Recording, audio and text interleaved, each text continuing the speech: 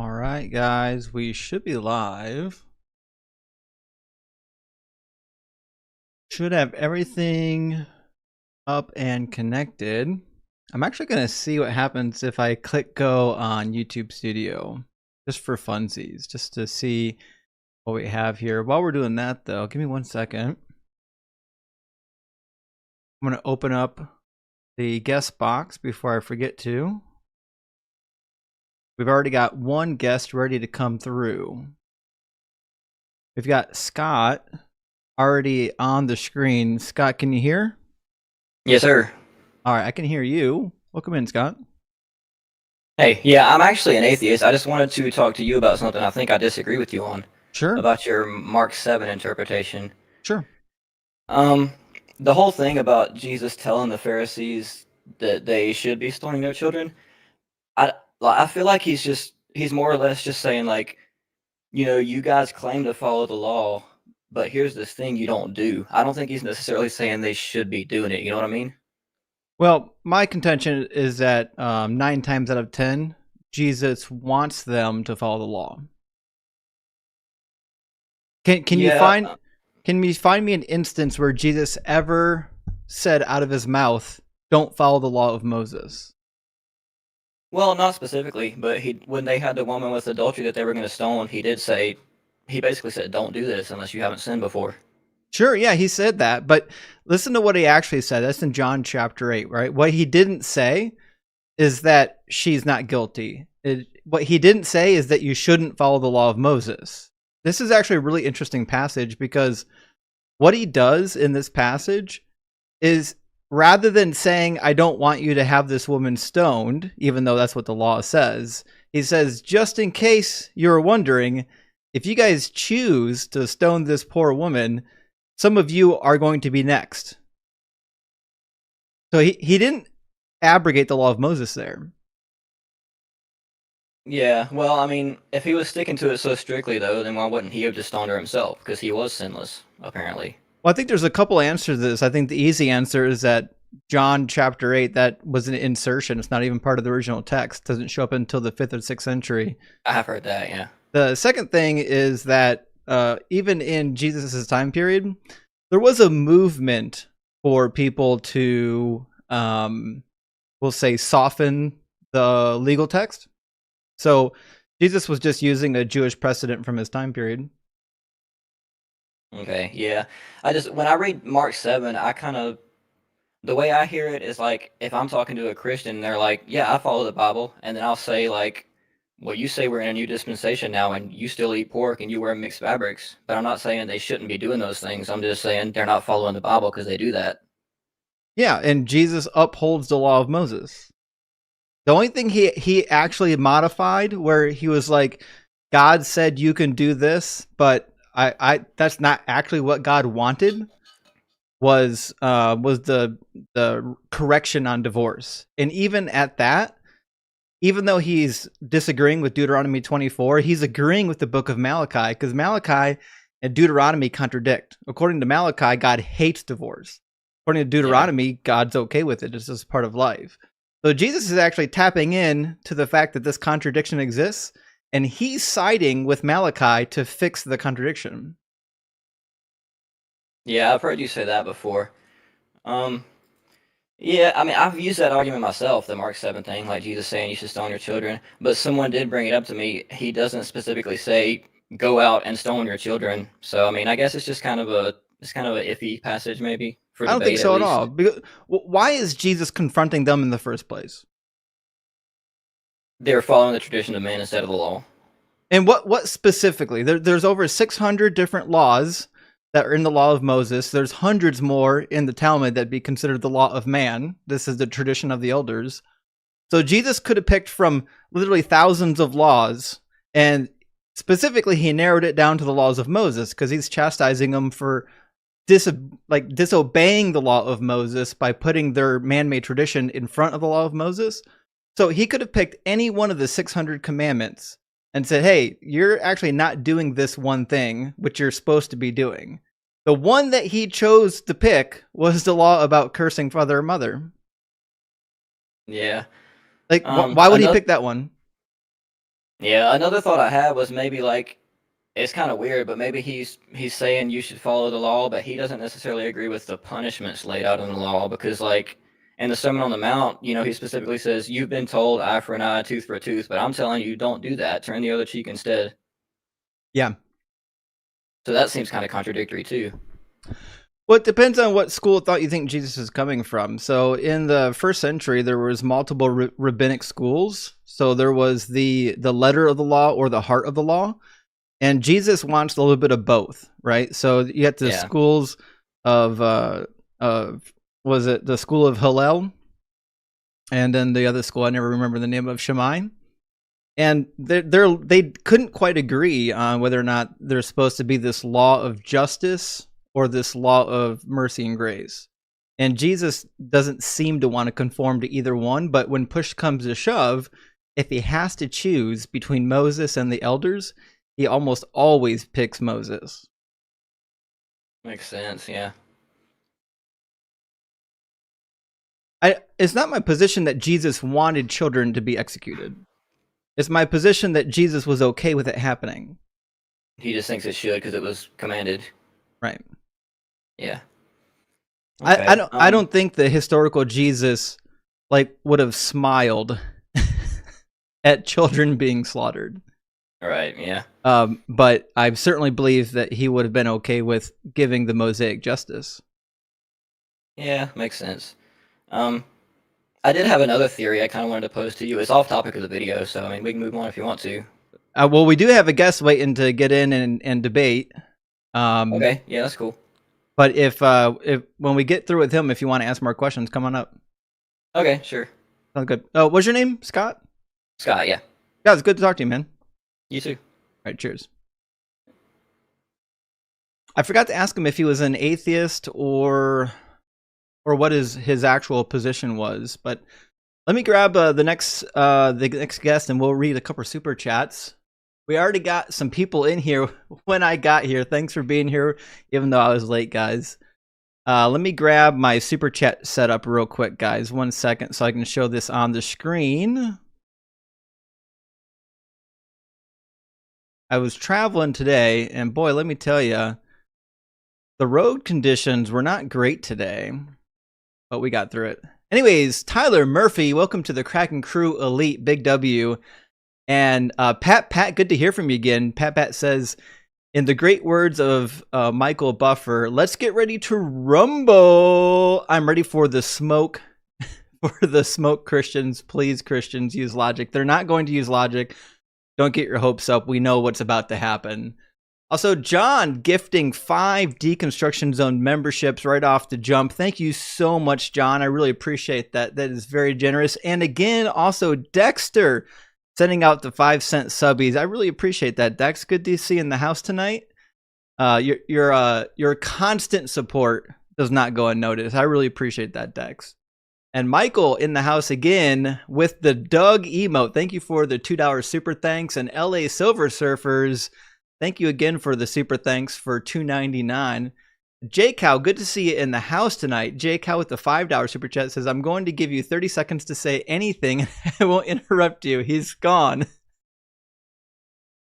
We're going to have some of that tonight. You know that's going to happen tonight. Also, Maximilian, thank you for the $18.80 super chat. Big W for the 18.8 thousand subscribers. Yeah, baby, I'm hungry. Kebab lamb, go get them. We're going to get them tonight. And I really appreciate the support, Maximilian. Guys, we are careening closer to 20,000 subscribers on YouTube. And last one, Tex, thank you so much for the $2 super chat, says, glad you are back. I'm glad that I'm back as well. Sorry I couldn't be here sooner, but, you know, that's how things go. Let's grab our next guest, Kevin. How you doing, Kev? Hey, how's it going? Good, how are you doing? All right. I'm an atheist, and I just have a real quick kind of a thought experiment for you. I'm generally on your side. This might be useful for you to use. I'm sure you're familiar with Penn Jillette of Penn and Teller talking about how, you know, if all science and all religion was wiped out, we would discover the rules of science again pretty easily. Actually, you know who else used that? Was Ricky Gervais. Oh, okay. I've heard him and Penn Jillette say the same thing. It's a good point. Yeah. So my thought is, what happens to people that never ever hear about the Christian God or whoever's God? Do they get to go to heaven, or are they stuck in a limbo? Um, and if the theist says like, "Oh yeah, no, they get to go to heaven," then wouldn't the most moral thing be to eliminate all religion? Then everybody gets to go to heaven, you know?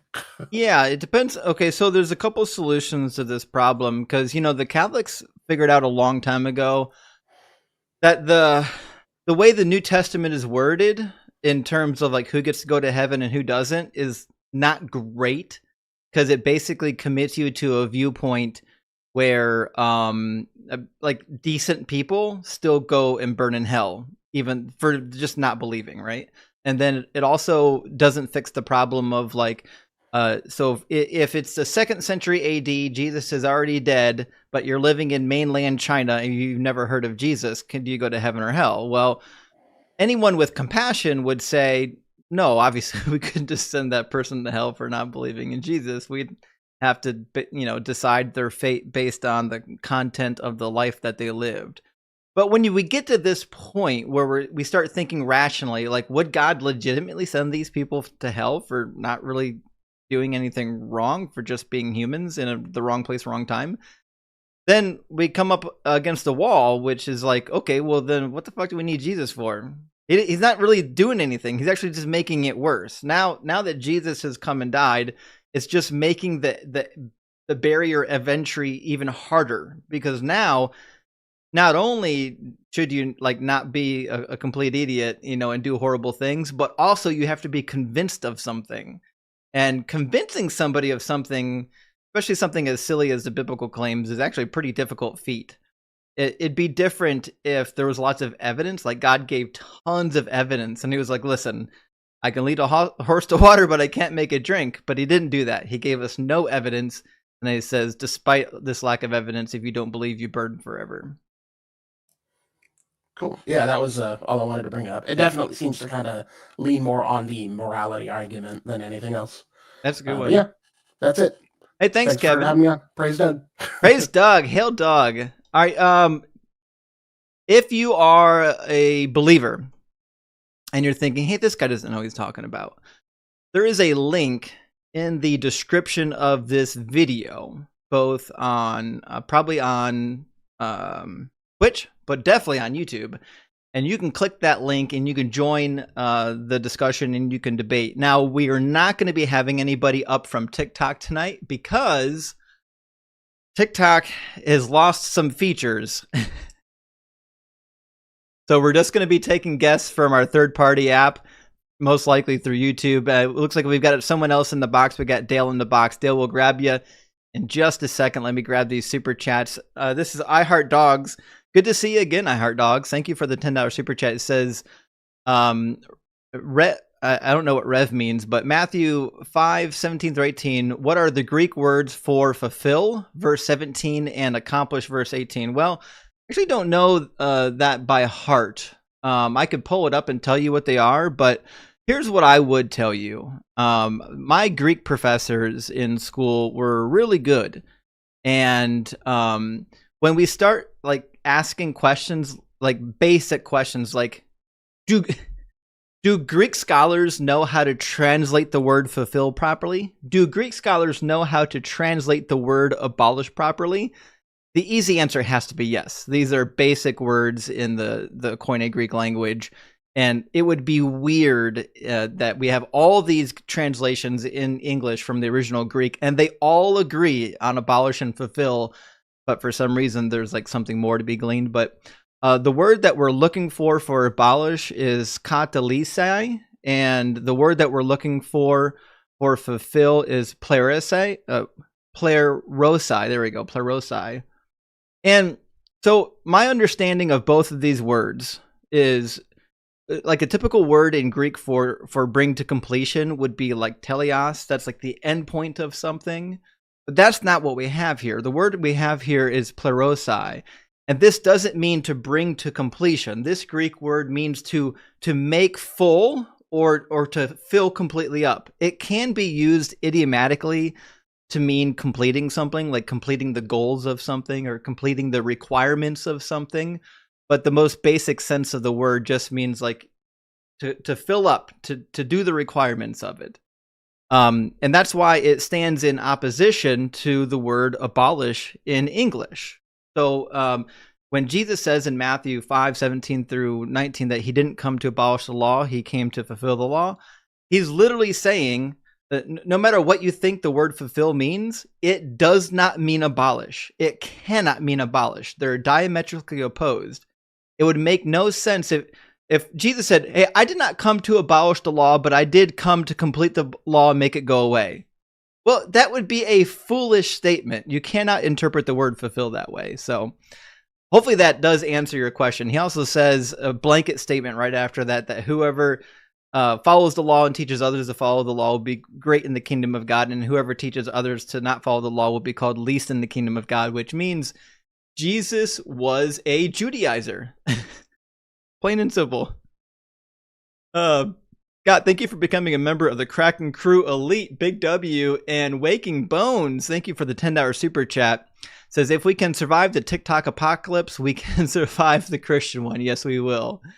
She, thank you so much for the $5 super chat. Says, can you give me your thoughts on Jesus's lost years? I agree with Kelsis. I think he and his mother fled to Egypt so that she didn't get stoned for adultery or something similar to that. That's why we would never see Joseph really in his adult years. And I think he probably learned Egyptian magic, and he came back and did a bunch of parlor tricks for people, and they thought he was special. That's what I think happened during the lost years. Also, welcome to the Kraken Crew Elite, Walking Bones, and Mean Dogs. Big W for joining the crew. And Parker, thank you so much for gifting 5 Deconstruction Zone memberships. Those are all people who now have access to the Deconstruction cheat sheet. And I really appreciate that, Parker. That's generous. And last super chat, we'll get our guest in here, is from Astronova. Good to see you in the house, Astronova. It says, thank you for the $10 super chat, by the way. It says, do those in the Christian cult not know the origin of Yahweh? Is the only way they can keep followers is to talk about the fluffy New Testament and their faux Messiah? That is it. Listen, if I know anything about Christianity, it's that they don't really want to talk about the Old Testament because there are difficult passages there. And it's much easier to captivate new meat to get them into your church by going to the fluffy passages of the New Testament. I think you nailed it. But how are you doing, Dale?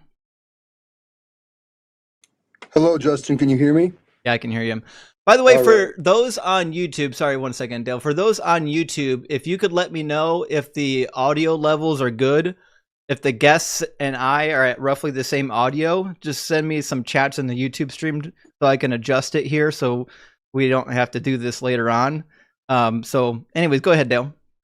Well, I want to make this as quick as possible so we can get some Christians on here. I just want to let you know, I deconstructed about 20 years ago from Christianity and King James only, evangelical, Southern Baptist. And ironically, the Hebrew scriptures got me out of it. And now I'm deconstructing from the Hebrew scriptures also get me out of any Jewish perspective. But I just want to let you know how important it is what you do here. And everybody listening, what Justin does and how he talks to and relates to Christians is so important, because with cognitive dissonance, people will redirect, deflect, and they constantly interrupt, which we've all seen. And your patience, you are, it's a lot to, I've learned a lot from you, and I really appreciate what you're doing, and keep going. And I just hope you can keep that good heart, because I know after many years of debating, it can make you a shell. So Yeah. Whatever you can do to heal yourself after, please do so. Yeah, I definitely will, and I appreciate those kind words, Dale. And I do listen. I listen back typically to the previous week's stream, like as I'm at work, so I can learn. Like, oh, there's an opportunity that I missed. There is a moment where I'd said things that I could have said better, or rather than moving this guest into a place of honesty, you know, I chose to chastise them, which they sometimes it's fun to do sometimes, you know, when they're up here Yeah. defending slavery, but it typically it doesn't actually, in terms of helping them deconstruct, sometimes it just makes them even more hard. But to be fair, when I was still an apologist, I had times where people really bit into me and I probably deserved it. And then afterwards I was like, yeah, I kind of had that coming. Well, you know, it's interesting too, because I think after time and with the Christians I've interacted with, you can sense when they have an attitude and pride. And Hanji's really good about picking up on any misogyny on there. She'll go right after it. But you get a sense when someone has an attitude, and then it's just human nature to kind of put some more gas on that flame. Right. But I get it. Right. Well, Dale, I really appreciate that. Stick around, my friend. Hopefully we'll get some good conversations going here. Okay, sounds good. Cheers. Cheers. All right, we've got Mandin waiting to come in. Mandin, we're going to grab you here in just a second. We've got 2 new members of the Kraken crew. Aaron Vasquez, thank you for joining the Kraken crew, and Scott Smith for becoming a member of Kraken Crew Elite for a full month now. Is looking forward to the calls tonight. I'm looking forward to it as well. Thank you, Scott. And Nathan with the $5 super chat says, have you read A History of the Corruptions to Christianity by Joseph Priestley, written in 1782? I've not, but now I'm curious. Listen, my email is attached to my YouTube profile. Email me the name of that book so I don't forget it, because that's going to be in the open domain. I should be able to get a copy of that on archive.org. I want to make sure and get a copy of that tonight when I end the stream, but I appreciate the suggestion. Also, Jeremy Pace, thank you for the $5 super chat, says Jesus was not a descendant of David, so misses the prophecy. Joseph was, but Mary was not. I agree, and that is coming up tonight. This discussion is going to cover that topic. So I appreciate that, Jeremy. Also, 2 new members of the Kraken crew. Let's welcome in Hyperlab and also welcome in Odiscordia. Welcome to the group, guys. And I Heart Dogs again with a $5 super chat. I appreciate that. Says, I asked about accomplish, not abolish, but it seems synonymous. Rev should have been re. Oh, yeah, that makes sense. It's a reply. Okay. Yeah. Accomplish, I don't think shows up in any of my English texts. But that's something to talk about. If there's an English text that says accomplish, let me know what it is, because I want to know what it is. Also, last super chat, Krieger with the $10 says, seems like you last statement are on the lines of Gnostic thinking, nothing new under the sun, already been deconstructed by the early church. Have you done much study on those church fathers? I've read the church fathers pretty extensively, but it's been a long time. I don't believe in Gnosticism. I think Gnosticism is just as silly as orthodoxy. Actually, I think it's more silly than orthodoxy.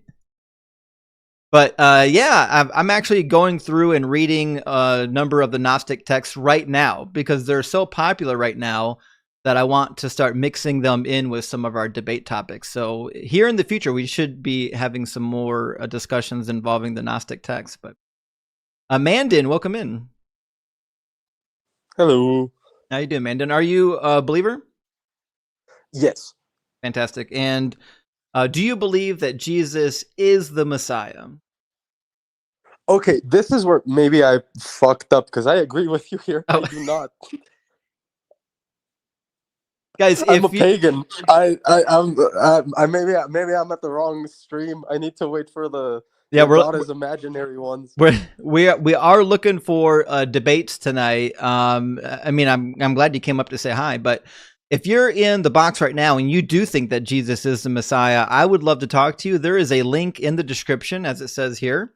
You can click on the link. It's the bit.ly/DZ guest, I believe, is the link. And you can join the discussion, and you can get on live and you can cook me in front of my whole audience. It'd be delightful to watch that happen. Oh, yeah. For whoever is actually going to debate you on this motion, I wish them the best of luck and the favor of the gods, because they'll need it. Yeah. Which gods do you believe in? I would say Athena is my queen. Yes. I mean, she's pretty badass. Yes, I like the Jordan Peterson, Carl Jung kind of conception of the gods, where These are like abstract Archetypes. forces, archetypes, exactly. That Sure. they're just patterns in causality. Do you believe that And these are literal gods, like the way that they're described in paganism?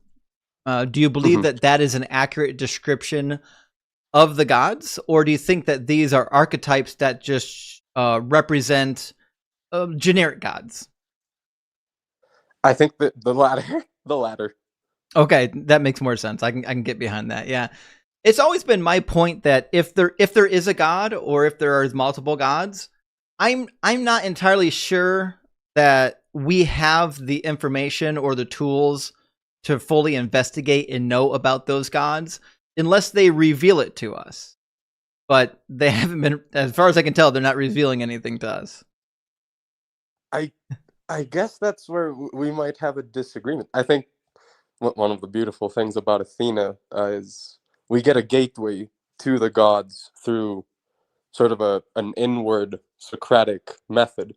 Sure. If we evaluate our own emotions and how those fit in with archetypes, we can get glimpses of what the gods are.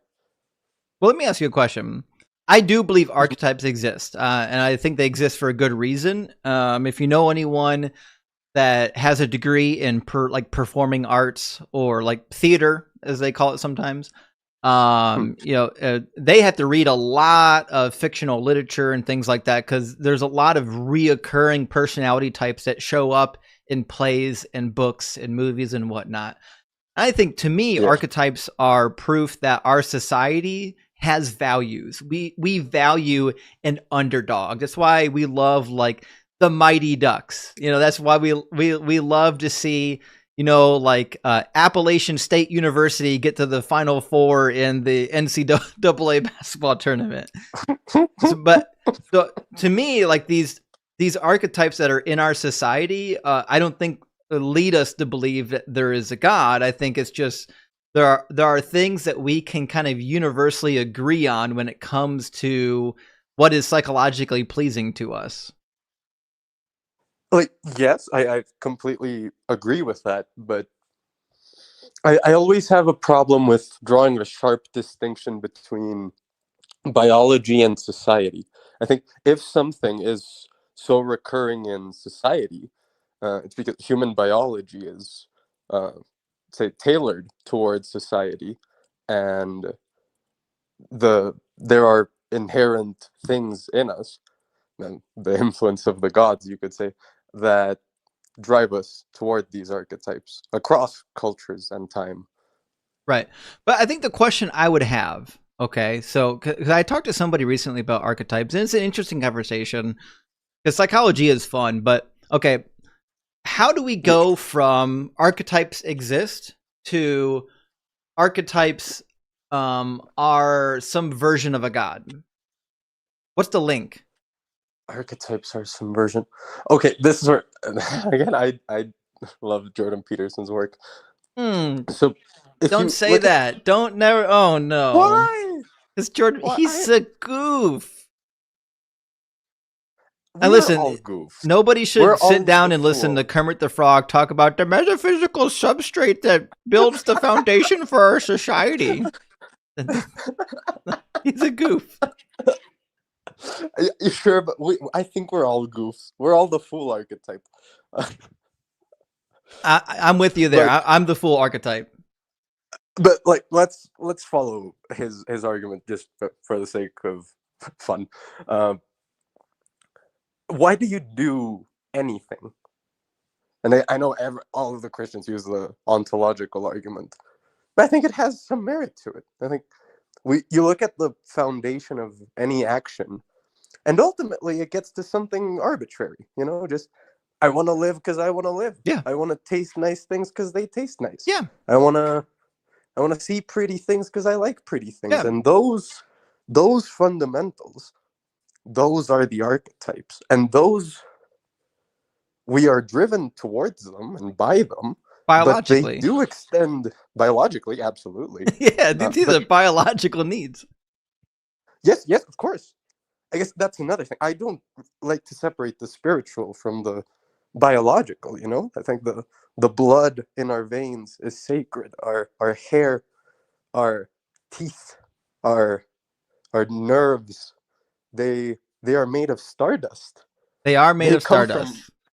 Ra himself, you know, and Yeah. Mother Nyx, and that is divine. But that's what I'm saying is like we've got these things. You and I agree that things exist, right? There are things of that course. humans agree like are beautiful. There are things that humans agree are good. Like apple pie is good, and if you disagree with that, then we have to have you examined. But so Yes. they're like these things that we can agree on. But for me, I can tie all of these things to biological functions that Of course. at some point in time we're just there to help our species survive. Whereas Just? you would tie some of these things back to gods, like the archetypal gods. And I guess what I'm looking for is what caused you to make a link between these biological functions and like people in the sky. If I said psilocybin, would that be That would tell me a lot. That would tell me a lot. I guess, yeah, that's Okay. basically it. I think you take the sort of ontological stuff from Jordan Peterson, this drive to the archetypes, and then you look at the reality that you're pointing to, that's biology. Right. And well, I guess there's one more factor to add to that, which is that there's the second law of thermodynamics, right? Oh, no. I just recently saw you have Don't a do debate this. with a Christian about this. Oh no, don't worry. I think you'll like it. I think you'll like my take on it.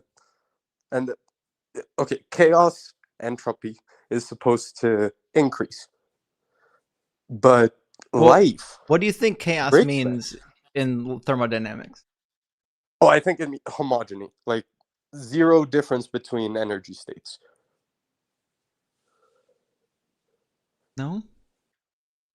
Oh, sorry. Okay, so I'm going to pull open a graphic real quick. Give me a second. This is where the fun begins. I've been binge watching this for days, dude. This is awesome. Okay. I made a graph, a chart a while ago from a textbook. I robbed this from a textbook. Call this Entropy for Christians. Okay. So as an engineer, I had to take a little bit of thermodynamics, not a ton, because I'm an electrical engineer, not a mechanical engineer. But the general idea is that when we have a system, whether it's a universe or a piece of metal or like a bowl of water, we have individual molecules inside of that system. And as it heats up, those molecules, the atoms, they become energized and they start to move. And as it heats up into even a gaseous state, they move a lot. They're moving around. They have a higher amplitude and they've got a higher velocity in the path that they move. And the path becomes more randomized. And so when we talk about energy in a system, what we're saying is that this measure of disorder of the individual parts of any given system, we're not saying that the items in a system can't become organized. What we're saying is that the hotter they become, typically the more disorganized they become. But as they cool off, then they can form mechanical bonds, and the entropy gets lower. But that doesn't mean that so this state here is called a state of more disorder and less disorder, but the disorder is in the molecular level. It's in the small scale.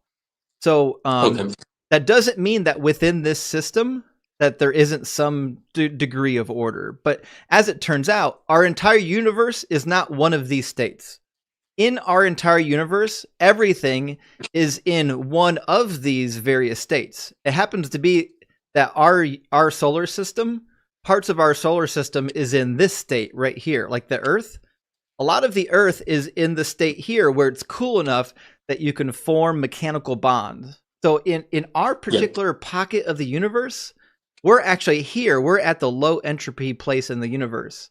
But eventually, the high entropy parts of the universe will even out with the low entropy parts of the universe, and life will no longer be able to emerge. So there will be a time that Right. life cannot Right. exist. Yes. Entropy will Yes, win okay. eventually. Jesus Christ.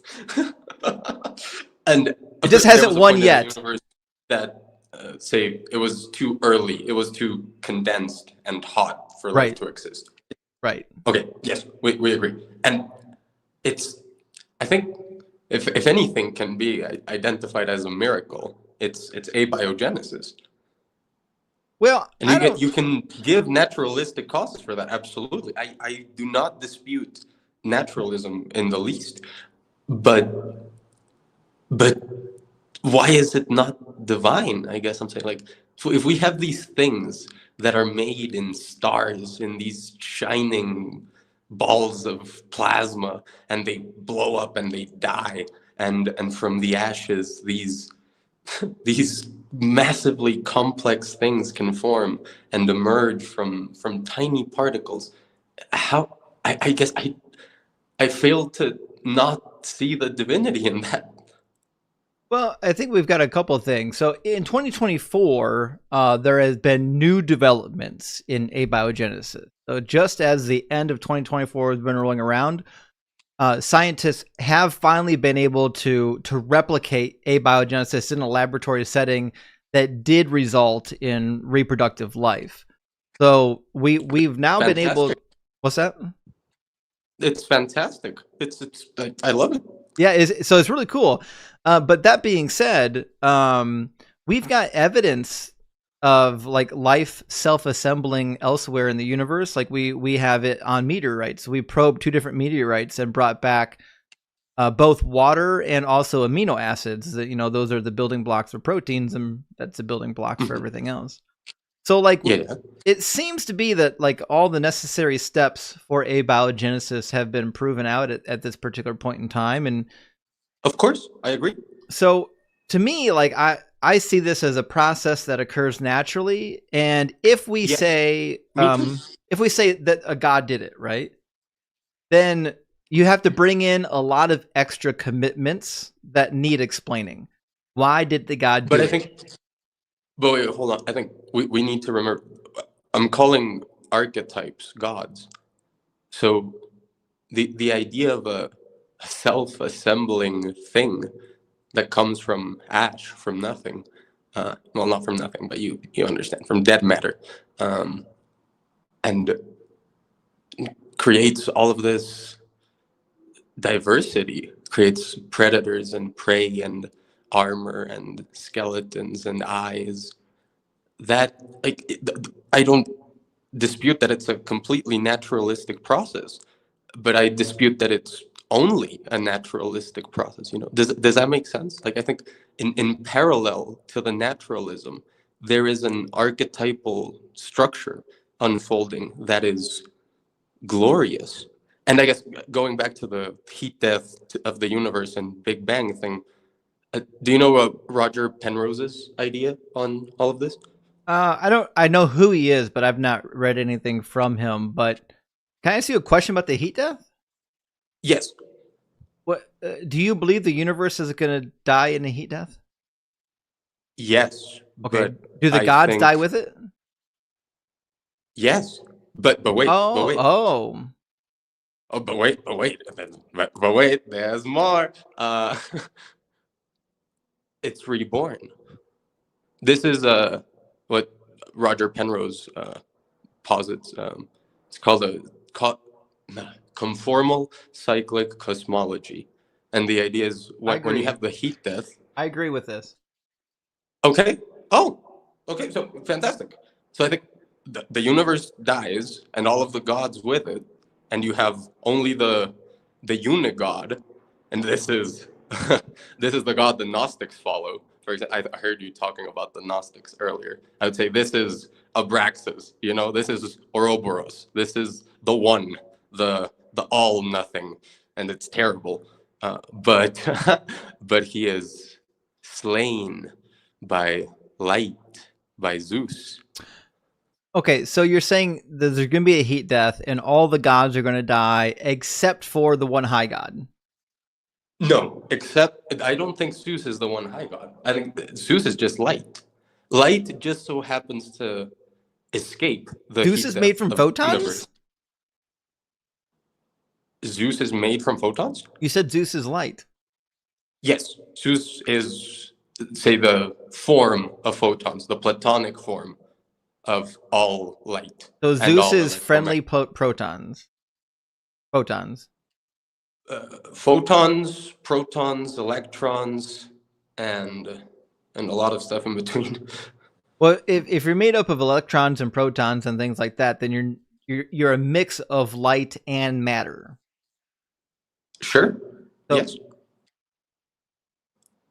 So it Well, sounds like if you he would wanna be. get It sounds like he would be deep into emergent from the universe. And the universe from it. From what? From light.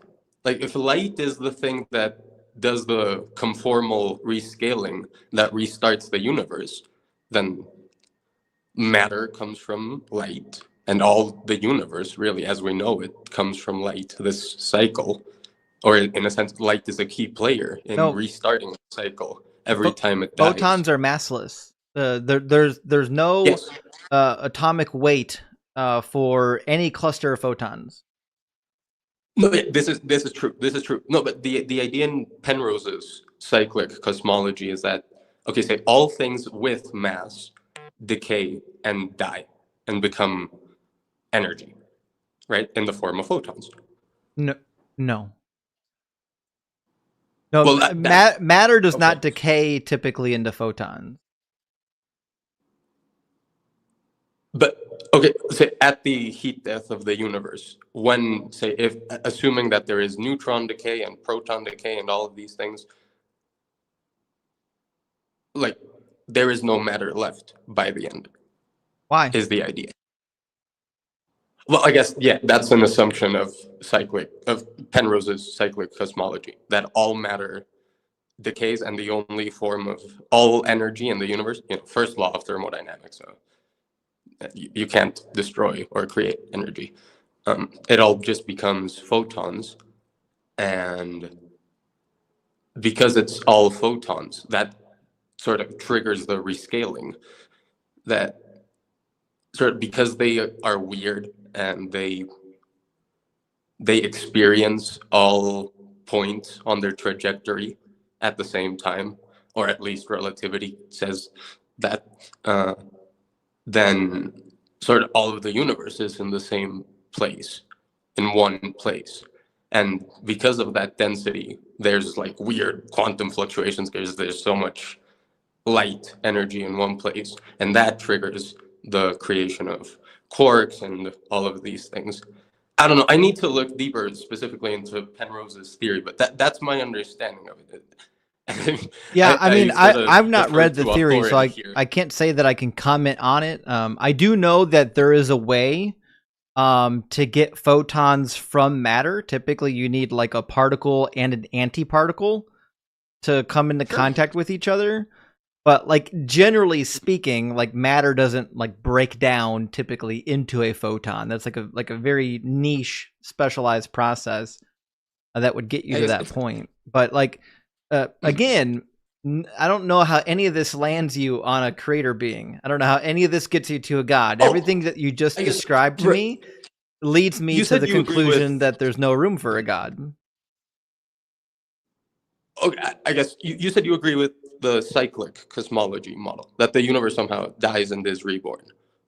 I don't think it dies and is reborn. I think those are badly chosen words. I think that the universe expands and then eventually contracts and then expands again, so on and so forth. It oscillates between, say, homogeneity and difference. Like, Big Bang. It sounds like you're saying words, but these words aren't connected with reality. Like to say that the universe cycles between homogeneity and non-homogeneity is a meaningless statement. Yes, I don't think it is, because we were talking about this before. If you have at the beginning of the universe, everything is too hot, everything is too similar, so you can't have life, right? You can't have this emergent diversification. But I don't think you know what homogeneity means. Yeah, it means everything's the same. That I think at the Right, peak yeah, depth of the everything would, universe, yes, everything is the that's same. what it means. Yep. Yes. And the That's what universe is the heat not depth- all the same. It's made of a great diversity of material. Okay, I guess that's a dispute. Not in Penrose's model, is my understanding. Maybe I'm misrepresenting it. I understand in Penrose's model there is complete homogeneity at the end, except for light, and then that triggers the restart. Cool. That's my understanding of it. But whatever you think triggers the, I guess, give me But some idea. all of that your just idea of demonstrates what that there's no cosmos. God. Everything you just described demonstrate that there's no God. But it follows archetypal structures. I don't give a fuck about archetypal structures. When we cease to exist, I guess I do. so do archetypal structures. When human beings no longer exist, No, archetypal structures no longer exist.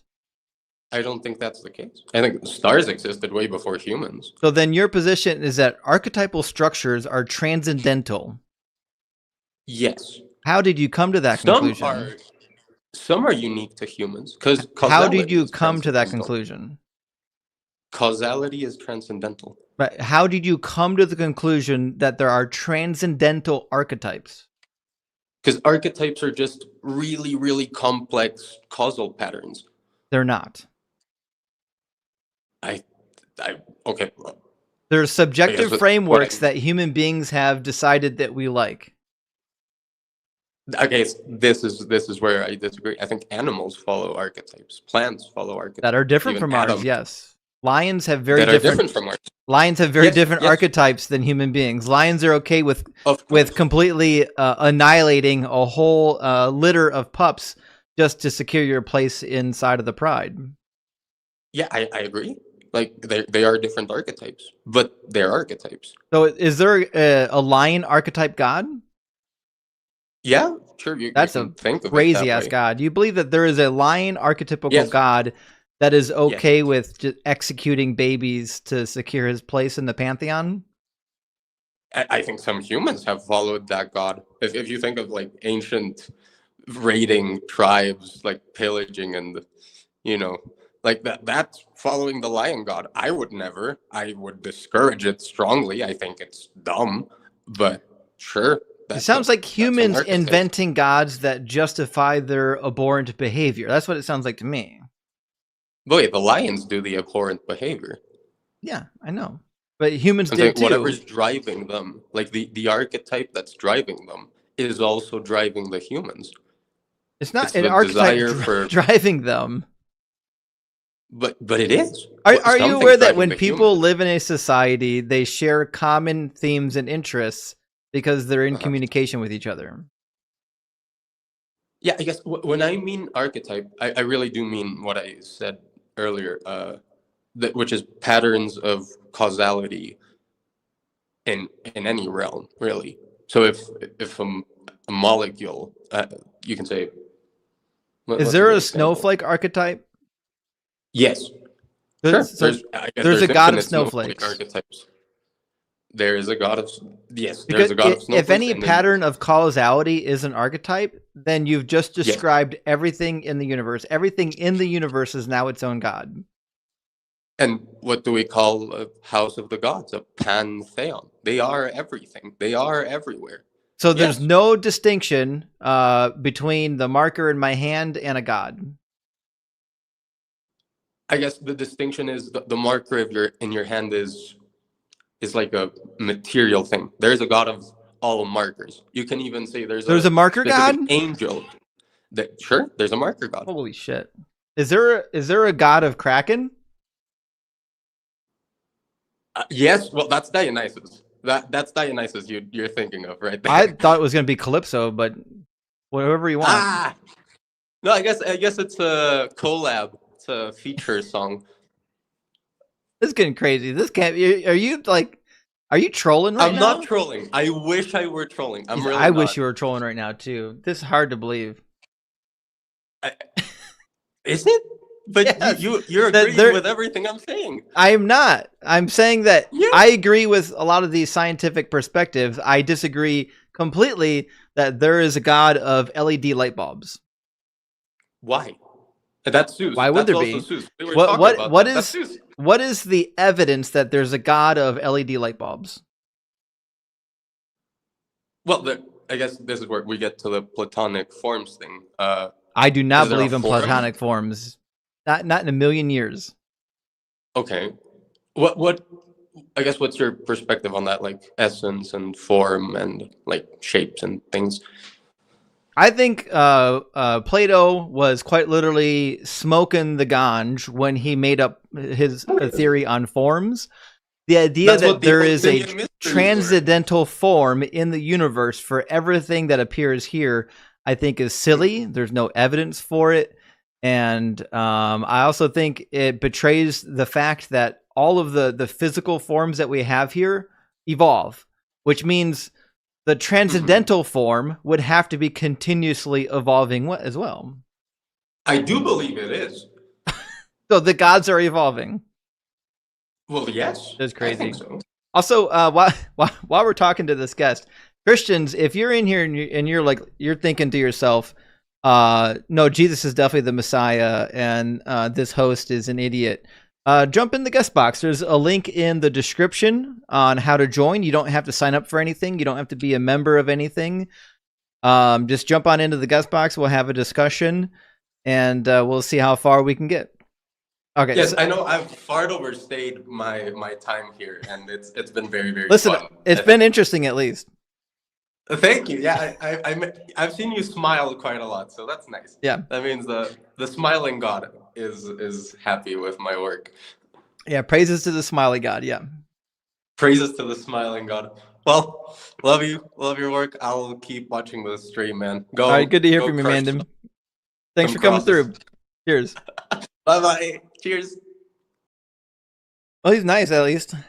That's some wild stuff to believe in. Listen, I read Plato and Aristotle's defense of forms and gods and things like that way back in the day, because I was really curious when I was in Bible college. I wonder if these really smart ancient thinkers had things to say about God that would be useful, and it turns out they didn't. They did not. I did not find those arguments persuasive, even after even when I was a Christian. All right, let me grab some super chats and we'll get our next guest in here. I Heart Dog says, is a response to my last question. I asked about accomplish, not abolish. Oh, sorry, we got that one. Sorry. Krieger with the $10 super chat says, seems like you last statement are on lines of Gnostic thinking, nothing new under the sun, already been sorry, we did grab that one. I'm so sorry. I got lost in my queue of super chats. I think this is the right one. Dale, thank you for the $5 super chat. Dale says, I recently discovered your channel and have been obsessed with it. Love it. Keep cooking these credulous dum-dums. Well, thank you so much, Dade, for the super chat, and I appreciate the kind words. Cyber, good to see you tonight. Cyber Deconstruction with the $5 super chat says, has Darth found you on here yet? LOL, he's such a crybaby. Yeah. Now that TikTok's gone, I don't know if he's going to try to move over to YouTube. We'll see. I mean, he probably knows I exist here, but I don't think Darth is coming through. He did not like our first exchange that lasted 1 minute and 30 seconds. That's all he could tolerate. Tariq, thank you so much for the $5 Canadian chat. Thank you from the Great White North. Says Luke 17:7, why does Jesus say we should be humble like slaves instead of saying we don't own humans as property? Seems like a wasted opportunity, eh? Yeah, I agree with you. Jesus had every opportunity possible to just say, hey, remember that slavery stuff in the Old Testament? We're not doing that anymore. That's not what God wants. That's not the thing. And he failed to do it. He would not do it. So as far as I can tell, Jesus had no problems with slavery because he mentioned it many times without condemning it. So the Bible is thoroughly pro-slavery. Pat, thank you again for the $2 super chat. It says, I believe in Doug, and so do I. Yes, hail Doug. And also welcome Todd to being the latest member of the Kraken Crew Elite. Thank you, Todd. And Daniel, good to see you tonight. Thank you for the $5 super chat. He says, Jordan Peterson is smart to stupid people. Also, he doesn't understand the Pareto principle. Basic facts about topics he talks about. Have self-respect. I agree. He talks about some things authoritatively and he gets it right. Like when he talks about psychology, I'm listening. I'm all ears. When he talks about the Bible, he has no idea what he's talking about.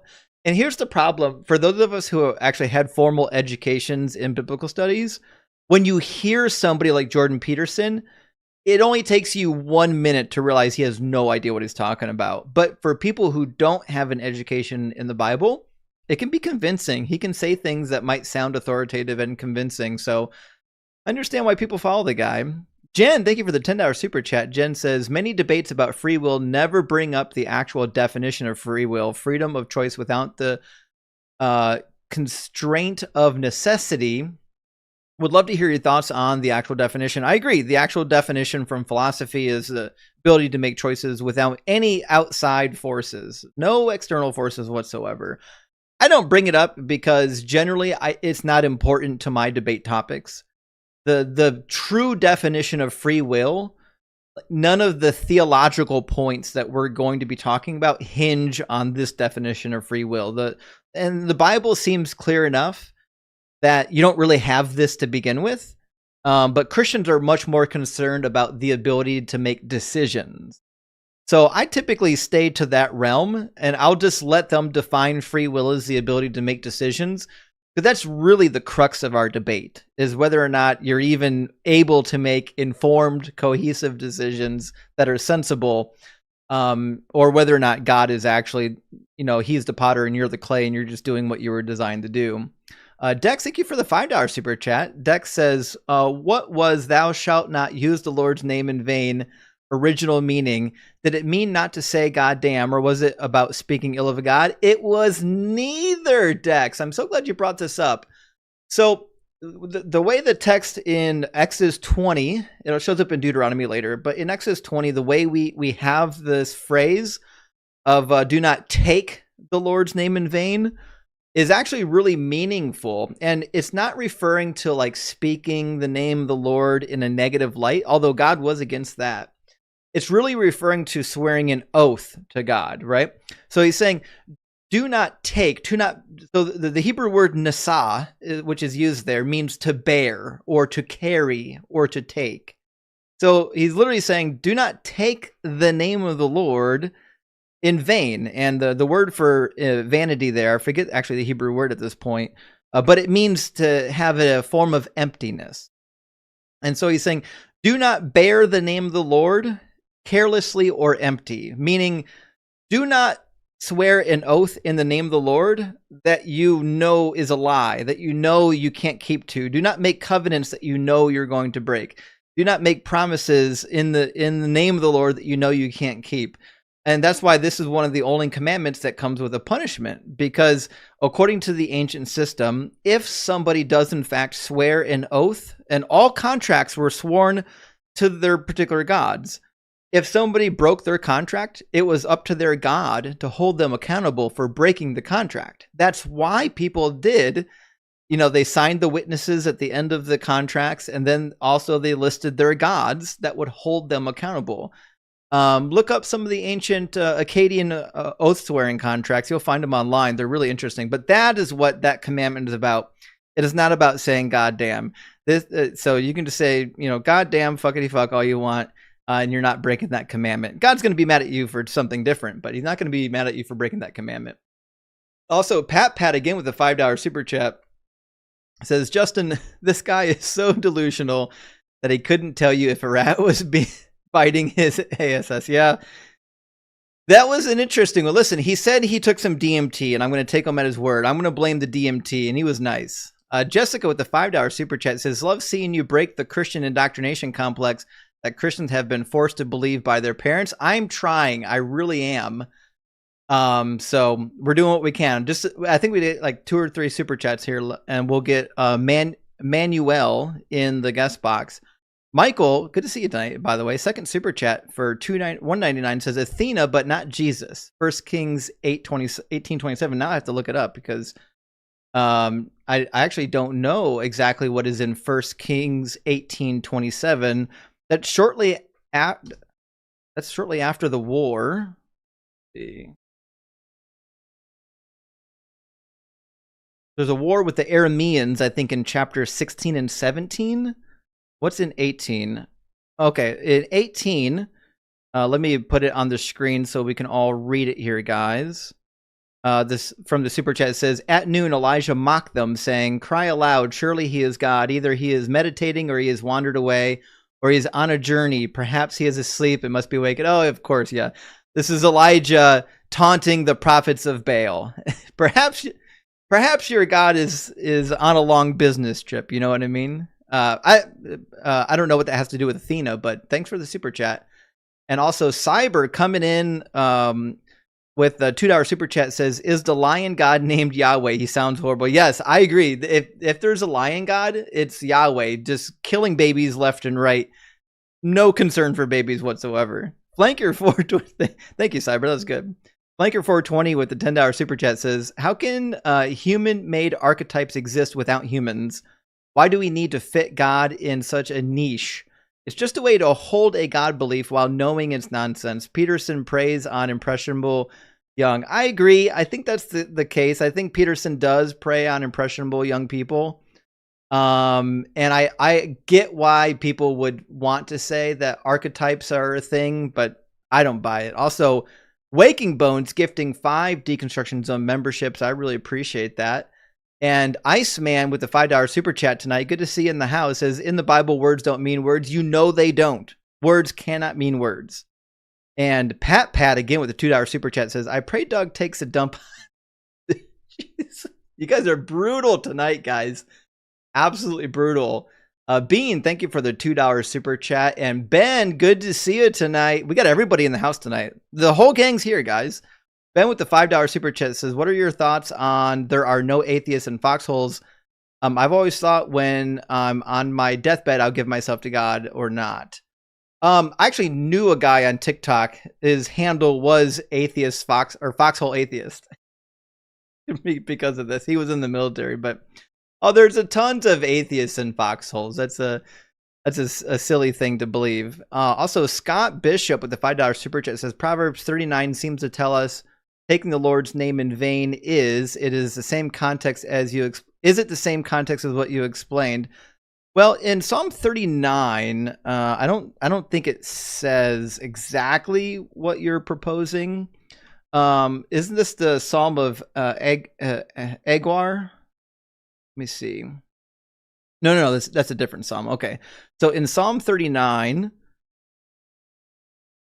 says, what profit is there in my death? If I go down to the pit, will dust praise you? Will it let your faithfulness? Did you mean Psalm 39? Oh, I'm a dummy. I said Psalm. It's Proverbs 39. I apologize.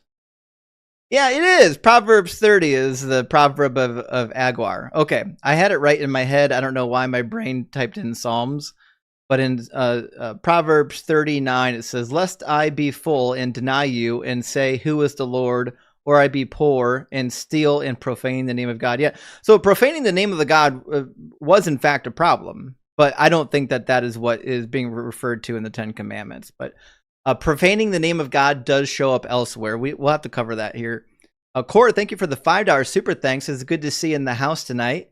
And Cyber again with a $2 super chat says Hebrew word rake, I believe. Oh, that's the word meaning empty or vain. I appreciate that. I'll look that up between our next guests. And last super chat, Gates of Delirium in the house tonight. Good to see you.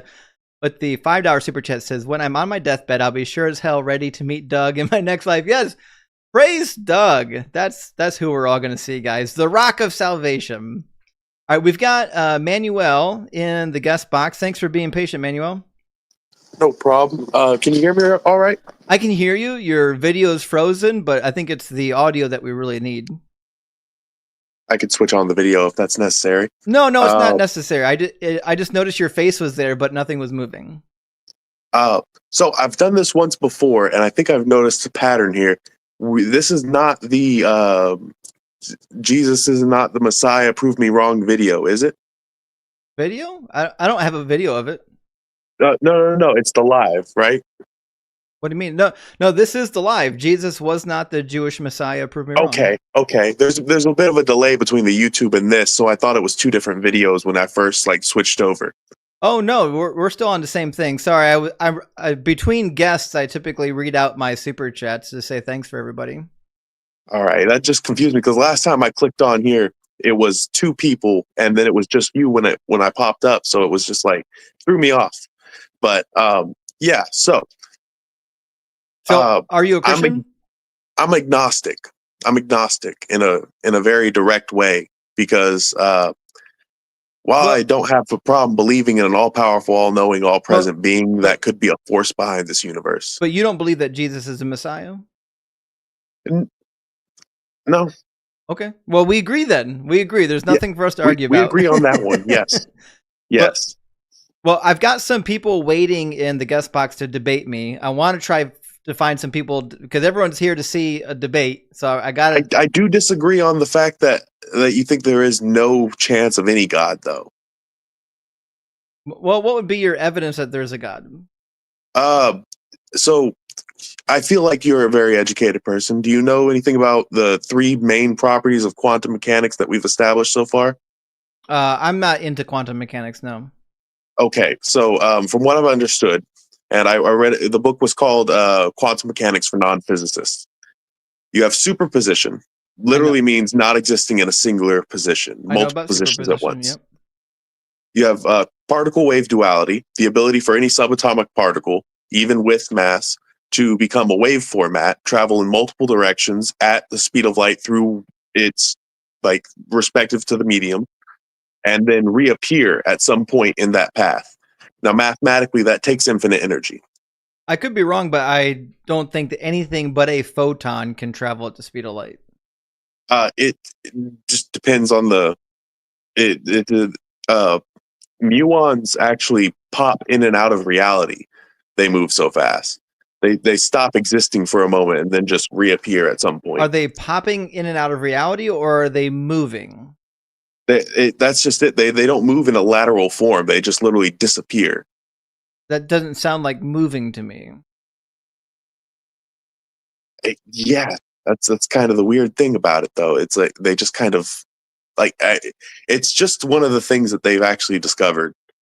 Like it's if you do a little fact check on it, like what are muons? I guarantee that's going to be one of the qualities, is that they just kind of vanish. So let's look up a list of zero mass particles. Also, none of this is going to lead to a God, by the way. There are indeed physical particles that have zero mass. The particles that are massless are the gluon, the photon, and the graviton. So there are 3 of them, apparently. Yes. Which means any 3 of those could travel at the speed of light. Yes, but there is evidence for other particles doing it. Electrons do it around the nucleus, for example. And at the same time, neutrons... I don't think that's true. Neutrinos travel. Electrons have weight. They have mass, don't they? The neutrino wave that would hit the Earth would actually be right before the explosion from the sun. So you also have things like that. Cool. So what does particles moving at the speed of light have to do with God? So infinite energy. The relativity equations I don't know require if infinite energy for any particle with mass. I disagree. I literally just had this conversation with an actual physicist who says that anyone who thinks that the universe has an equation for infinite energy doesn't understand the math. Oh, no, it's not an equation for infinite energy as much as it is just the fact that anything that required to access that amount or that movement would require infinite energy for that particle. I disagree. What would cause it to need infinite energy? Converting into a wave format and traveling at the speed of light? No. Photons travel at the speed of light and they don't require infinite energy. Also, I don't think you use the word energy properly. Like, what do you think energy is?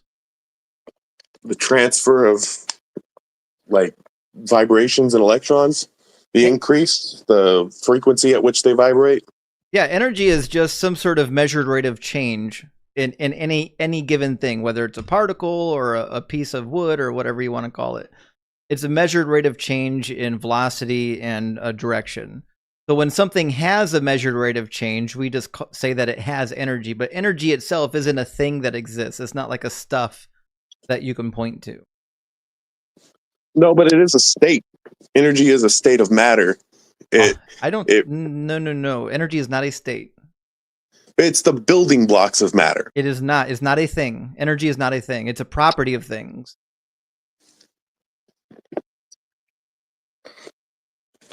Mass is equal to energy is equal to mass times speed of light squared, right? Mm-hmm. It is a measurable thing. Yes, a it's a body measure. of mass has a certain amount of energy within it. If it's moving, yep.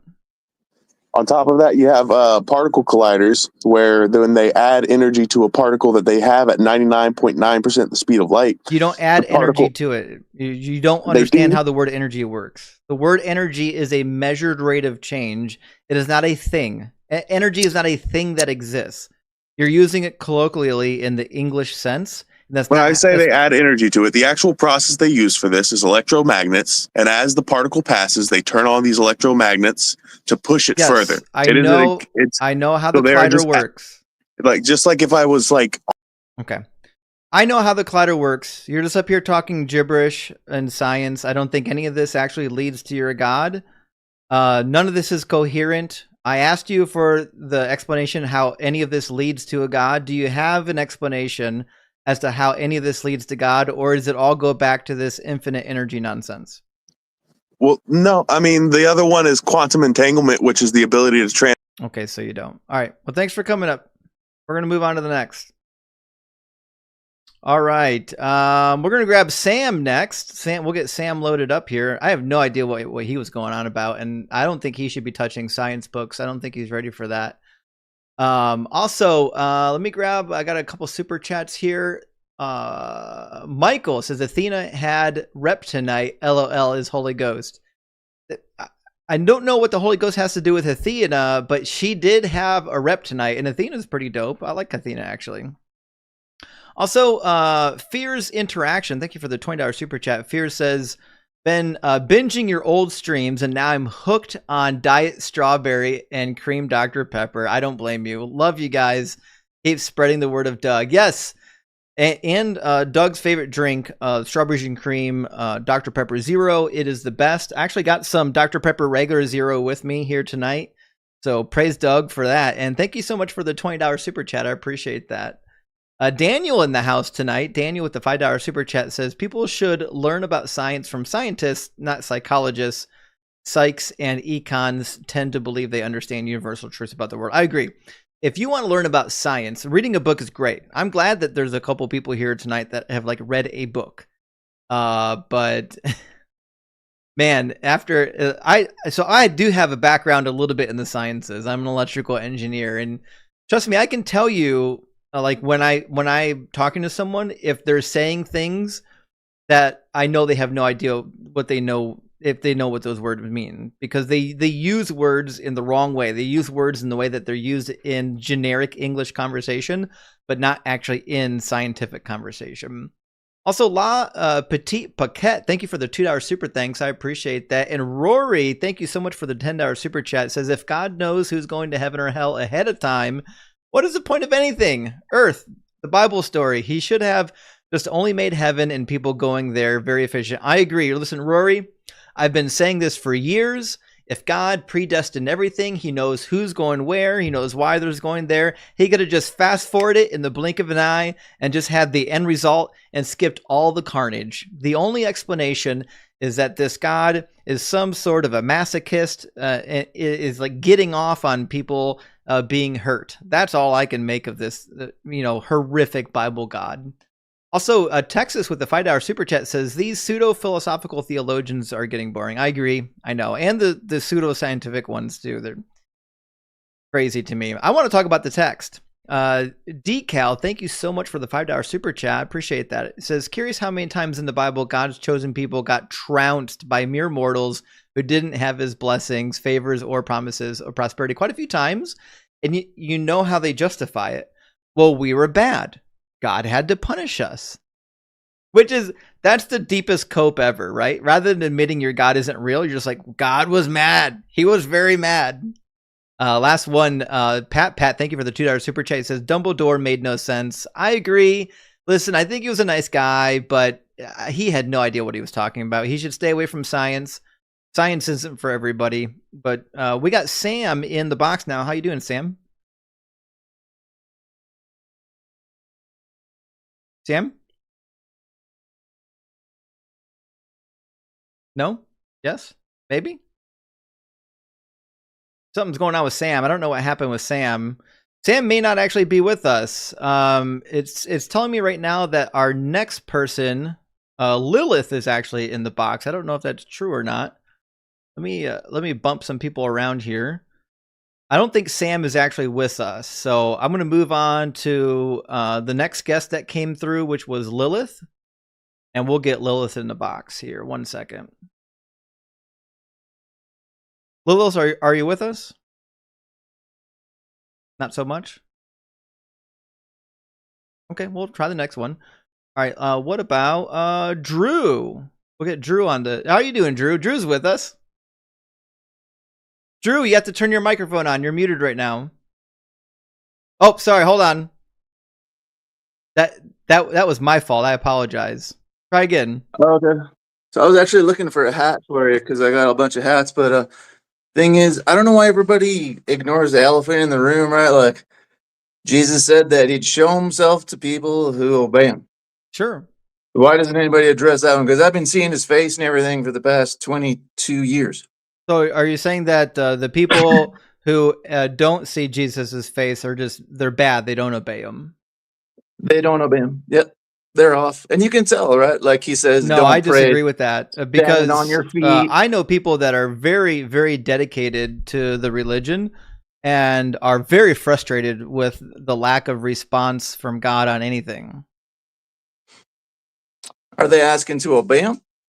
Of course they are. See, this is the problem with your particular viewpoint. You have to assume that everybody else is doing it wrong and you're the only one doing it right. But this is one of the reasons that made me realize that this belief system was nonsense. Because even when I was a Christian, I had friends of mine voicing concerns that they were having doubts themselves, even though they were committed to this God, they were committed to the religion, they were committed to the faith. It didn't seem to be that God was actually there.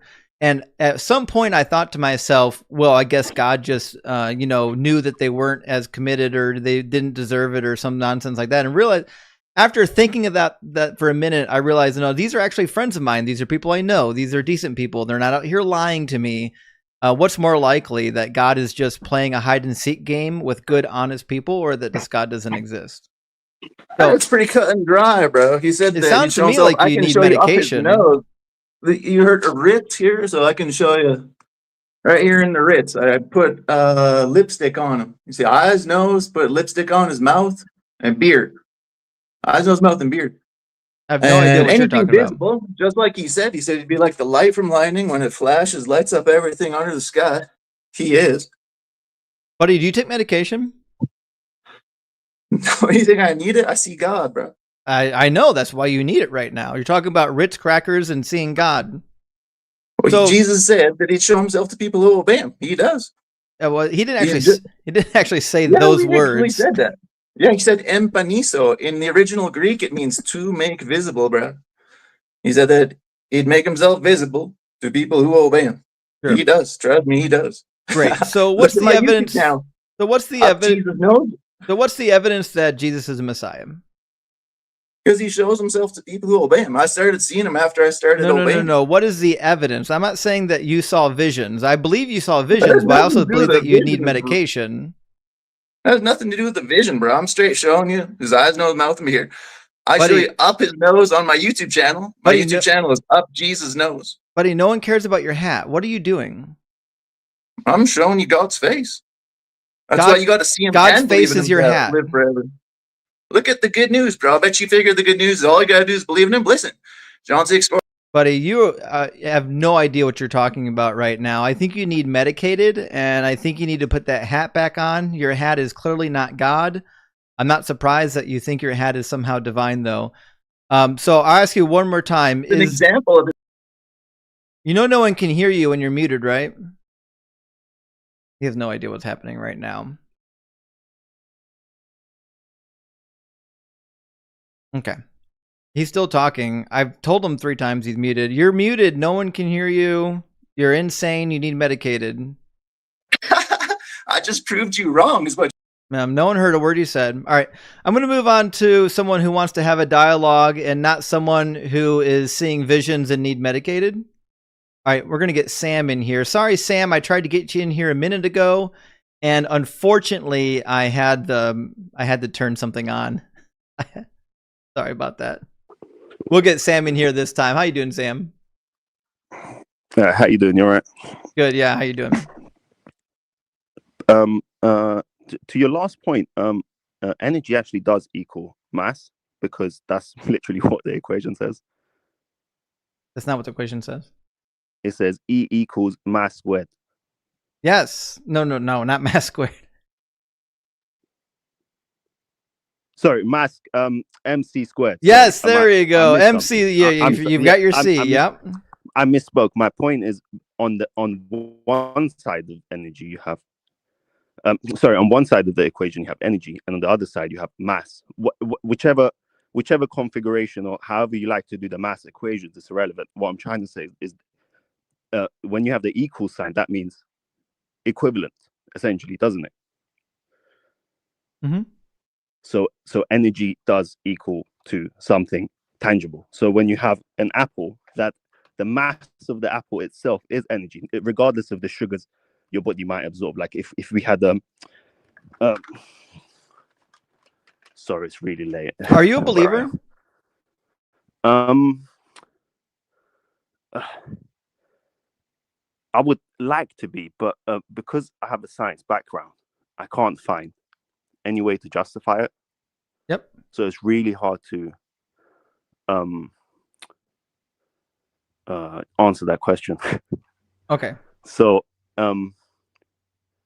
we probably have more in common than we don't, but I don't like your question is kind of implying that you have proof that such thing is not true, where all you have is errors in the opposite claim. So you can point out errors in. So if someone comes to you and says, I have no idea what you're talking about right now. We're talking about whether or not Jesus is a Messiah. Right, but the way you phrased it is he's not, right? He's not. No. Yeah, so that's what I'm saying. So that's a claim at that point. It is a claim, and I'm willing to defend that claim as soon as we get a Christian up here. You're up here wasting time. We could have a Christian in the box. No, because I'm studying sorry, I didn't explain myself properly. I'm studying the Catholic religion, and I'm trying to. But you're not Catholic. But at what point do you become? Did Catholic? you want to have a debate about the Messiah or not? No, I do. Yeah, but Great. I want to have a debate about your position, not sort of mine. I want you, because you're coming across as you have the proof that he doesn't. Yes, right? I do. Yep. So that's what I'm here to debate. That what you're claiming. Oh, what I'm claiming is that Jesus is not the Messiah. He's not the Messiah because he doesn't have the correct lineage. He's not actually from the line of David. He was never a king. He fulfilled 0 messianic prophecies, and he actually said lies. And according to Deuteronomy 18, any prophet that lies is to be executed. Right, but you do understand that, like, you yourself don't believe that everything is in there is the word of God. You do understand that, even if it obviously, if I thought it was the word of God to be a Christian, I think you're having a tough time with this religion bit. Of course, but the problem is, even if it was, if I were to come and hand you a book and everything in it is correct, and you were to copy it multiple times across thousands of years, and you give me that book back, it's not going to resemble the original book, right? So what? So we agree on that. So what? What does that have to do with Jesus being the Messiah? Right. The point I'm trying to make is the claim you're making. You can't. It would require as much burden of proof as the people you're trying to bring onto the show. Yes, I have the proof. What proof would you want first? Well, just say it. What is the proof that would make Jesus the Messiah? What is it? So how confidently can you? Because the way you link 100%. Answer my question. What is the proof that anybody is the Messiah? That is a lie. It's not a lie. Your proof. Okay, listen, crybaby. I asked you a very easy question. By what proof do we know if anybody is or is not the Messiah? I'll get to that question. You're going to answer the question now, because that is the crux of the argument. For sure, right? The kind of proof you would need, right, is to link the current Old Testament Messiah to somebody else. But when you go ahead and do that, you kind of use the same evidence the Christians use. So you're not adding more. So when you link in your Messiah to Holy somebody shit. else, Buddy, you have no idea what you're talking about right now. The way that you know that the Messiah is the Messiah is if he fulfills the Messianic prophecies. The Old Testament God said the Messiah is going to come. He's going to do this. He's going to do that. And that is how you know who the Messiah is. The only thing you have to ask Agreed. yourself is, what are the things that God said the Messiah would do? And did Jesus do those things? right? Agreed. Okay. So what are the things that the Bible says the Messiah is going to do? Do you know what? I'll be honest with you. I can't actually physically go down that road because I'm still studying the Hebrew Tanakh, which the translation. So you wanted to debate whether or not Jesus is the Messiah, and you don't even know your claim is false. You don't even know. You don't even know what the Bible says about the Messiah. Which means you don't actually have the ability to call me out on my claim, do you? The same way energy equals mass. Okay, so you have no idea what the Bible actually says about the Messiah, which means you don't have a claim or an argument, correct? No, my argument is your claim.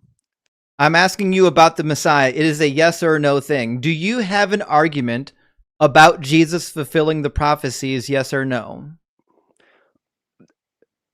In a literal sense, no, but in the... Oh, that means you don't have an argument. That's what that means. So if you don't have an argument, then you have no grounds to disagree with me on this particular point. Disagreeing with you, sir. We'll try this again. If you don't have an argument based on what the Bible says about the Messiah, then you don't have grounds to debate whether or not Jesus was the Messiah. Do you understand?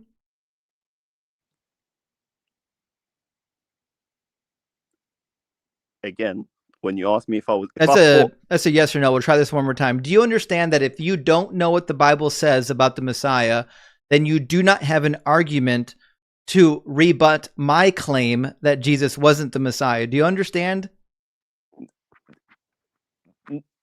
Not really, because I can still hear your argument and judge what you're saying. And the way you're linking the Messiah to somebody else is not that far different from the way the Christians are linking. I didn't link it to anybody else. But saying, if I say to you, I know Jeff is not in that room, it kind of says that I know who's in that room. Holy fuck. How can I be so sure he's not? I said nothing about anybody in a room. I'm talking about what the Bible says. Right, the Messiah, you saying you know. I'll just read it for you. The Bible says in Ezekiel 37 what the Messiah is going to do, and I'll read you the rest of them. In Ezekiel 37, make you scroll down. Too far. 24, my servant David will be king over them, and they shall have one shepherd. They shall follow my ordinances and be careful to observe my statutes. They will live in the land that I gave to my servant Jacob, in which your ancestors lived. They and their children's children shall live there forever. And my servant David will be their prince forever. So according to Ezekiel, the one that comes from the line of David, the king, is going to reign over the people of Israel, yes or no? Yes. Okay, did Jesus reign over the people of Israel? Absolutely not. Okay, so then he's not the Messiah. Cool. So what did Jesus actually do that would qualify him as the Messiah?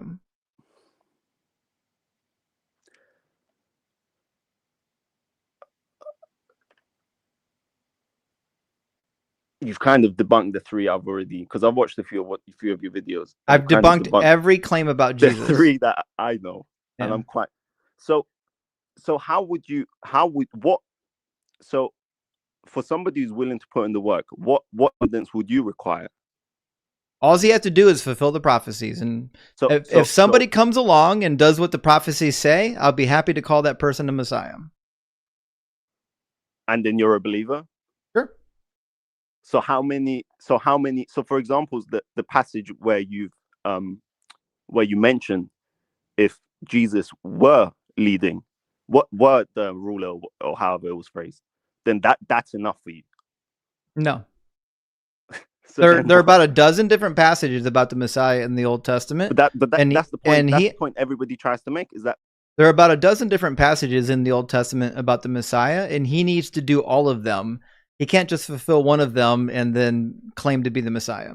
yeah, but beginning of the call, you agreed that even if I hand you a perfect book and you were to just recite it and tell somebody, give it to your son copies, he's going to make spelling mistakes. Maybe they lose a copy and have to rewrite it from memory. You know, it's not going to perfectly match. No one cares. Actual Nobody fact. cares if the Bible is perfect word for word. We have clear depictions of what the Messiah is going to do. The Messiah is going to rescue all the people of Israel. He's going to bring them back to the land. The north and the south are going to be reunited. All the nations of the earth are going to recognize that Yahweh has restored his people Israel, and they're going to come to worship Yahweh through the Jewish method of the sacrifices and offerings, not through a dying and rising Messiah. But you just named a prophecy, and I said, "What if he did became the?" And you said, "Well, that he's still not him." Yeah, because you understand how that you have can to be a do little bit all a of faith them. leap? No, right? But you do know that humans pick up a pen and copy that and told the story to each other. Okay, so the and book's that, full of lies. Just say is the book true in everything it says? it cannot be true in everything it says. Okay, because then throw we that understand bullshit how away. storytelling works. How do you know what We parts of can't- the Bible are true and which parts are not? Well, the I believe that well, again, this isn't my, but I believe that the argument for it is that you What was my also have- question? well, to answer it, essentially, I can't speak from scripture, but the way I understood it was that everybody has a part of like divine. What was my question just now? Because you're How do not you know listening which- to anything I say. How do you know which bits are the true and which Yes. bits aren't? Yeah. So can I give you an example?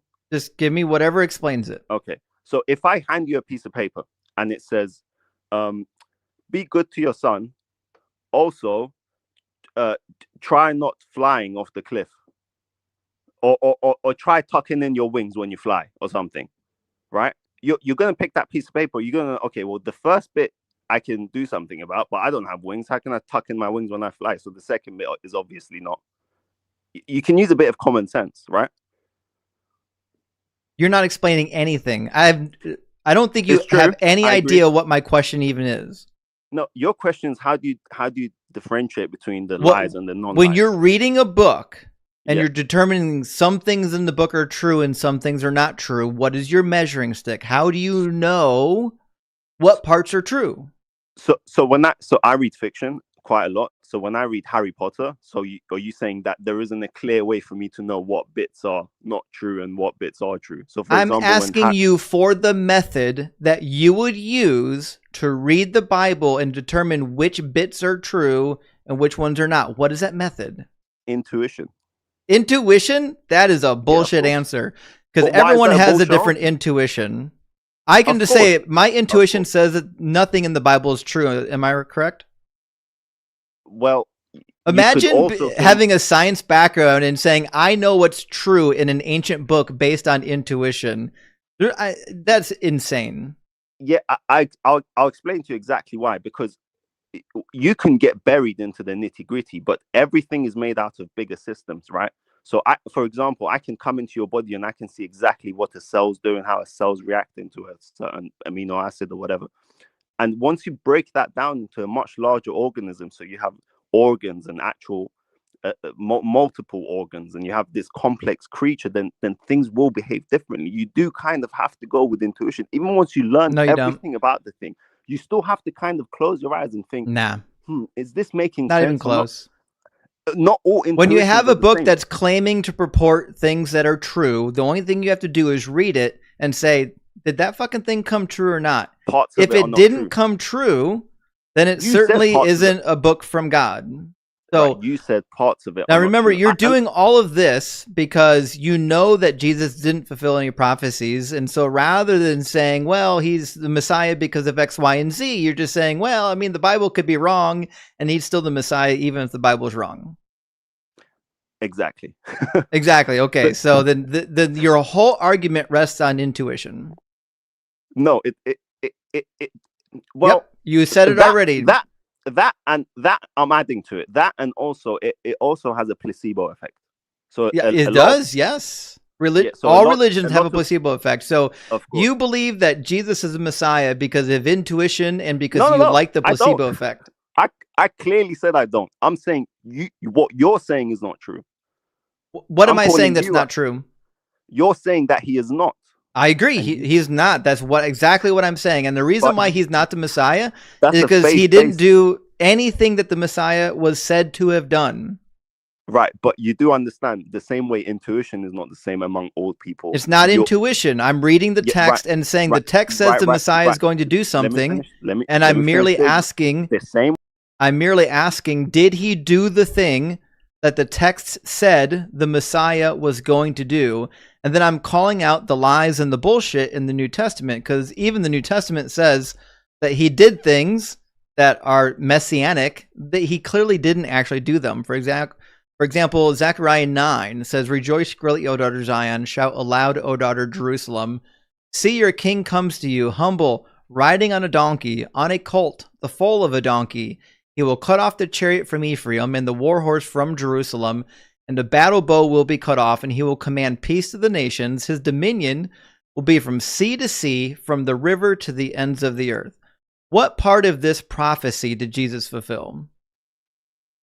If you were to tell me that prophecy and I were to pass that down to my child, and my child were to pass it down to his, and you came down thousands of years later, that would not sound exactly what you said. I asked you, what part of this did he fulfill? I'm saying your claim that he... We'll try this again. What part of this prophecy in your holy book did he fulfill? I've already read 2 holy books, and I'm on my 3rd one, which is the Jewish. I struggle saying this, Tanakh, but so I don't have a specific holy book. But when I'm reading all of these, like when I'm reading manga, I can tell the messages, be kind to your friends and whatever. And when I'm reading all of these, I can see as a person who can be like, well, clearly the guy didn't, get on his horse and circle the moon or whatever they say, or split the sun, start dancing in front of those 3 children, or whatever the miracle stories are. But what is the message here? Obviously Harry Potter is not going to pull out his wand and put a spell. But you're saying nothing. You're saying absolutely nothing right now.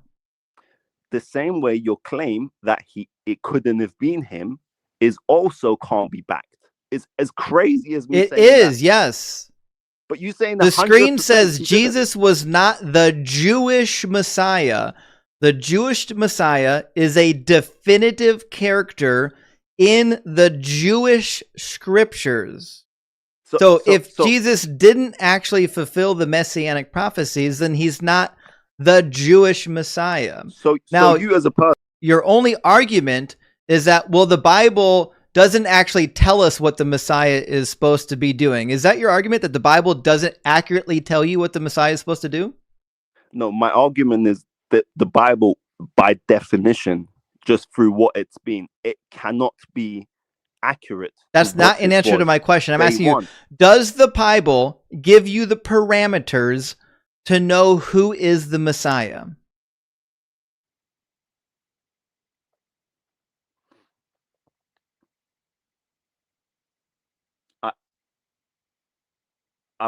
Does the Hebrew scriptures contain a description of the Messiah that we can hold up and say, yes, this is how we know who the Messiah is? Does it contain that?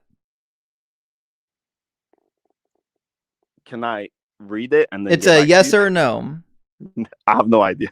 I know you have no idea. The answer is yes. The Messiah is described in the Old Testament, and Jesus didn't fit the bill. That's why he's not the Messiah. Before I go, can you suggest some study material? Because I'm quite interested to come back and prove you wrong if I can. I don't think you can. Nobody can, because these are rock solid points that have fun is trying. People have been pointing out for 2,000 years that there's no solutions to these problems. But I would know. read the Encyclopedia on Biblical Errancy. Right. And again, if your second example where the person in question comes riding the donkey and so on and so on, how many of those, let's say if there was 10 attributes, clear predictions, how many of those do you think a person has to fulfill, considering that you do agree that history changes, people don't remember things, you know, the telephone game? If he and didn't so on. fulfill all of Zechariah 9 and 10, he's not the Messiah. I rode a donkey. Am I the Messiah? Yeah, but if you rode the donkey, That's a and yes you or were no. the I king, rode a donkey. Am I the Messiah? obviously not. But But I fulfilled one of the parameters. Okay, so one isn't enough for you. Is two enough? What if you No, rode the this is donkey? your requirement now. I fulfilled the requirement of riding the donkey. Am I the Messiah according to your requirement? No, absolutely not. Okay, so what's the threshold? For me, I will give it different values. So, for example, if it's 10 mundane things, you have to fulfill all 10. Like if it's, oh, I came home, took a cup, made myself a tea, then at 12 o'clock I had my set. Though these are my mundane things that you could do accidentally. But when you get to miracles, so let's say if he fulfilled 2 miracles and then he missed 8 mundane things, I'm okay to forgive that. Isn't it funny? Like he didn't do a single miraculous thing. The only thing he did was ride the donkey. The only thing Jesus ever did are things that any normal person could do. Okay, so let me ask you last question here, just to see where your personal morals lie. Yeah, if I said to you, here is a pill that doesn't do anything, it's just sugar. If anything, Do you say my personal morals? Not personal, but I just want to see. I just want to understand how what, because I What do genuinely morals don't have to know do what- with prophecy? Sorry, not morals. Because what you're doing here is you're discouraging religion, right? No, What if I'm making a claim. My claim is that Jesus was not the Jewish Messiah. yeah, but if I was a Christian and I was here and you just debunked the fact that there is no, which is one of the church's main, like, here guys, this is what he did and this is why we can keep our faith and we don't need to, like, you know, waver in our faith, is you're taking that away from people. So Yeah, I what know. if through what if 1 million people take a pill and just through placebo half of them feel better just by taking the pill doesn't even do anything, right? What if you take that placebo effect from people? So what if you're on a total negative? You mean if I take the in- placebo effect of billions of people thinking that we should stone gay people and that we should like burn witches at the stake Fair and we enough. should like Fair conquer enough. other countries because of manifest destiny? what Yeah, God Christian- forbid I what take that Christian fucking society placebo stoning effect gay away. That's not true. What Christian society is stoning gay people, especially Catholics? They did it for hundreds and hundreds of years. In fact, the Catholics were hanging people up in bird cages and letting them rot outside of the church. Have you seen these?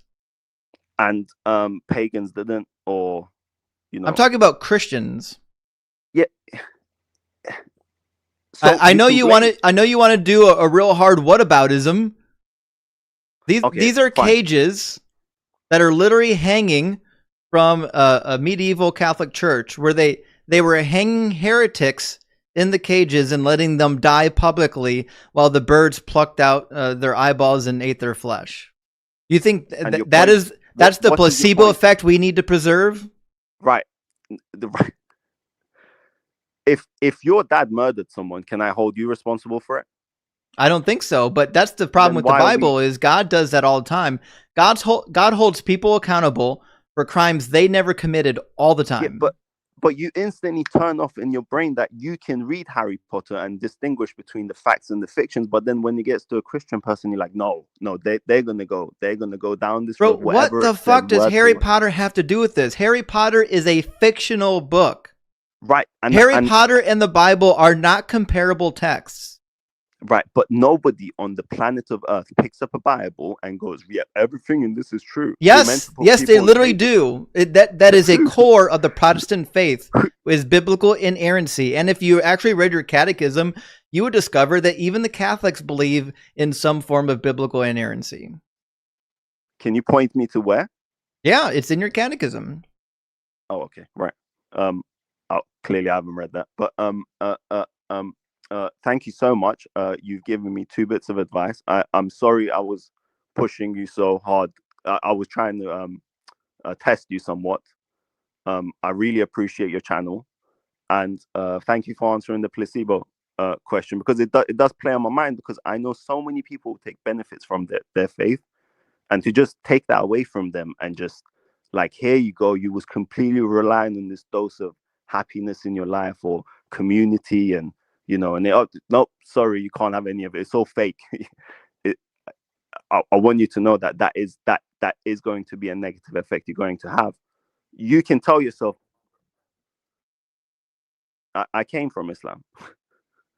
That's even worse than Christianity. Islam's the most disgusting religion ever invented. Of course, I came from Islam. So you're just jumping out of the frying pan into the fire. You're jumping from one toxic religion to another. Yeah, but no. But it's different. Fundamentally, you're not allowed to practice science in Islam. That's not true. There's a golden era of science in the Islamic tradition. No, it's not. It's that the golden era comes from essentially theft of science. No, it doesn't.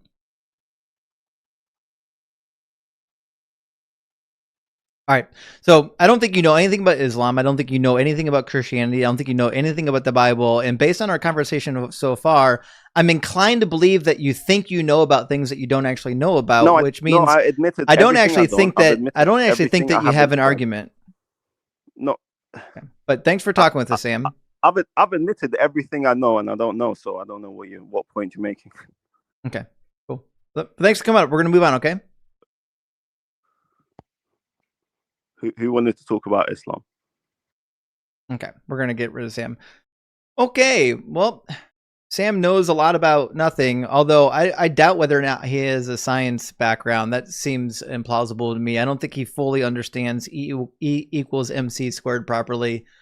But we don't really have time for that because people came here to actually listen to a debate about Jesus. So we're going to try to stay on topic as best we can.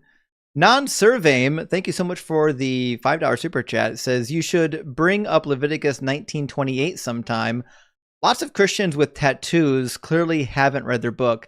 Well, I do think the tattoo prohibition in Deuteronomy and in Leviticus is specifically referring to a pagan form of worship, or possibly branding slaves even, but probably not that second one. Either way, in the ancient world, tattoos were never really poo-pooed. Like, people didn't really have a problem with tattoos. They had a problem if you were like tattooing an icon of a particular like foreign deity. That was the problem for Yahweh. That's how most scholars read the text. It's not that if you put art on your body, God's going to get upset. Tyler Murphy, thank you so much for the $5 super chat. Tyler says Walter White needs to stop smoking his own product. Yeah, I agree with you there. Eric Smith, thank you for the $2 super chat. This guy needs either more drugs or less drugs. Yeah, I don't know what he was on, but he might want to consider getting off of it. I don't know if that was working well for him. Michael, again with the $2 super chat, says response to 1 Kings, just joking that Jesus was sleeping. Again, Michael, I love you, man. I appreciate your support, but your comments don't make sense to me. I don't know what you're talking about. Jesus does not exist in 1 Kings. I need you to be more clear with what you're saying. Am I missing something, guys? Is there something in the text that I don't see? Because I have no idea what you're talking about, Michael. I love you, my man, but I need you to be like more. I just need more information in these super chats. I don't know what you mean. Dexter, thank you so much for the $5 super chat. Dex says, I think his hat is on too tight, restricting the blood flow. I think you're right, actually. And Robinette, thank you for the $5 super chat, says, this is my new favorite call-in show. You demonstrate enough snark to keep it interesting without being an ass. Keep up the good work. Sometimes I do, though. I do every once in a while border into the asshole, and I'm trying to work on that. I'm only human. It's hard to do when it's late at night and you're live streaming and you've had a full day already, and you get people up here talking nonsense out the side of their mouth. Pat, thank you so much for the $10 super chat. It says, the more I continue to live, the more I realize that God is nothing more than like a deadbeat dad. Only shows up once a year, if that, but wants my love. Shake my head. What's wrong with these folks, Justin? I don't know, Pat, what's wrong with these people. And you're right. God was like, as soon as you were born, he's like, I'm going to go out and get some diapers. And they just never came back. It's weird to me that we have this God that is just absent. And then he's like, oh, but I love you. And if you don't love me back, I'm going to burn you for all of eternity. That's not what dads are supposed to do. And I say as a dad that this God is barbaric. He's not a good father. Seth, good to see you tonight with the $10 super chat. He says, Dear Doug, please send us some Christians to save us from these guests that don't understand science. His holy rockish name. Amen. Yes.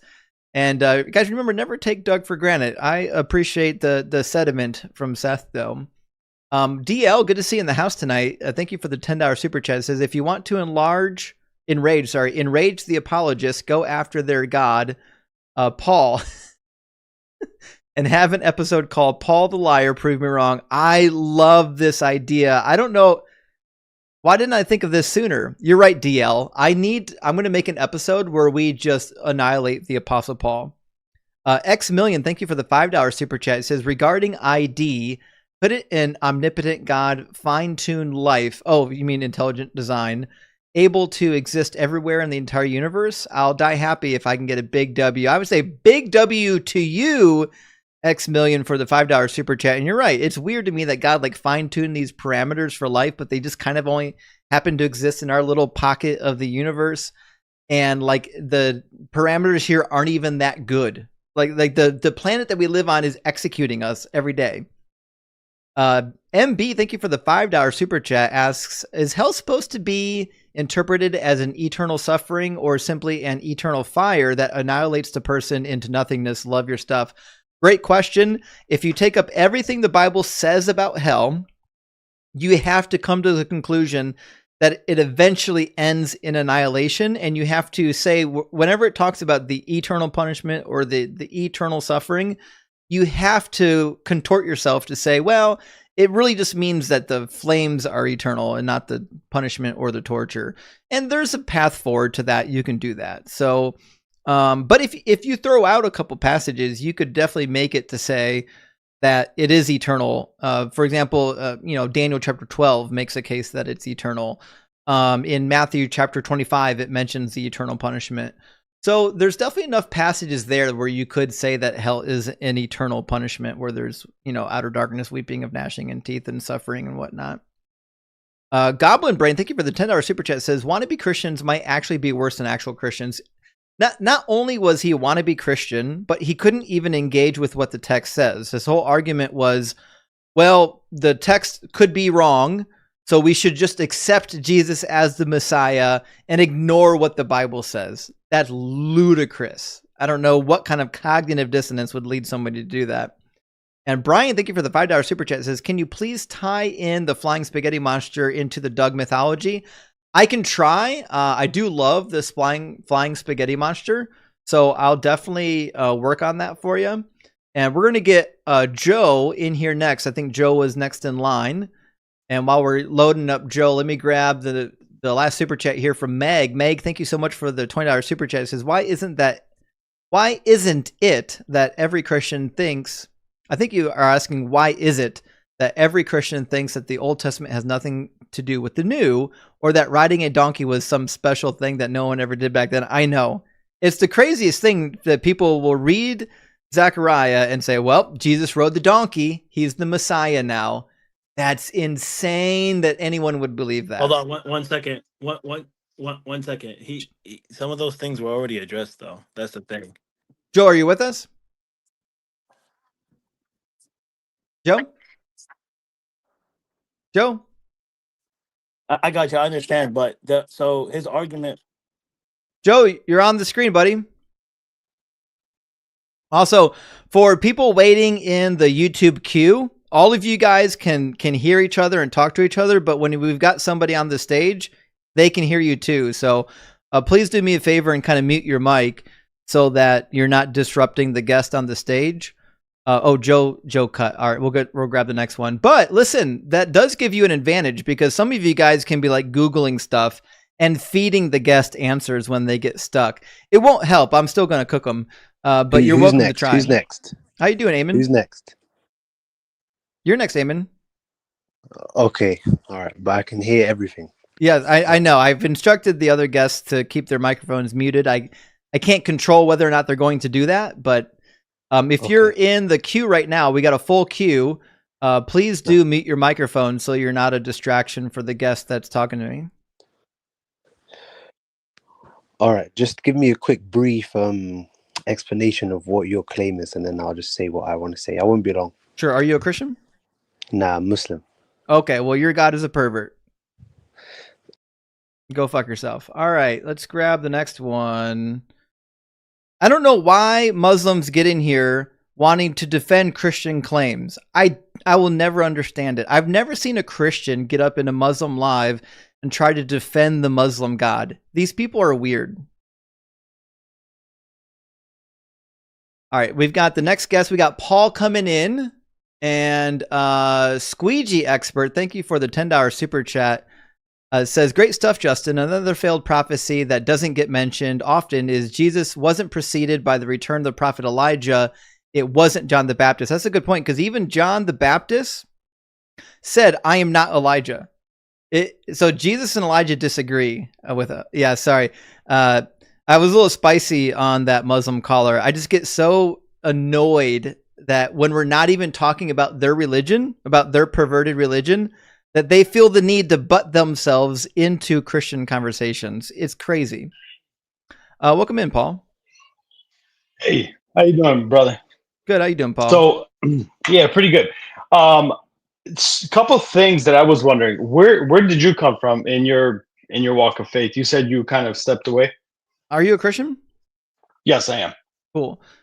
So my background is I know I look like a Muslim, but it's okay. Just checking. My background is I was a Christian for 20 years. I went to Bible college and seminary, studied the Bible professionally, and the Bible couldn't hold up to scrutiny, so I dropped it. Which seminary? I went to Bethel University and Ashland Seminary. And what denomination is that? Which one? Bethel. Bethel is missionary, and Ashland Seminary is Brethren. But what denomination? What like faith? I just told you, missionary and Brethren. Brother. Yeah, what part of Christian? Brethren, I never heard of that. Brethren is the very beginning of the Anabaptist movement. They gave rise to the Baptists. They gave rise also to the Amish and the Mennonites and the Hutterites and the Jacobites and the Dunker Brethrens and everybody else. Oh, wow. Okay. All right. So, yeah, just was wondering about your experience. Like when you said you were a Christian for 20 years, does that mean you're a Christian from like birth till 20 years old? No. You had a conversion moment? Yep. So if you're just going to go up here and do a no true Scotsman, you're wasting your time. I was every bit a Christian as you are right now. So you want to move on to the argument, or do you just want to cry foul that you didn't think I was ever a real Christian? No, I was just trying to get some background, you know what I mean? Because it certainly sounds like you're trying to do no true Scotsman. What does that mean? I don't even know what that means. It means you're basically trying to dismiss the actual argument based on the fact that you don't believe I actually was a true Christian. It's called the no true Scotsman fallacy. Oh, it's like going to somewhere else and saying, well, a true Scotsman wouldn't have done that. Oh, okay. No, we're going to focus on the points, right? So, when I look at so back to your question, like, was Jesus the Messiah? When I look at the Old Testament, you realize that there's a lot of text there, right? And that I read it all. So you studied it even furthermore. So there's a lot of text there that seem kind of interesting, right? So let's go here. So in Isaiah chapter 53, right? Oh, who could have guessed that was going to come up? Yeah, I mean, I'm surprised it didn't yet, right? So it says in chapter 4, it says, surely he hath borne our griefs and carried our sorrows. 4. Oh, I'm sorry. I meant verse 4, chapter 53, yeah. Yeah, what's the context of Isaiah? Isaiah is a prophet, right? There's a lot of prophecies in here. It's a compilation of different prophecies for different moments to Israel. So Isaiah 53 finds itself near the tail end of what is typically called Second Isaiah. That's chapter 40 to chapter 55. And there is a theme in this section of Isaiah, which is all about the redemption of Israel from Babylon now that they've been punished for their sins. And they've also been punished for the sins of their captors, because when they're freed by the mighty arm of Yahweh, all the nations are going to see that Yahweh is the one true God, because he rescued his people from the Babylonian captivity. So this is not a prophecy about a Messiah. The Messiah is never even mentioned here. This is a prophecy about the nation of Israel in captivity. We can read it, though, if you want. Yeah, let's read it, because it's just like some interesting points here. It says, surely he hath borne our griefs. Well, and we have to carried read the our whole sorrows. thing. We're not just going to jump right in the middle of it. That's silly. So the prophecy begins in chapter 52. Yeah, let's do it. All right. Okay. So if you start in 52, we'll say like 52:9. That's probably a good place to start. Want to start there?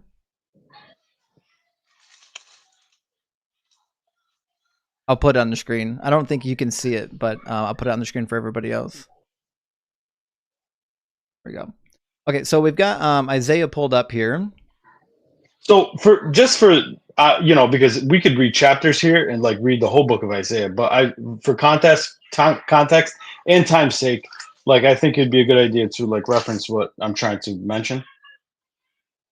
No, because Would you that don't be okay with you? You don't know the context yet. That's what I'm trying to do for you. Okay, so the context of Isaiah is pretty clear. If we go down to the beginning stages of the prophecy, he's saying, break forth, shout together for joy, you ruins of Jerusalem, for the Lord has comforted his people. He has redeemed Jerusalem. What does the prophet mean when he says he has redeemed Jerusalem? What verse are we in? 52:9. 52:9. All right.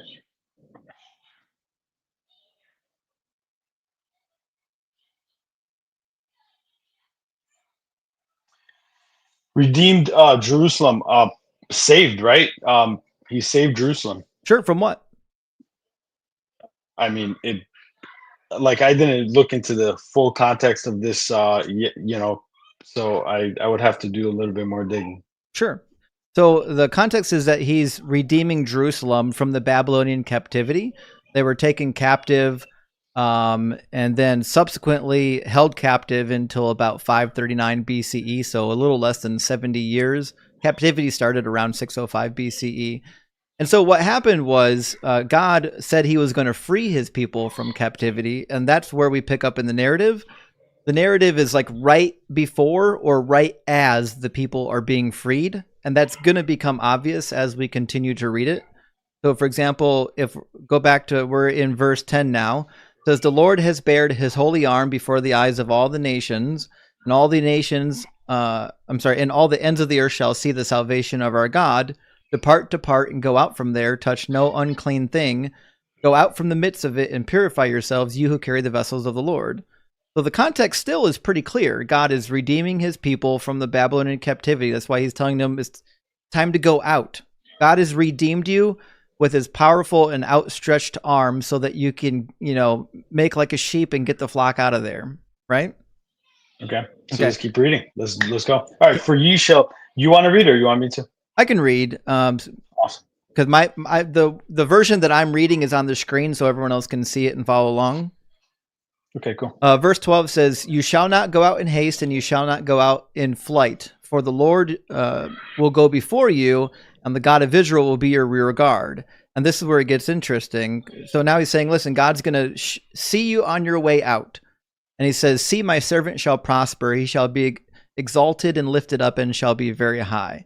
So the first question we should ask ourselves is, does this section of Isaiah mention the servant ever? Because this is actually not the first mention of the servant. Right. So I'm going to read a couple passages to you real quick where Isaiah is actually identifying the servant, and the servant is identified as the nation of Israel. So if you go to Isaiah 41, 8-9, it says, but you, Israel, my servant Jacob, whom I've chosen, the offspring of Abraham, my friend. So the servant is Israel. And then it calls that servant Israel. It actually states my servant. Right. Yep. And then 43:10 says, "You are my witnesses, says the Lord, and my servant whom I've chosen." So here again, the nation of Israel are the witnesses and also the servant, right? Mm. Then we see the same in Isaiah 42:1-2, or 44:1-2. It says, "But hear now, O Jacob, my servant, Israel, whom I've chosen." Easy enough. And then again in 43, in 44:21, "Remember these things, O Jacob and Israel, you are my servant. I formed you, you are my servant. O Israel, do not forget me." And then we see another one in 45:4, "For the sake of my servant Jacob and Israel, my chosen, I call you by name. I give you a title, though you do not know me." And then Isaiah 48:20, "Go out from Babylon, flee from Chaldea, declare this with a shout of joy and proclaim it, send it forth to the ends of the earth and say, the Lord has redeemed his servant Jacob." So the arc, the narrative arc of all of 2nd Isaiah is that Israel is God's servant. God is freeing his servant from the Babylonian captivity, and he's going to be doing so in a very magnificent way. So when I get to Isaiah 52:13, I have no reason to believe that now there's a mystical new servant. Why would I read a different servant into this? Yeah, so there's putting that kind of generalization on servant, it's kind of rough, right? Because he called Moses servant, he called a lot of different people servants. So we're talking about what Isaiah says. Yeah, even Isaiah, there's different places where Isaiah is referring to servant. Servant is mentioned in Isaiah many times, and it's not just referring to Israel, right? When we use language, we can use it in very different ways. And it could be about different things. So there's only one mention of a servant in all of 2nd Isaiah that seems to be about an actual person and not the nation of Israel. And that's in chapter 49, where he seems to be talking about himself or possibly the righteous remnant of Israel. But my question is, he's identified the servant for you 8 different times leading up to chapter 53. What would be the good reason why I would get to chapter 52 and all of a sudden think, oh, this is a different servant? I think looking at every single mention of servant, we could definitely study that and look at every single mention and see if it would all be just Israel, right? So yeah, let's keep reading. Sure. Okay, so far it's clearly about Israel. It says, "See, my servant shall prosper, and he shall be exalted and lifted up, and he shall be very high." Are you aware that this is in line with everything else Isaiah says about the nation of Israel? Have you read all of Isaiah? I have, yeah. Okay, so Isaiah talks repeatedly about how Israel is going to be vindicated and they're going to be exalted. So much so, in fact, if you go to chapter 50, was it 56 or 59? Could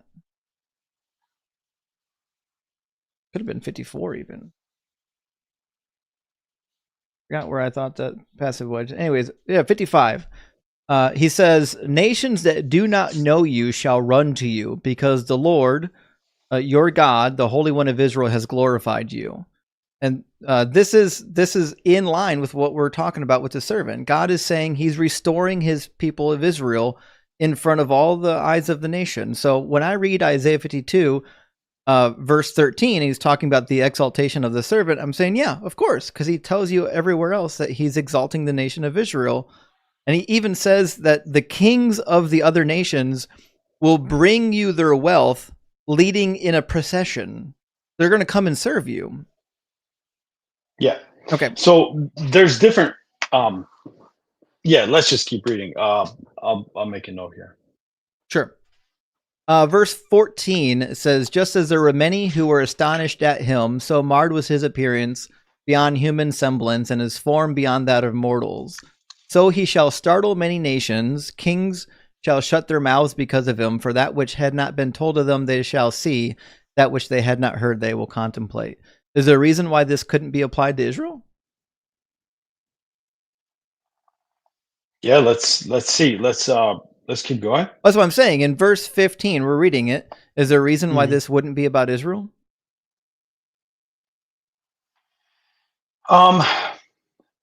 It could be about Israel too. Could it be about Jesus and the Messiah and Israel? I don't see how it could be about both. It's clear now you're just adding an additional meaning to it that's not implied by the author. Well, that's what we're wondering, right? Because that's why there's Bible studies and Bible seminaries, to figure out the meaning, right? Right. And yeah, so I think that it could be about Israel and Jesus, maybe. Okay. Because there's certain things that that you look at and you're like, wait a minute, it's talking about one thing here, but it's definitely mentioning something else. Yeah. So, for the example, Bible does have multiple dimensions, right? It's not just one dimension. Well, I disagree with that. I don't think there are multiple meanings to the prophecies. But if you go to later passage in Isaiah, he talks about the nations. He says, "The nations shall see your vindication, and all the kings your glory. You shall be called by a new name that the mouth of the Lord will give." So God is saying the kings of the other nations are going to see you. They're going to see your vindication. They're going to see your glory. And then in 62:4, he says, "You shall no more be termed forsaken, and your land will no more be termed desolate. You will be called, my delight is in her, and your land married, for the Lord delights in you." And then in Micah 7:16 talks about the same restoration period. He says, "The nations will see and be ashamed of their might. They shall lay their hands on their mouths, and their ears will be deaf," referring to the restoration of Israel. So I'm reading the other prophets, and I'm reading the book of Isaiah, and they're all saying the same thing. God is going to restore his people, and all the nations are going to see the restoration of God's people, which is why in Zechariah chapter 8, God says that 10 people from every nation and every language will grab hold of a cloak of a Jew and ask to go with them because they have heard that God is with you. So still, I'm reading verse 15, and I'm saying this matches everything Isaiah says about Israel. This matches everything the other prophets are saying about Israel. So I'm inclined to believe that the nation of Israel is still being spoken of here as the servant. Yeah. So let's read till verse 5 and 53. Sure. And see if maybe I have some kind of weight to my argument. Sure. So the first verse of 53 says, "Who has believed what we have heard, and to whom has the arm of the Lord been revealed?" Who's speaking here?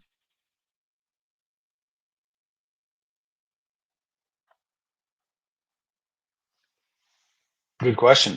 Probably Israel or Isaiah. I mean, right? Who has believed our report? I think it's pretty clear that it's the nations, specifically like Babylon and Assyria, because the last line is the nations like other nations? Yep.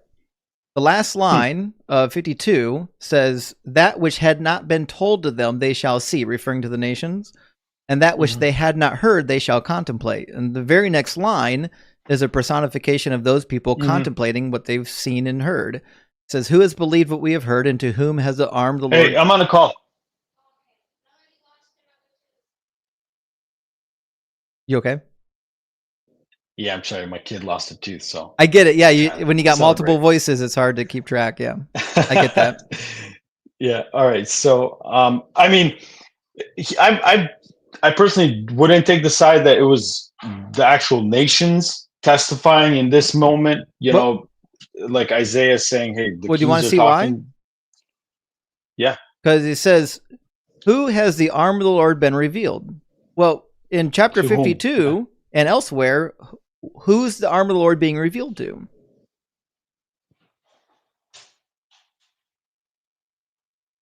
(52:10) says it. It says, "The Lord has bared his holy arm before the eyes of all the nations." God is bearing his arm to the nations when he frees his people from captivity.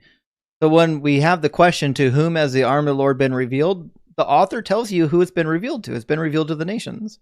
So what report are we talking about? Who has believed our report? But no one believed their testimony of what they witnessed, namely the arm of the Lord redeeming his people from captivity. But wouldn't it be something that they would see? Why would they have to, hear a report about that? I mean, if they see this happening. Are you questioning the English translation here of I'm sorry, let me grab the right one. "Who has believed what we have heard?" Okay, are you questioning this translation here? Oh, yours says we've heard. Yeah, because Okay. this is one of the things. The actual translation of the Hebrew text here isn't very clear, but it seems to be, and this is one area where I like your translation better than mine. I don't think the NRSV did a very good job here. I think the correct translation should be "who has believed our report," which is what most translations say. The NRSV goes a separate route on this, but I'm seeing this as a personification of the nation saying, "Who's going to believe this thing? Like no one's going to believe it." But to whom has the arm of the Lord been revealed to? Well, it's been revealed to us. Okay. All right. I'll give that to you. I mean, like I said, I feel like it might have multiple meanings here. There might be, multiple people saying who have believed their report, right? Sure. And then you get to verse 2, and it says, "He grew up before him like a young plant, like a root out of dry ground." Is there a reason why that's not about the nation of Israel? I think it's dual meaning for sure. Sure. Because if we go to Isaiah chapter 60, I believe, the prophet tells you, says, "Your people shall all be righteous. They shall possess the land forever. They are the shoot that I planted, the work of my hands, so that I might be glorified." Again, we still have this theme that God is planting the nation of Israel, that they are the thing that's going to bring glory to God.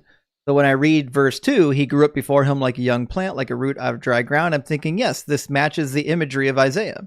Nation of Israel is the plant. He had no form or majesty that we should look at him, nothing in his appearance that we should desire him, which is what God says about Israel elsewhere. In fact, in Ezekiel, he likens the nation of Israel as a young whore that he had to take in and teach them how to behave. Right, but here's now like where it starts to turn, right? There could be something here that's a little bit deeper, right? And the reason why I'm saying this is because, when Jesus was telling his sermons, he's like, "Listen, look into the scriptures because they testify of me." And Right. there's, the new church, when they got together, they didn't write things down because they knew they were going to be evacuated soon through a rapture. Something was going to happen. Jesus was coming back. Because that's what he said he was doing. So exactly. So when he was telling them, like, "Listen, look into the scriptures, they testify of me." When they were reading their Bibles, they were reading this old scripture, this Isaiah, all these other passages, and they kept on finding things about him, right? That would trust me, we're going to talk about that. That would further cement their faith It does not temper them. No, Right? they were Because- doing post hoc rationalizations to make up excuses for why their Messiah died, when not a single message of the Bible talks about a dying Messiah. All right, well, let's read this chapter, because every I passage think that's that not true. actually talks about the Messiah talks about a victorious king that defeats Israel's enemies and restores law to the land, and even restores the sacrifices and offerings as they were prescribed in the law of Moses. If you interpret Isaiah 53 to be about a Messiah and not about the nation of Israel, then it contradicts every other messianic passage, every single one. When you interpret it to be about the nation of Israel, coincidentally, it matches every other prophecy about the nation of Israel. Right. So let's just keep reading. What I was going to say is, when we're looking at all of these other prophecies that are also about the Messiah, that are very clearly about the Messiah, and one of the reasons I believe Israel missed, the actual Messiah when he did come, was because they were looking at all of these other ones and they were saying all of this has to happen now. Even the disciples, it's documented that they were like, "Well, when are we going to take the thrones? When are we going to take, control and have all this wealth and be these rulers?" And Jesus is like, "Dudes, you guys don't get what you're talking about." Like, and then further it talks about like, "Hey, I'm going to die. I'm going to suffer this and that." Like, he was warning them about dying and suffering. And they're like, "What are you talking about?" There's like, no dying and suffering Messiah in the Old Testament. We're going to get to that. All right. So what I'm saying is, there's a big list of prophecies that I also can go through, but like, let's just read this and see if we're going to go over every one of them. Yeah, we're going to finish 53, and then we're going to read the other ones, because I'm going to demonstrate to you that he didn't fulfill any of them. Awesome. So yeah, let's finish 53. Let's go. Cool. He was despised and rejected by others, a man of suffering, acquainted with infirmity, as one from whom others hide their faces. He was despised, and we held him of no account. Is there any reason why that couldn't be about the nation of Israel?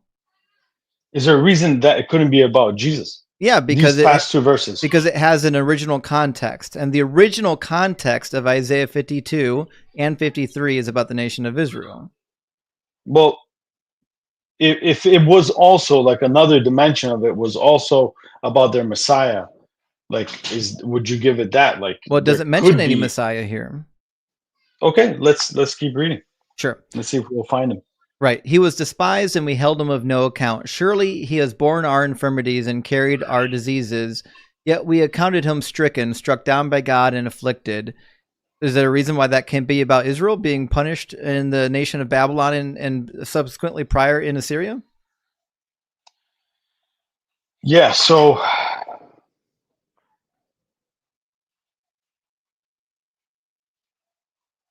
what's going to happen is I'm going to go through every verse of this, and I'm going to keep asking you, is there a reason why this can't be applied to the nation of Israel? And every single time you're going to say, yes, it can be applied to Israel, but it can also have a second meaning, which is about Jesus. That's probably where we're going to end up, right?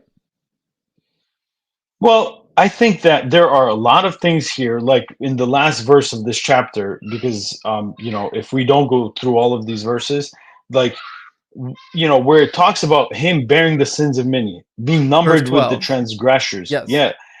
Where it talks about, he pouring out his soul onto death. This is like, this whole thing doesn't like go back. Those are all things that happen to Israel.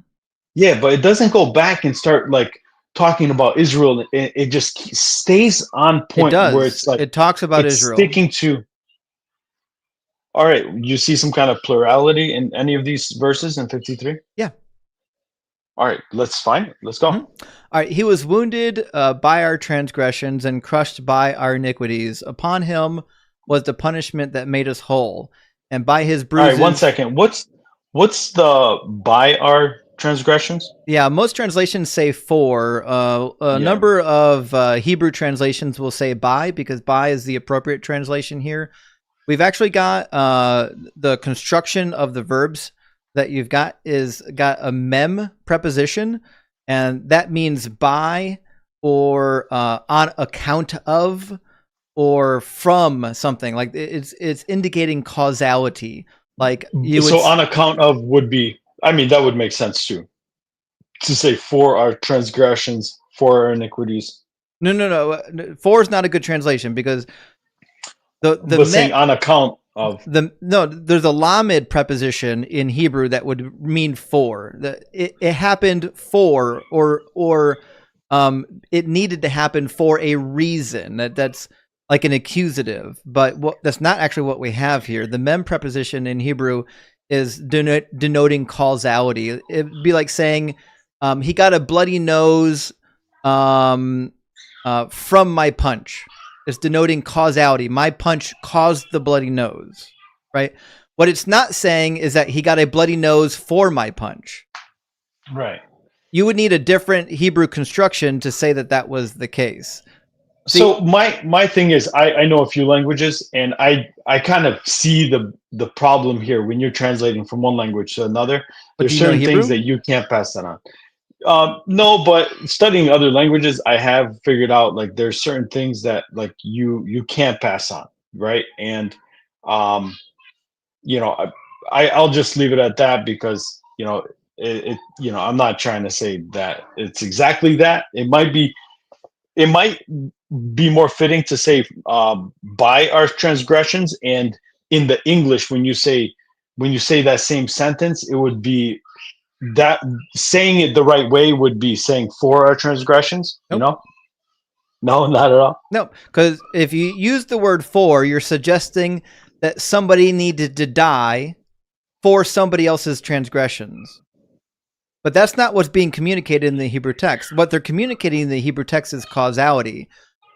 This entity, this nation, was it was wounded by our transgressions. Because of the things that we did, we wounded them. because of the transgressions that we did, they were crushed. Yeah, so that's a thing I want to know. Like, how would it make sense? And the guys in the chat are like chiming in. Well, Like, by the way, guys, if you're in the YouTube queue chatting, please mute your mic so the guest can't get distracted. The guest is trying to have a one-way conversation with me, but he can hear everything you're saying. So, Kano, Drake, Ryan, Toddy, Mike, I know you're probably trying to help, but you're probably not helping. So no, they did mention something great. How would it be possible for that nation to, how would Israel be wounded by the transgressions of another nation, to be bruised by the iniquities of another nation? Exactly. How would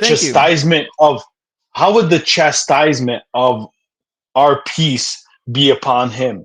Like, how would that make sense in the world, like where, a nation, their chastisement would be for their peace? How would that make sense? Well, I don't know. We didn't read that part yet, and that's not what is. I don't think that's really what is in the text. But in verse 5, it's clearly. I mean, it says the chastisement of our peace was upon him.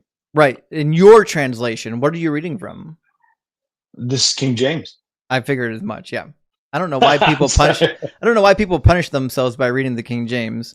This is beautiful language. It's like reading a poem. It was great for 1611. It's trash for 2025. No, I'm not reading the 1611 version. I do have that, but this is the later version. So, but okay. So what does that say in your verse? The second half of 5. Mine says, "Upon him was the punishment that made us whole, and by his bruises we are healed." And do you know what Isaiah says about this elsewhere? Oh, where exactly? So he says, if you go to the very beginning of the scope of this passage, go to Isaiah chapter 40. He says something interesting that'll come up on multiple occasions. It says, "Comfort, O comfort my people, says your God. Speak tenderly to Jerusalem and cry to her. She has served her term and has paid her penalty, that she has received from the Lord's hand double for her sins." Why would Israel receive double for her sins? So here's talking about her, right? Here's talking about him. Like there's like some changing here. So, all right, just wanted to mention it. These people are arguing with me. All right, so guys, if you're in the queue, mute your mics. You're being a distraction to Paul. You're not gonna help him. He's fine on his own. Okay, so can you repeat this point again, please? Because I heard I was hearing you and them at the same time. That's fine. Isaiah 40 is the very beginning of the unit that we're in, 2nd Isaiah, and it says, "Speak tenderly to Jerusalem and cry to her that she has served her term and has paid." And that her penalty is paid, that she has received from the Lord's hand double for her sins. So the city itself, Jerusalem, is the her. Jerusalem, the city, is almost always a feminine. And this is a euphemism for the Judeans and the rest of Israel. Why would they receive from the Lord double for their sins?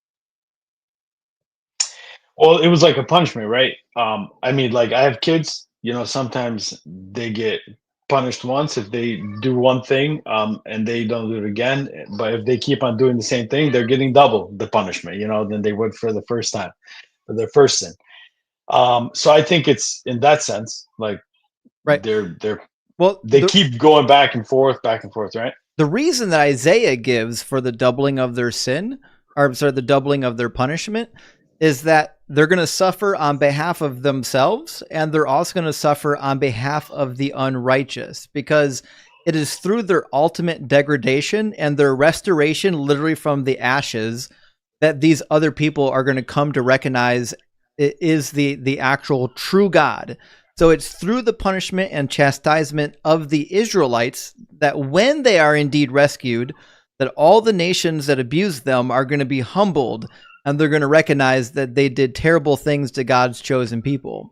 And that is why God, over and over again in 2nd Isaiah, God says that he is going to glorify himself through the redemption of his people. For example, in 44, he says... Wait, 1 second. You mentioned that they're going to pay for their own sins and then the other unrighteous. Where did you get that from? Well, the word pay is not a great word, but what I'm saying is that it's through the additional punishment that they're receiving in the captivity that is going to allow the nations to realize that they acted wickedly. They abused God's servant without cause. Without cause. Right. I don't see the connection to that double portion of, Okay. So if God sends the Babylonians to punish Israel and Israel gets double for their punishment, that means half of their punishment was unwarranted. So no, like I said, I will punish my kids. I'm talking about real life, being a father, just like God is the father of Israel. When my kids keep doing something wrong, they're getting a double punishment from what they would have gotten if they would have just did one thing wrong. Right, but there's nothing in the prophets that say anything about deserving a double punishment or anything like that. What we do find... Right. I mean, my kids might not think they deserve it. You too, they think it's like the same thing they did before. But what we do find is... They only got punished for 1 day of, being grounded, but then they got 2 days, So they might think, hey, like last time I lied to you, it only deserved 1 day. Why? I don't deserve 2 days. And then they might say, oh, well, I'm getting this double punishment so the other kids see. Yeah, sure. But it's like, that's me dealing with them. So, it's that's something that we can argue about. I say we go back to 53. Right. But that's what I'm saying is the whole reason why they're able to embarrass the nations. There's a proverb that talks about when somebody talks bad of you, don't return them with talking bad to them, return them with kindness, for in doing so, you'll be heaping coals upon their head. It's a really interesting turn of phrase in the proverb, but basically what it means is when somebody treats you poorly, you treat them well anyways, because then it will cause them embarrassment and it will cause them to recognize that they've done something unjust. And we see this theme throughout the prophets and even about the nation of Israel, that it's what's happening. So, and God even says, if you read the rest of the prophets, it says, I'm going to punish Babylon, because even though I wanted Babylon to punish you, they exceeded the punishment. And because they've exceeded the punishment, I'm going to bring them low. I'm going to diminish them. And okay, but then again, now you're going back on your original statement that you said Israel received the double punishment for the unrighteous nations, and now you're saying, well, now God's going to punish the other nations too. That's right. So now there's 3 punishments. Now this double punishment had no meaning at all. God is punishing the Babylonians when he frees the Israelites from the Babylonian captivity. So it comes like this. God sends Israel into Babylonian captivity in order that they can be punished for their sins. They receive double for their sins, both because God allows it to happen and also because it's going to give him the ammunition that he needs in order to embarrass them when he punished them afterwards through Cyrus, when Cyrus comes through with the Persians and defeats the Babylonians. So here in this verse where it says, the chastisement of our peace was upon him. All right. So after that it says, and with his stripes we are healed. Explain how the other nations were healed by the stripes that Israel received. Great, because God says in if you're mentioning that the other nations are going to get embarrassed and punished by God, well, here it says their peace, their iniquity, their transgressions were paid for by this. It didn't say paid for. The word paid for is not in there. So he was wounded for our transgressions. By our transgressions. By our transgressions. We'll say that was a translation issue that me and you can't get past. Well, I mean, the Jewish people, the Hebrew experts agree with me. If you read any Hebrew grammarians on this, you're going to find that what I'm saying is true.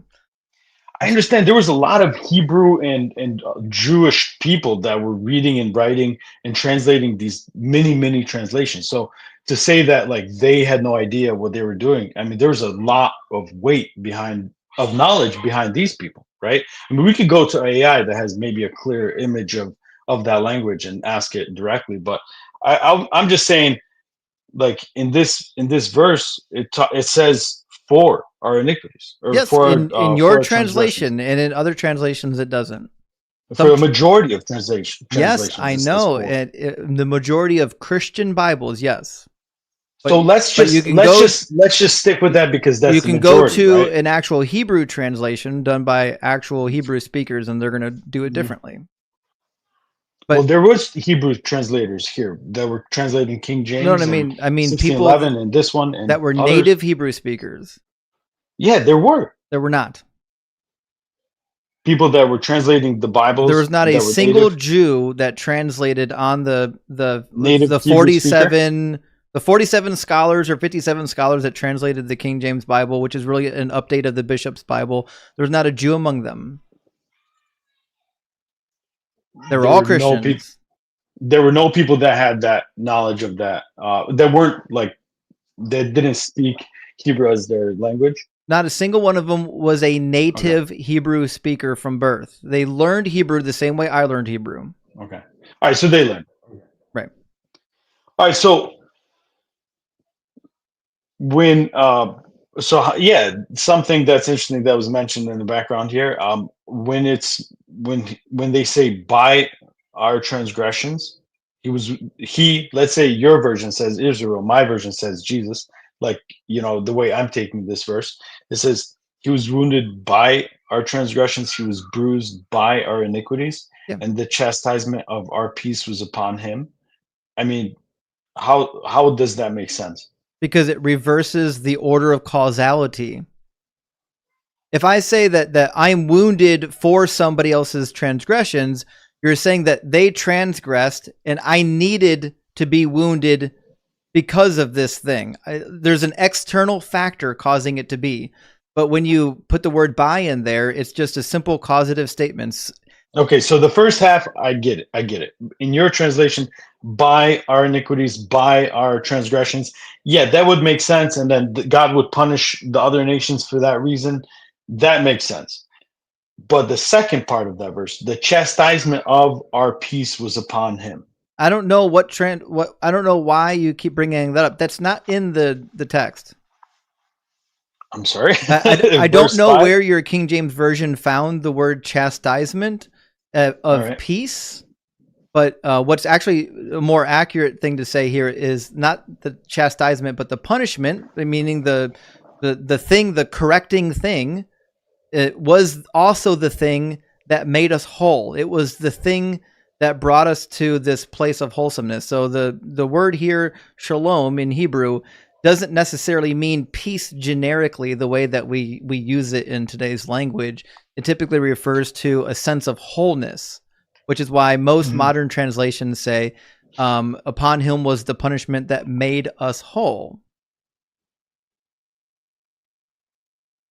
So your translation says,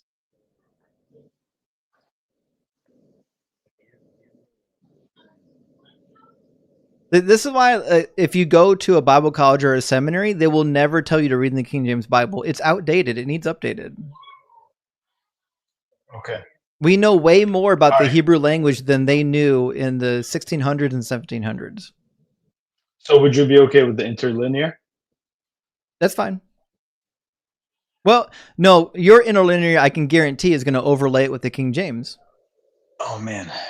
You got to find like the NASB interlinear. That one's free.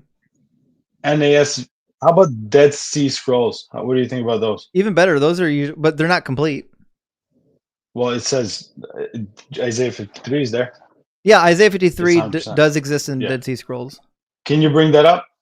I've got the Hebrew edition. I don't have an English edition. I've got a hard copy of the English. I can get my hard copy of the Dead Sea Scrolls Bible. Is it translated to English? Yeah. Can you do that, please? Sure. You're the man, dude. We're having a very awesome talk here. I like this. See what we got.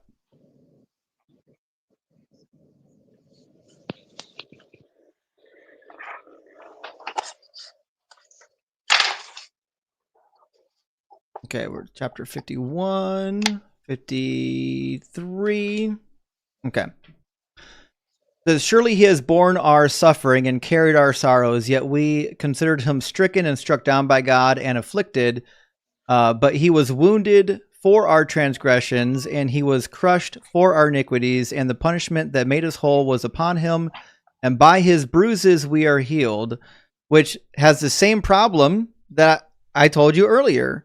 It uses the mem preposition as though it was a lamed preposition, which isn't actually in the text. I have the Dead Sea Scrolls in English or in Hebrew, and that's not what it says.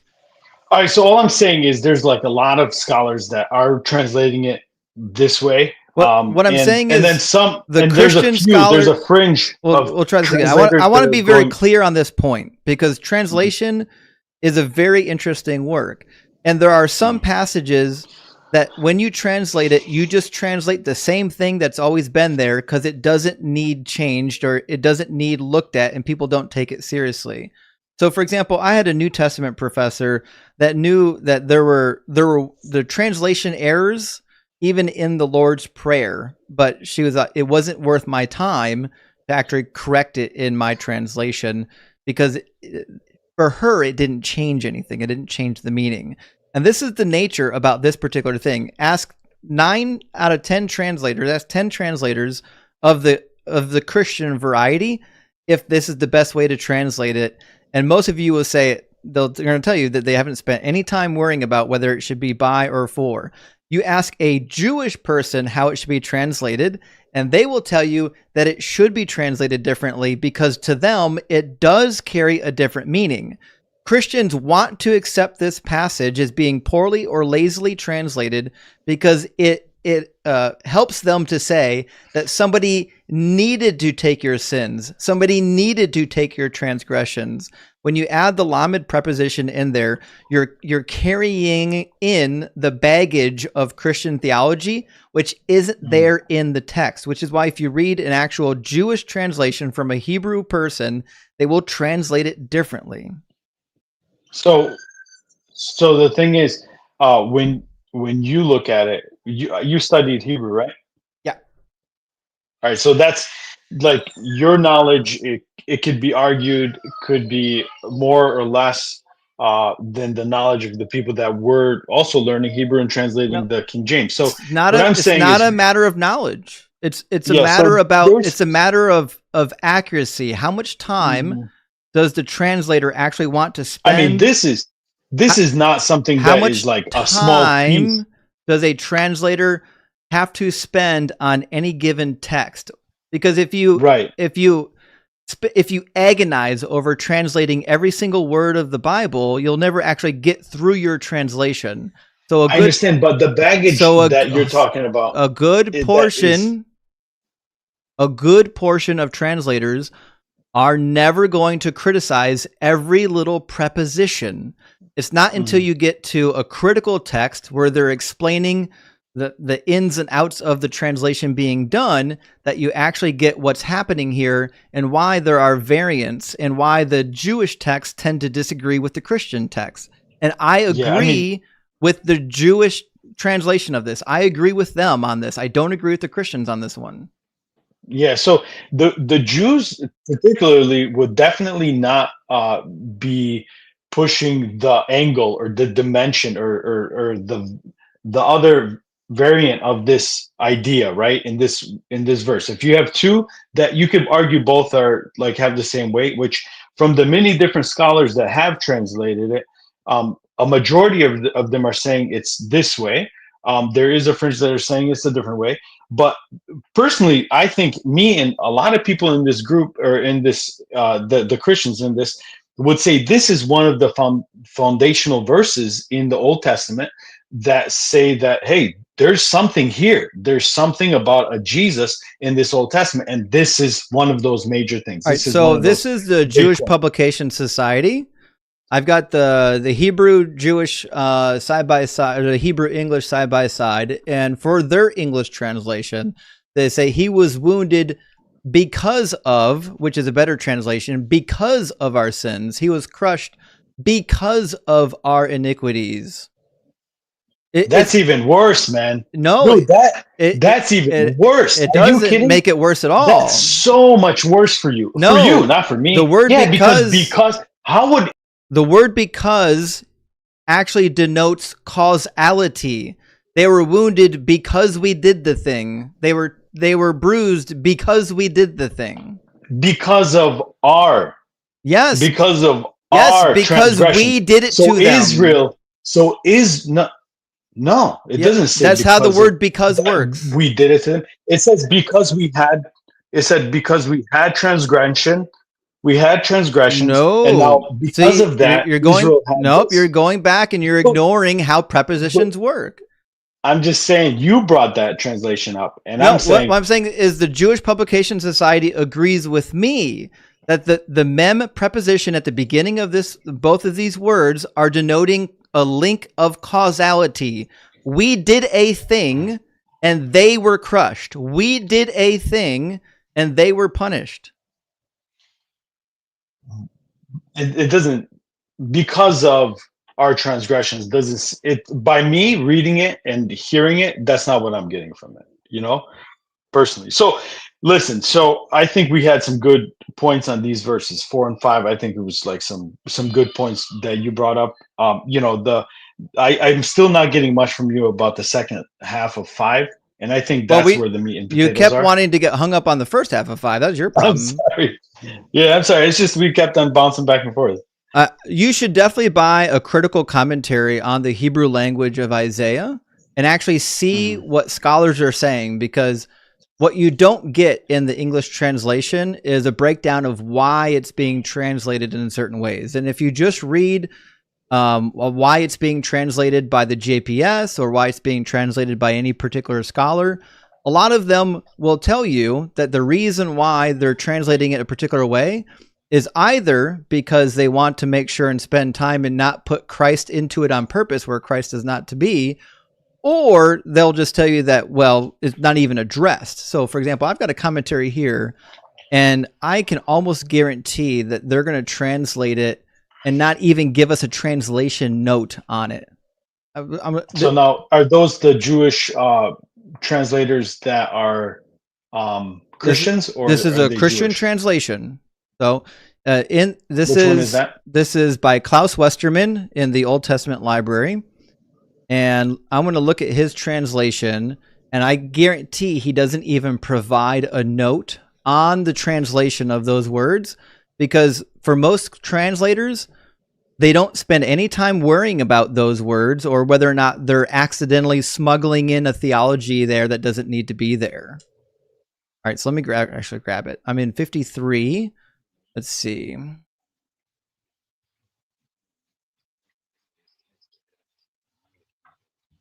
We want verse 5.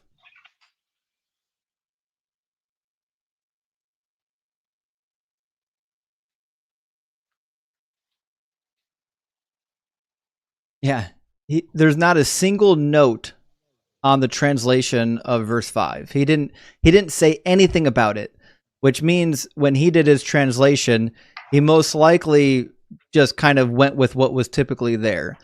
When So you what read does it say there? when you read the study notes by Jewish scholars, they But will. how did he translate it?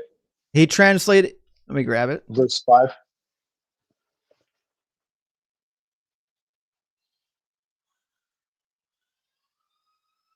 He translated it as,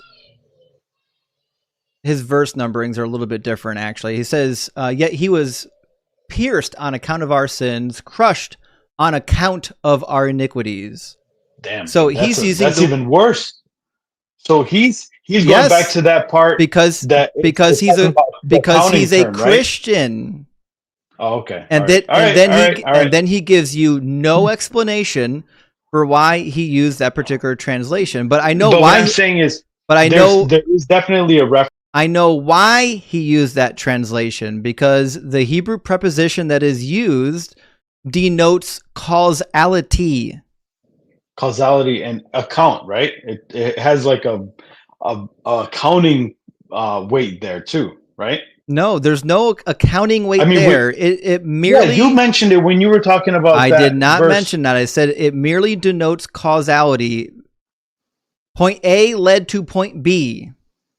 It doesn't mean that something needed to happen because of something that happened prior. Can you read the because I remember you saying account on account of or something like that when you mentioned the actual that word in the Hebrew. Well, it's not a full word, it's just a preposition. So the way they conjugate words is that prepositions are typically added to the beginning of the word. So it's a prepositional prefix. And the standalone meaning is a meaning of causality. Sometimes it's a meaning of you can say that, Joseph was from Jacob, meaning Joseph was a son of Jacob. It'll actually be the same word. You would use the same preposition to say that Joseph was from Jacob or Joseph was from Israel. Same exact word. It just denotes causality. It's a preposition. Okay. Listen, we're going to be here till 3 a.m. if we don't keep going. So I think we both had some good points. Well, I don't think you actually understand my point. My point is pretty clear, which is that I understand you're saying. My point is pretty clear. When you smuggle in the word "for" into the text, then you ignore that there is an actual causality being mentioned here, and the causality is that the servant, the nation of Israel, is being wounded because of the transgressions being caused by those people. Not that God is causing that to happen as an account of like somebody dying for somebody's sins. It's completely different. So you're saying it was because of that nation's transgressions, Israel was bruised. Yes, because they were the ones we're saying who the bruised. Same thing here. No, we're not. You're saying we'll try this again. Bruised them. They bruised them, and that by our transgressions. So you're saying so they're wounded because of their transgressions. Their transgressions were what was bruising or wounding them. Yes. Okay. It is the and they were bruised transgression by their iniquities, and the iniquities was what was bruising them. Yes. Okay. And the chastisement of our peace was upon him. What does that mean? Well, that's not what it says. Say? That's not a great translation. It should say something akin to the punishment that made us whole. Some translations will even say the punishment that healed us. I've heard that translation as well. The punishment that made us whole. Okay, but you said God was chastising the other nations. He is, yeah. After. So how did it make them whole? Because you have to read the rest of the book. So in Isaiah chapter 49, he talks about the post-restoration period. It says, "Kings shall stand up and see, princes, they shall prostrate themselves, because the Lord who is faithful, the Holy One of Israel, who has chosen you, thus saith the Lord, in a time of favor I have answered you, and on a day of salvation I have helped you. I have kept you and given you as a covenant to the people, to establish the land and to apportion the desolate heritage."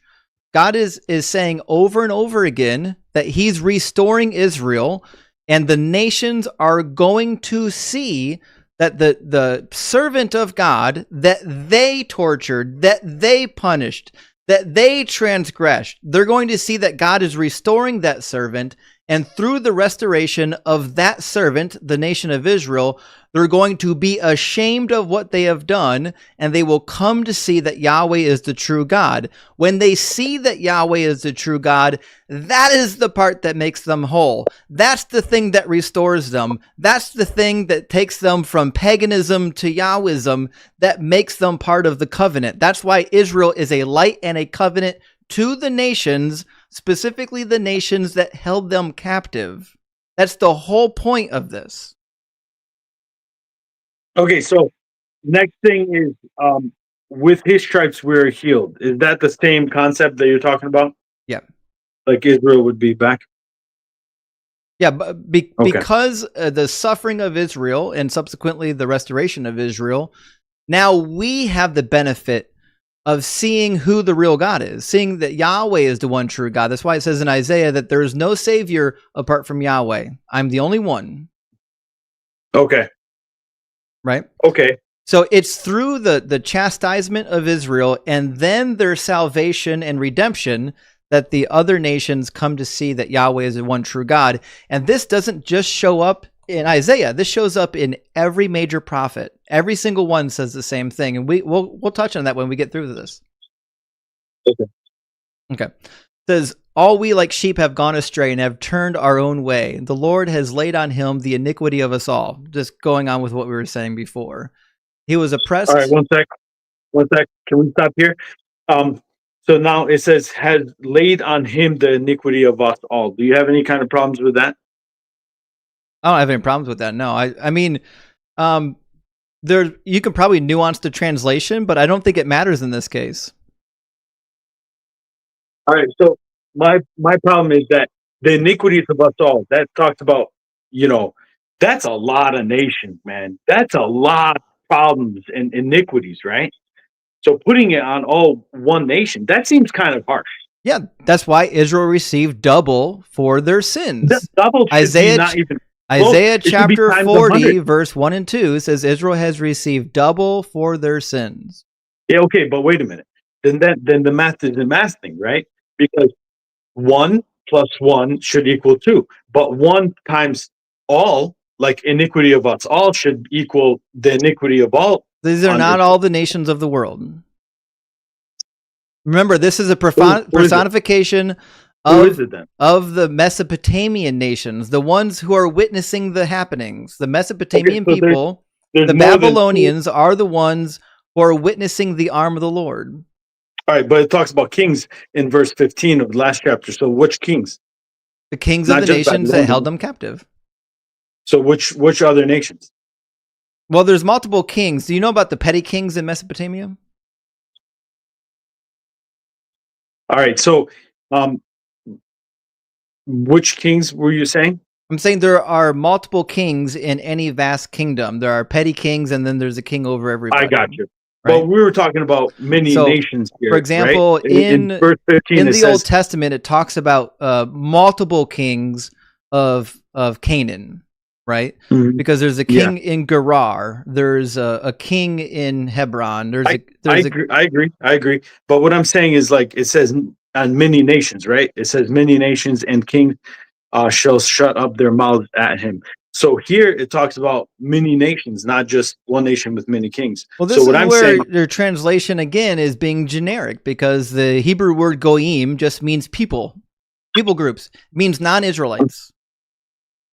Many nations means non-Israelites. See, this is one of the reasons why it's very important to when you go to seminary, you actually have to learn Greek and Hebrew, because when you translate this into English, it gets generic, and some of these words have nuances.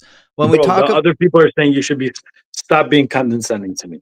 I'm not being condescending to you. I'm just saying that the Hebrew language is not always a one-for-one translation, and that's why it's important to know what's actually in there. You're right, and it's hard to translate it even if you study it. It is. It's very difficult. There's an idea that's trying to get passed on, and it's hard. Right, and everybody brings like an assumption to it. Like every time you translate a text, you're translating it with an assumption you already have about what you think it might be saying.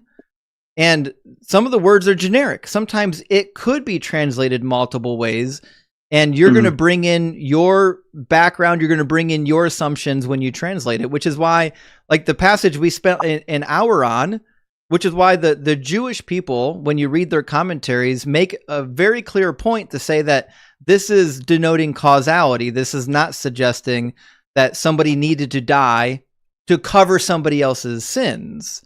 But the Christian has no problem interpreting it the opposite way, because... So all I'm saying is, because now we're going off, into like an argument about translations.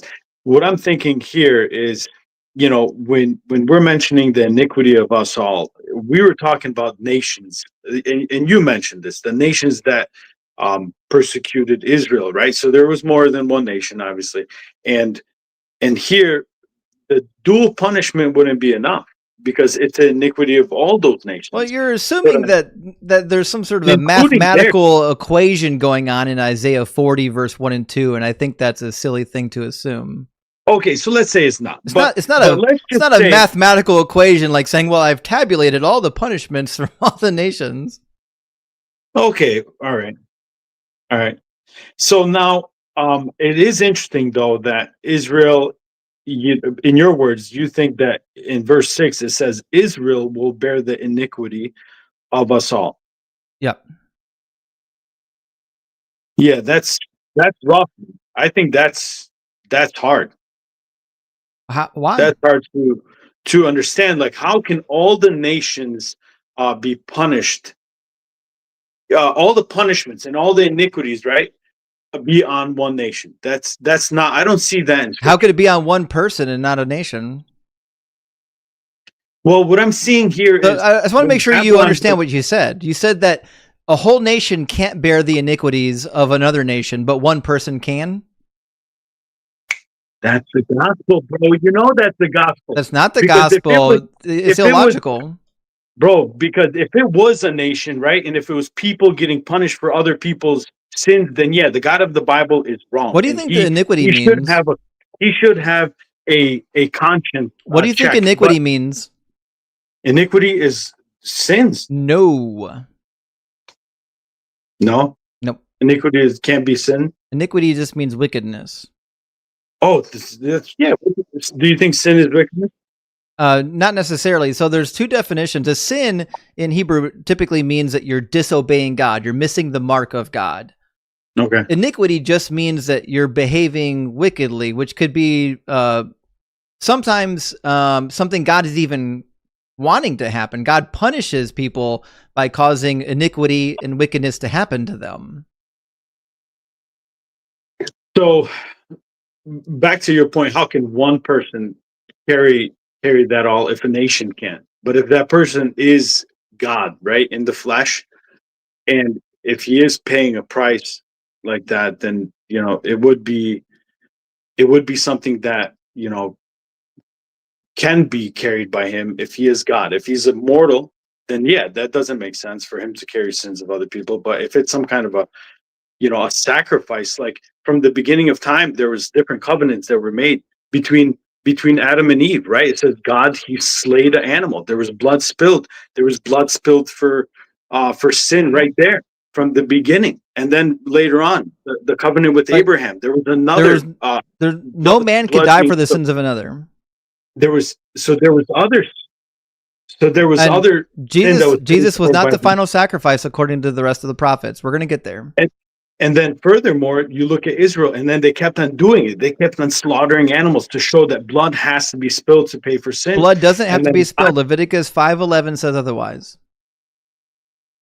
But what I'm saying is, for there to be a correct judgment, for judgment to happen correctly, there has to be a payment. There does not have to be blood. There does not have to be blood? Nope. Well, there has to be a payment. There has to be a payment for the sin. There does not. Right? Well, what we're seeing from the different... There has to be repentance. There has to be repentance, but a repentance and what's going to pay for it? In Islam, yeah, just repentance and asking for forgiveness. That's all you need. Toddy, I think somebody's talking in the background. They're reading. I'm not sure who it is. Hey but guys, if you're in the queue right now, please mute your microphones. I think it's Connie. You think it's Toddy? No, I think it's Connie. Kano, not Toddy. Okay. I think it's... Guys, if you're in the queue waiting to get in, please mute your microphone so you're not somebody distracting. Wants to say something in the background, no problem, but just one at a time, just because I can't hear everything and think. Right. So I forget where we're at with that, but so you're saying there doesn't have to be a price for sin, but in the Bible, the full story of the Old Testament looks like there has to be a price for sin, and it looks like there has to be a sacrifice. Nope. And then finally, like when Jesus comes, it kind of makes things clear, because up until then, even the disciples that were walking around with Jesus, they didn't get a clear picture. Like, hey, what's going on? Who's this Messiah? When are we going to take over? Up until that moment when he told them, hey, listen, I'm going to die. And then they were like, wait a minute, what's going on? Their foundation was rock, you know? But they even thought, because they saw him, they were walking around with him. So they were like, listen, if you're the Messiah, when are we going to get this power? Because that's the way they interpreted it. They didn't see what it meant, what these scriptures meant. And then furthermore, when it happened, they didn't run away. These people, every single one of them died a tortured death. Nobody would do that after walking around with Jesus and then just free willy, just go to the death, torture, and die for a lie. You're on a completely different talking point right now. There's no point in doing this talking about. We can talk about that talking point next. That's not going to help your case. When David sinned and he was confronted by Nathan, what happened? It says, David said to Nathan, I have sinned against the Lord. And Nathan said to David, now the Lord has put away your sin. Did David offer a sheep or a sacrifice it? Did he spill any blood? Yeah, his son died. No, that's irrelevant. We're talking about what David. Did David offer a sacrifice? David did offer a sacrifice. What was his sacrifice? I mean, there was death. David didn't choose that. David didn't, but there has to be a payment for sin. That was a punishment, not a payment. Yeah. And then what else did he do? He had 10 of David's wives raped. Verse 11 says that. It says, thus saith the Lord, I will raise up trouble against you from with you in your own house. I will take your wives before your eyes and give them to your neighbor. He shall lie with your wives in broad daylight. You did it in secret, but I will do this thing before all Israel in all broad daylight. That's not a payment. That is a punishment. That's retribution. And they also didn't bleed. Neither one of them were sacrificed. But let's keep reading because we're almost to the good bits of Isaiah 53. All right. Okay. It says, he was oppressed and he was afflicted, yet he did not open his mouth. That's not necessarily true of either Jesus or the nation of Israel. I'm sure they both opened their mouth. We know they did.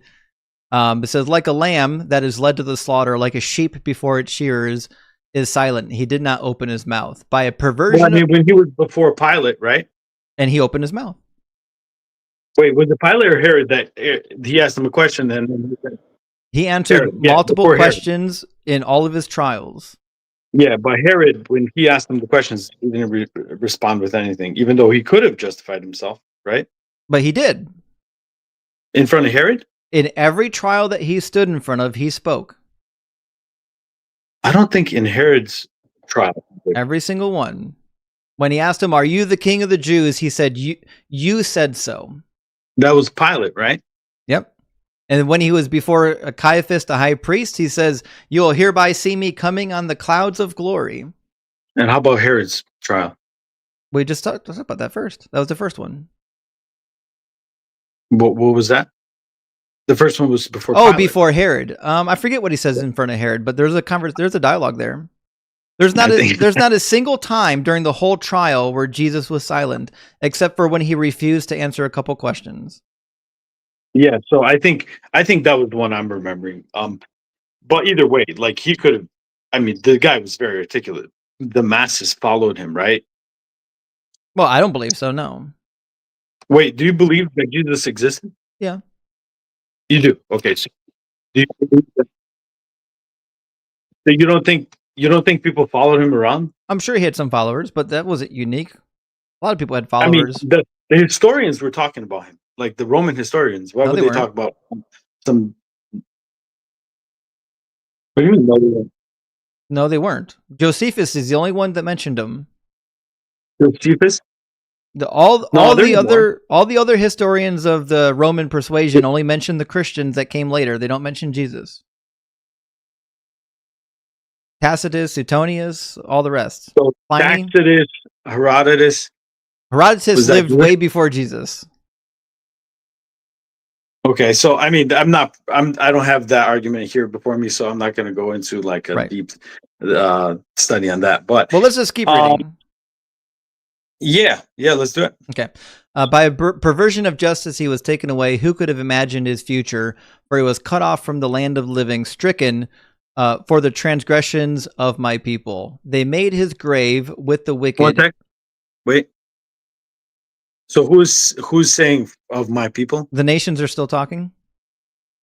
The nations are talking. Okay. Yep. Says they made his grave with the wicked, his tomb with the rich, although he had done no violence, and there was no deceit in his mouth. Which is actually really interesting because there's a parallel for that in Zechariah 3, referring to the righteous remnant of Israel that suffered during the captivity. In Zephaniah, I'll grab it real quick. Get rid of the New International. That's a trash translation.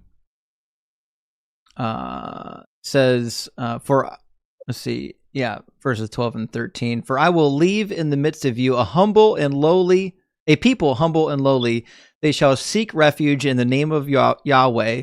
The remnant of Israel, they shall do no wrong and utter no lies, nor shall a deceitful tongue be found in their mouths. Then they will pasture and lie down, and no one shall make them afraid. And this is why Jewish rabbis believe that when it's talking in Isaiah 53 about the people, the ones that are suffering in captivity, it's specifically talking about the righteous Israelites that are in captivity, not the ones that were bad. And even Jeremiah mentions this in the book of Jeremiah. He talks about how he is a righteous sufferer at the hands of the wicked Israelites. But I don't know if that's a major point that we need to spend any time on. Verse 9, I think, is one where you're going to find stuff that you want to talk about. Where it says, they made his grave with the wicked and his tomb with the rich, although he had done no violence and there was no deceit in his mouth. Yet it was the will of the Lord to crush him with affliction. This is the part you're going to like, when you make his life an offering for sin, he shall see his offspring and shall prolong his days. Now, this is the interesting part, because whoever it was that was being afflicted here, they have offspring and their days are going to be prolonged. That's clearly applied to the nation of Israel and everything the prophets say about Israel after the captivity. Isaiah says, the Lord will never be mad at you again. I will never punish you. So the offspring is referring to those that are left of the righteous remnant of Israel, and their days are going to be prolonged. That's why it says, through him, the will of the Lord shall prosper, which again matches everything Isaiah says about what's going to happen when they leave the Babylonian captivity. In fact, 55 is now a time envisioning after the captivity, and 54 both. In fact, he said, I hid my face from you, but with everlasting love, I will have now compassion on you, says the Lord your Redeemer. It says, just like the days of Noah to me, just as I swore that the waters of Noah would never again go over the earth, so I have sworn that I will not be angry with you, and I will not rebuke you. That promise doesn't come true. We already know that one fails. And then he says in the same chapter, he says, I am about to set your stones in antimony and lay your foundations with sapphires. I will make your pinnacles of rubies and your gates of jewels, and all of your walls will be made of precious stones, and your children shall be taught by the Lord, and they will be the prosperity of your children. In righteousness you shall be established. You shall be far from oppression, and you shall not fear, and from terror it shall not come near you. So this is the promise made to the nation of Israel, that when he frees them from Babylon, he's going to restore them, and they never have anything to worry about again. Yeah. Right? Yeah, you're right. And then, so I mean, again, back to your original point, like a couple hours ago with somebody else, like it seems as though like God, does things, and it's like he's making people suffer. It's this extended like thing. It's like, what kind of person is he? Something that I've been pondering recently is like, in the span of eternity, if he's an eternal God that's doesn't have a beginning and doesn't have an end, what is this time that the universe has been existent for him, if you compare that to eternity?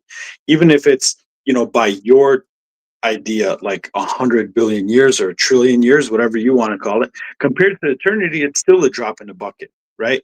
And the time that Israel existed, I would say 6,000 years ago, right, from their inception as a nation till now, like compare that to eternity, even our existence, it doesn't seem like it's much of a time. For us it seems like slow and it's dragging, but in the through the peripheral of eternity, it doesn't seem like that. So what I'm saying is, like, when you look at these promises and you look at these things, I think the same thing happened when it will happen as happened when the disciples looked at Jesus and said, when are we going to take our thrones, dude? Like, where's our power and our lands and everything? But then they saw him die, and then things started clicking. They started seeing Isaiah 53.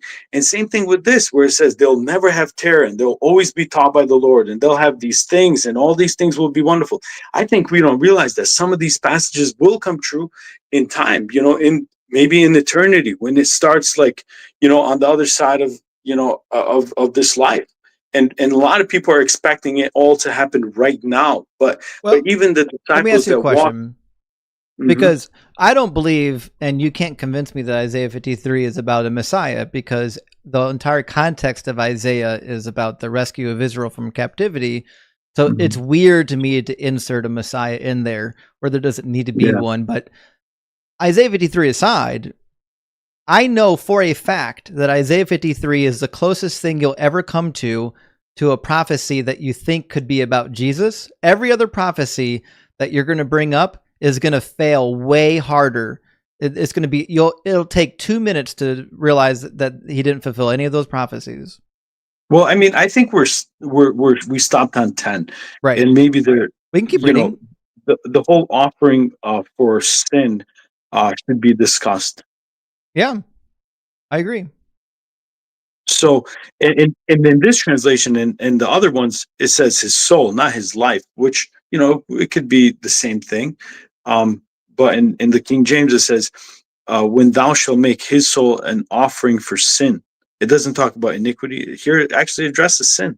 I agree. Yes, it's going to be an offering sin. There's a really cool imagery happening here where there is an actual people group that are going to be suffering to account for the wickedness of the nations. But keep in mind here that we got a little bit of a problem. Your translation actually does a really good job about not being generic on this particular word. The Hebrew word nephesh, it can be translated to mean life, but typically it does literally refer to the soul of a person, right? Not the physical flesh, which is an interesting concept, because that does seem you can apply that to the nation of Israel. You can say that the soul of the nation of Israel was so devastated because it was used as a sin offering for these people. But you wouldn't really be able to say that about an actual human being, because Jesus' soul at no point was ever executed. So now back to what your point was on the nation. If this is talking about a nation, like, where in the scriptures anywhere does it talk about a nation having a soul? That's what I'm saying. This is the great part about this, because from beginning to end, from my point of view, every single part of this chapter is a metaphor. It's talking about literal things, but he's using metaphorical language. This is the one prophecy that you're going to get me to agree that there's obviously a metaphor being employed, obviously, because a nation is not a singular servant. So obviously the servant metaphor is being employed here. Now, it's interesting because... Now, let me go back to what you're saying. There is a servant metaphor. There is something like this. You remember that one time when Jesus came to, maybe the group in the background can mention what part exactly that's actually saying that in. But do you remember when Jesus came to the temple? He opened the scroll when he was just starting his ministry. And Luke chapter 4, and then he misquotes Isaiah 61.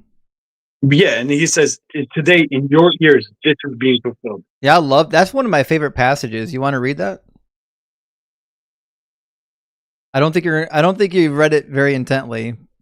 In Luke chapter 4, he says, he unrolled the scroll and found the place where it is written, "The Spirit of the Lord is upon me, because he has anointed me to bring good news to the poor.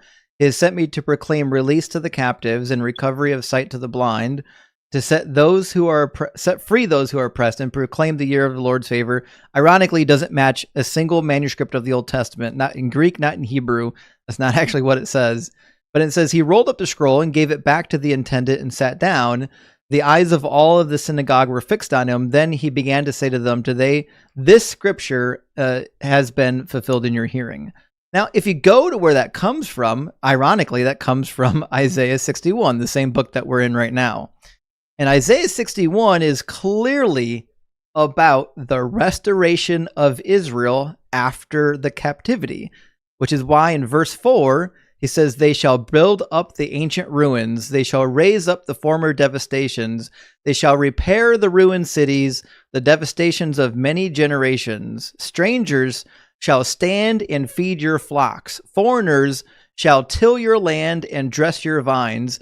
But you will be called priests of the Lord. You shall be named ministers of our God. Because again, it says here, you shall enjoy the wealth of the nations, and in their riches you shall glory, because their shame was double, and dishonor was proclaimed as their lot. Therefore, in their land they shall possess a double portion, everlasting joy shall be theirs.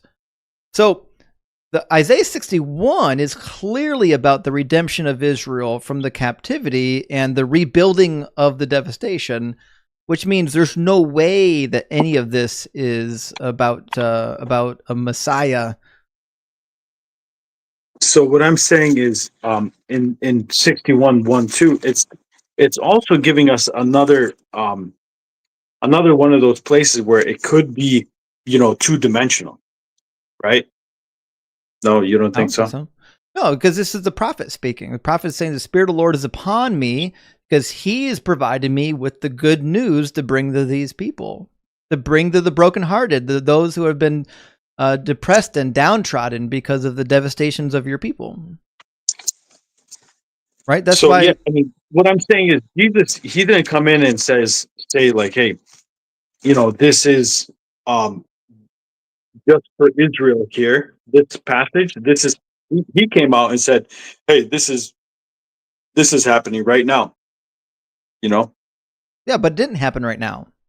That's what I'm saying. If you just read verses 2 through 4, you would see that it's a singular prophecy about the restoration. I'm sorry, but if you read,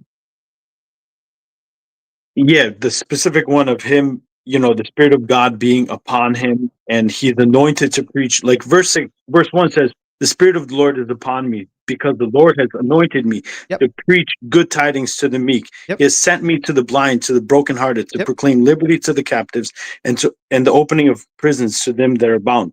Like he was talking about something that was happening spiritually. Yeah, this happened to Israel, and Isaiah was there to proclaim that to them too. But here he was saying, this is a prophecy of me. And then I think it kicked into it didn't say anything about this. Is not Jesus speaking. This is Jesus. There's no Messiah speaking in verse 61 or chapter 61. Yeah. But that's what I was telling you about, the multi-dimensional facets of these scriptures.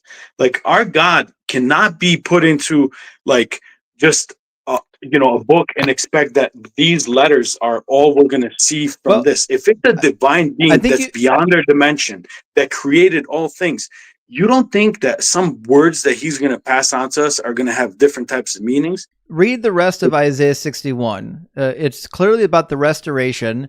Verses like, let me ask you a question. Like when you were studying the scriptures, did you ever read something in Psalms when you were a believer? In Psalms, and it really spoke to you in your situation that day, and it uplifted your spirit? Because like David was talking about how God was victorious and he helped him in a battle, and then it helped you in some kind of personal battle that you had in your heart. Did that ever happen to you? I'm sure it did, yeah. See, that's what I'm saying. The Bible is not one-dimensional. If our God is outside of this dimension, his word is going to be multi-dimensional. But if you apply a second dimension to it, it's subjective. Any 100%. Any 100%. dimension that is outside of the primary context of what's happening and what the intent of the author is anything you want it to be. That's why I can say Isaiah 65:9 says, I will bring forth a descendant. Shit. Well, I fulfilled Isaiah 65:9 because I've got a descendant. See? Yeah, but if applying secondary meanings to text, that doesn't get you to truth. It just gets you to post hoc rationalization. Bro, and people are doing that. People are doing that all over the world. I agree. I'm sorry, somebody in the background has their mic unmuted, and I'm hearing our actual YouTube channel. Yeah, 1 second. Guys, Mike, by any chance? Guys, I if think you're it's in the Mike. queue, please mute your microphones so the people on stage can't hear you. I don't have a way to mute you guys, or else I would. But you're definitely being It might be Mike. It's definitely a big distraction for the people in the box. So guys, please mute your mics if you're waiting, so that we can have a two-way conversation. But to the point, Isaiah 61, which we're still talking about, is not about a Messiah. It's talking about the nation of Israel when they're redeemed from captivity. It says, I will make an everlasting covenant with them. Their descendants shall be known among the nations, and their offspring among the peoples. All who see them shall acknowledge that they are a people from whom the Lord has blessed. It's about God acknowledging, or other people acknowledging God, because Israel is being blessed in the post-captivity era. It's not about a Messiah. There's no Messiah ever mentioned in all of Isaiah other than King Cyrus. King Cyrus is called a Mashiach on 2 different occasions because he was an actual king. If this passage was a prophecy about a Messiah, then the prophet is a terrible communicator, because he could have said that this is what the Messiah is going to do. He could have said that. That's in his vocabulary. That's not what he said. He used language that elsewhere always applied to the nation of Israel. I mean, did you ever see, like, in your study of the Bible, that God tends to actually like hide himself a little bit? Because from what I've seen, only for Christian, Jewish when people don't read it like that. The Bible,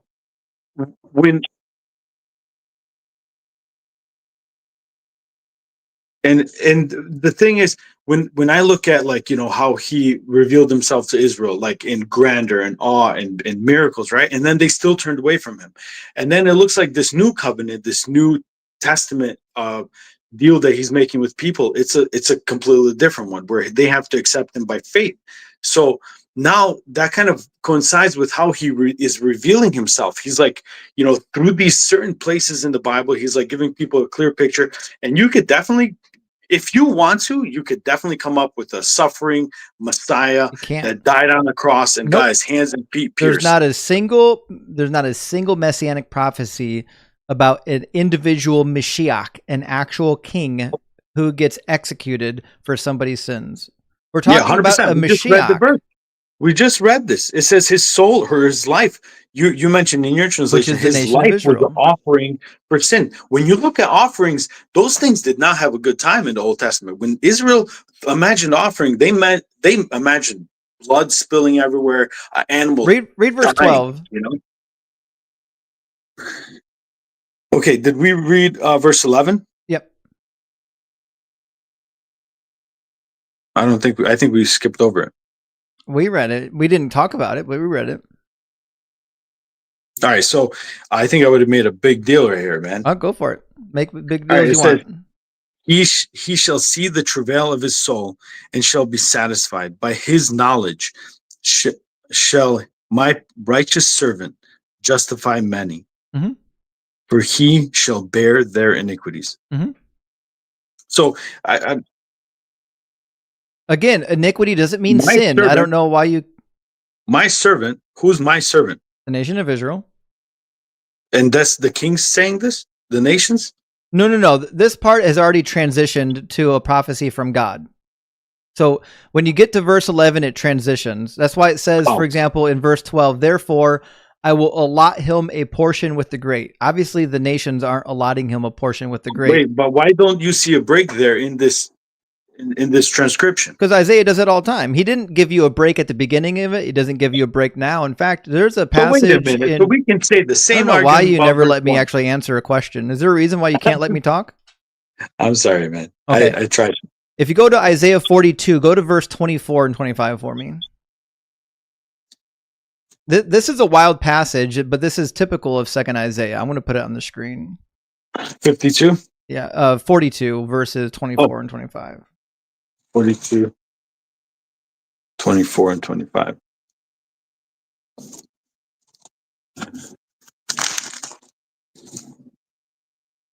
right, I want you to pay attention to a few things that happen in this passage. He says, Who gave up Jacob to the spoiler and Israel to the robbers? Was it not the Lord against whom they sinned, in whose ways they would not walk, and whose law they would not obey? Okay, so there was a couple of days, right? Right. Now, this is really interesting. In the NRSV traditional edition, it translates it literally, which I think is what yours is going to say. In verse 24, it says, was it not the Lord against whom we have sinned? Is that what you're saying?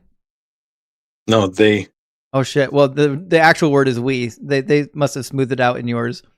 In my translation, it says we because most of the text, the translations say we, but it'll become more important when we read this. It says, so he poured upon him the heat of his anger and the fury of war. Who's him?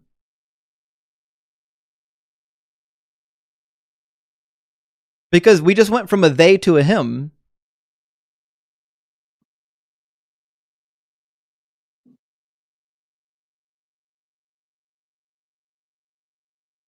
So from 24 to 25, it goes from a they to a him inexplicably.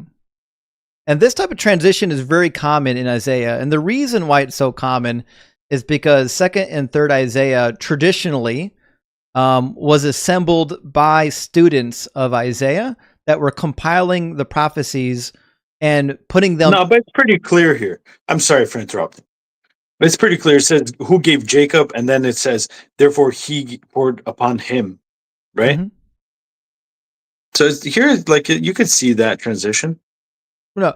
Who gave up Jacob to the spoiler and Israel to the robbers? Was it not the Lord against whom they sinned? Yeah. Okay. Is they a plural? They is a, yeah. Is they Jacob? Oh, that we. Okay, it says against whom we have sinned. Yep. Yep. You're right. Exactly. Against whom we have sinned. So it's a plural. It's a we. Yep. And it's still referring to Jacob. Yep. It says in whose ways they would not walk. So it's still a plural, referring to Jacob, to the Israelites, and whose law they would not obey. Again, the disobedient Israelites. Then it says, so he poured upon him the heat of his anger. Now it says poured upon him, referring to Jacob again. So God goes back and forth in this passage, referring to Jacob as a they, as a we, and as a him. All without warning. No impression that there's going to be a change.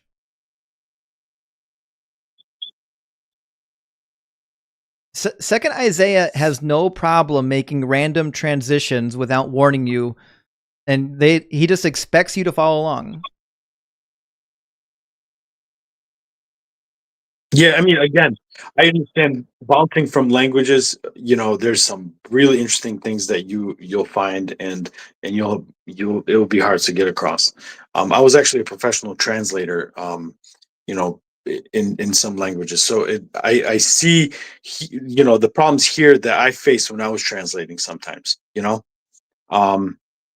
but anyways, back to this verse 11. Right. What about it? So in context of what you just said, he shall see the travail of his soul and shall be satisfied by his knowledge. The servant, shall yeah. my servant justify many, for he shall bear their iniquities. Mm-hmm. So, but what I'm saying is, like, what if that transition happened in the beginning of 53 and you just missed it? It didn't happen because it's talking about the servant in singular every time. Not in just It 53. did the whole time. And then here it does it in talks about 41, it does it in 43, it does it in 44, it does it in 45, and does it in 48. The servant is a singular metaphor.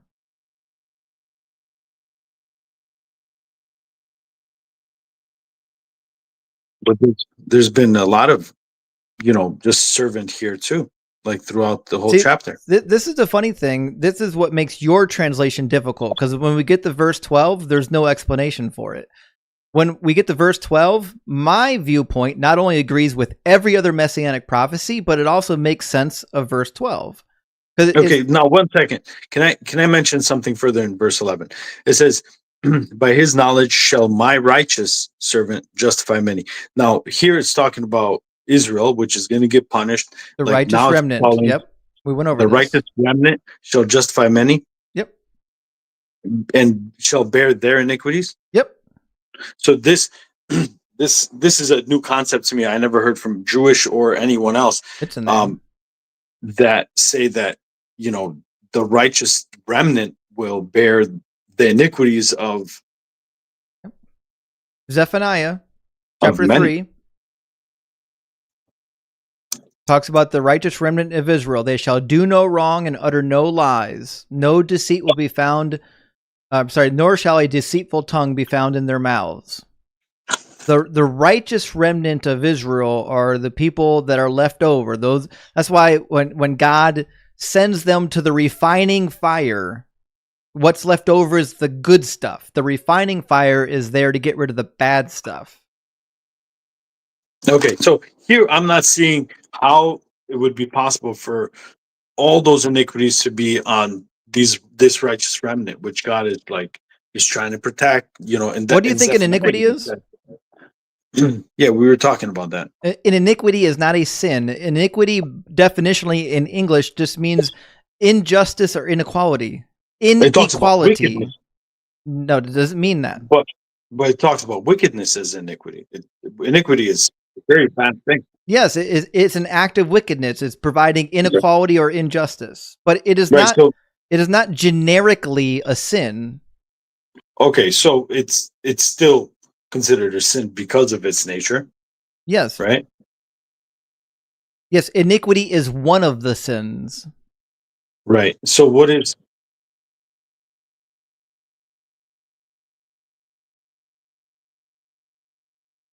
Okay, this is very easy. We've mentioned it 5 times already.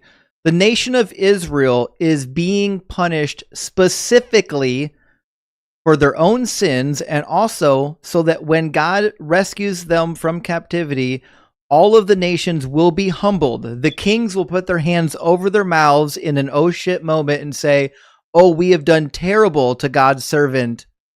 And then all the nations are going to see the vindication of Israel and come running to Israel. This is what Isaiah says. It's what Jeremiah says. It's what Ezekiel says. All the prophets. It's what Zechariah says.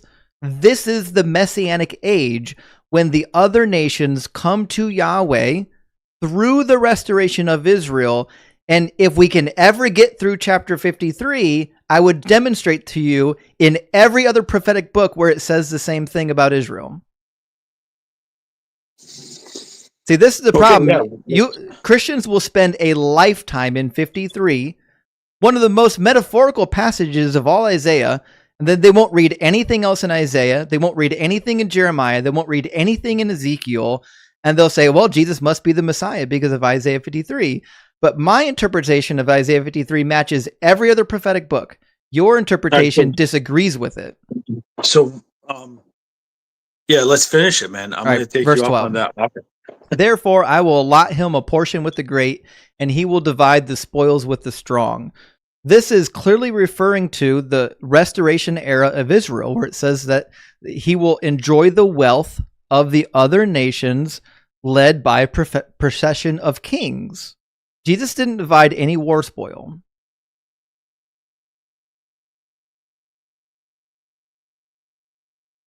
Right. I mean, this is a spiritual book, right? We have to look at it in different ways. Like I said, it's multidimensional. Like it's not just one meaning behind this. Well, you mentioned it was a metaphorical chapter, so like let's not start making it like, you know, one-dimensional. Well, that's why I'm saying, before we even read this, I said the way this is going to end, because I've had this conversation 100 times, the way this is going to end is I'm going to demonstrate to you how this seems to be about the nation of Israel, and you're going to say to me, well, it has a secondary fulfillment or a secondary meaning. And that's where we're at, isn't it? So, you know, when I'm looking at the laws and the judgments of God in the different things that we've seen, you know, from the beginning of the scripture, like I've never seen where he talks about like, hey, Israel, I'm going to put the iniquity of all these nations of this and this on you. I don't see it anywhere. Well, he never said that about a Messiah either. He certainly didn't say it about the Messiah. Every time the Messiah comes up, he says the opposite. Well, what I'm saying is this whole thing makes it look like he's talking about a singular individual. It's not. You know? And it's very confusing because It's not Isaiah could have confusing. made this very like plural the whole time, so there's no confusion here. But he Right? told you who the servant is. From chapter 40 to chapter 53, he told you 8 times that the servant is the nation of Israel, and it was never confusing then. So you're saying we get to 53, and now we just need to insert somebody as the servant that was never mentioned before. We just get to invent whoever we want. I'm just saying, but there was other kings that were of other nations that he called servants too. So we can't just say Israel was the only servant in the Bible. I didn't say the whole Bible. I'm saying specifically in 2nd Isaiah, the author of chapter 40 to 55 uses the word in a particular way. In fact, if you go chapter 56 to 66, he does pluralize it, by the way. The servant reappears in Trito Isaiah. That's the last portion of the book. And every time the servant shows up in Trito Isaiah, it's servants in the plural. It says, Israel are my servants in the plural. Because in Trito Isaiah, which was written after 2nd Isaiah, he recognized the confusion of the grammar. Okay, so let's finish this verse. It says, right, verse 12? Yep. Sure. Therefore, I will allot him a portion with the great, and he shall divide the spoil with the strong, obviously about the nation of Israel, because he has poured out himself unto death and was numbered among the transgressors, yet he bore the sin of many and made intercession for the transgressors, which is wild because in 2nd Isaiah, the prophet says this is what happened to the nation of Israel, which is why they are a light and a covenant to the nations. Because it's through the nation of Israel that the other nations come to see Yahweh as the one true God. Not through... I just don't see Israel making too much intercessions for nations. Like for themselves, yeah, I've seen it. But like for the nations, like I don't see much of that. And then here it says... See, I love how you get hung up on the literal definition of a poetic passage, but then you won't do it with the other ones. Like when it says that they're going to have offspring and they're going to divide the spoils with the strong, you're really choosy about which words you want to take deadpan literal and which ones you don't. Whereas my interpretation is that this entire chapter is a poetic metaphor about the suffering of the nation of Israel. I don't actually have to get down and like scrutinize every single little word, because it's a poetic metaphor about the suffering of the nation of Israel.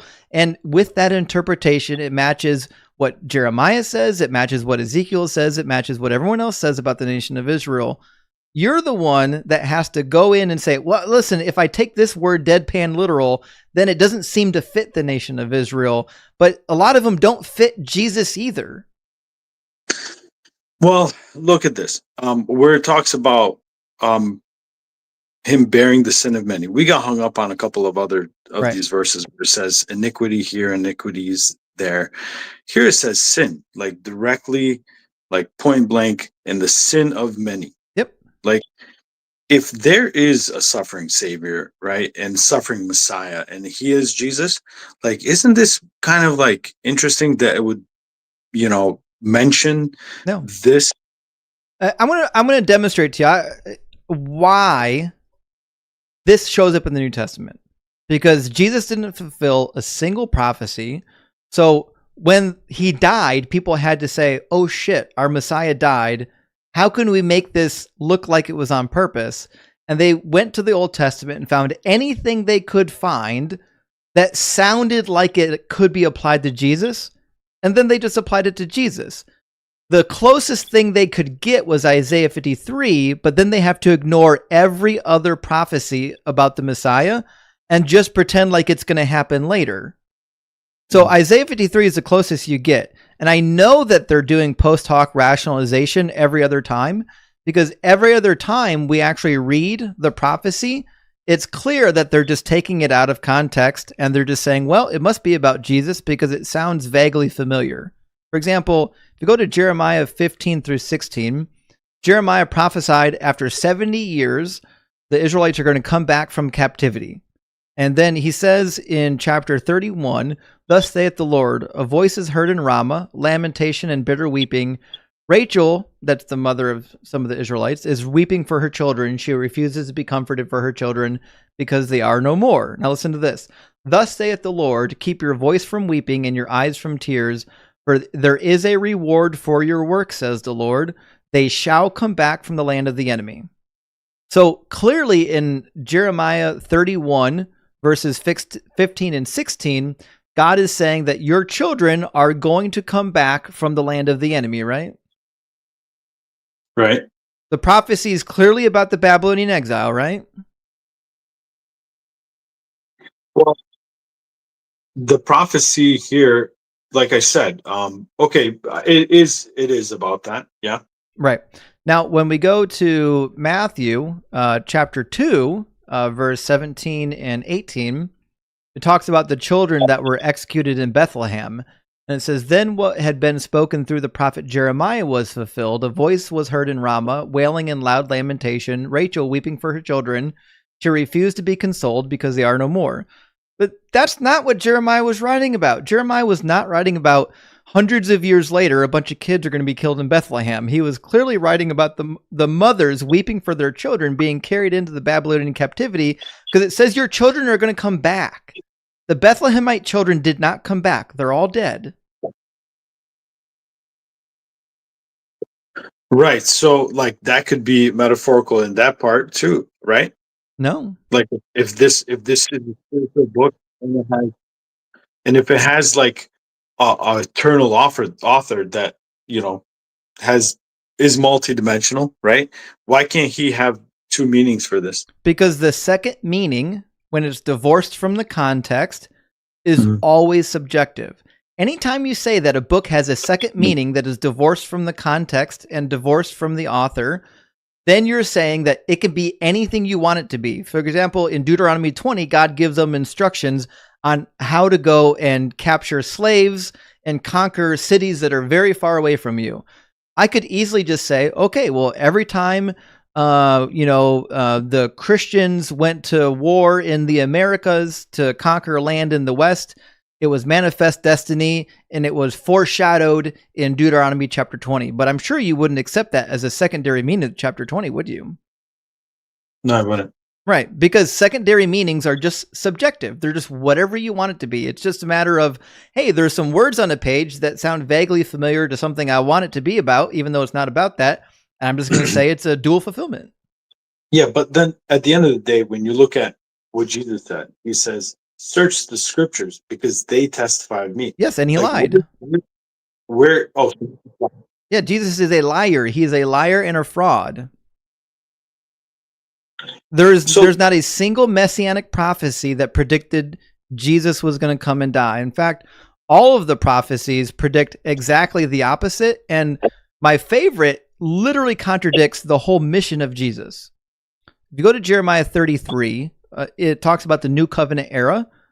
And it says, thus saith the Lord of hosts, in this place that is a waste, without humans or animals, and in all of its towns there shall again be a pasture for shepherds, resting their flocks. In the towns of the hill country of the Shephelah and of the Negev, in the land of Benjamin, the places around Jerusalem, and in the towns of Judah, flocks shall again pass under the hands of the one who counts them, says the Lord. And how is this going to happen? Because in verse 14 it says, the days are surely coming, says the Lord, when I will fulfill the promise that I made to the house of Israel and to the house of Judah. In those days and at that time, I will cause a righteous branch to spring up for David, and he shall execute justice and righteousness in the land. This is clearly a messianic prophecy about somebody from the line of David. It says, in those days, Judah will be saved, and Jerusalem will live in safety. And this is the name by which it will be called, the Lord is our righteousness. For thus saith the Lord, David shall never lack a man to sit on the throne of the house of Israel, and the Levitical priests shall never lack a man in my presence to offer burnt offerings, to make grain offerings, and to make sacrifices for all time. This is clearly contradicting what the New Testament says about the Levitical sacrifices. According to Jeremiah, when the Messianic age occurs, Israel's going to be restored. The laws are going to be restored again as well, and there's going to be Levitical sacrifices.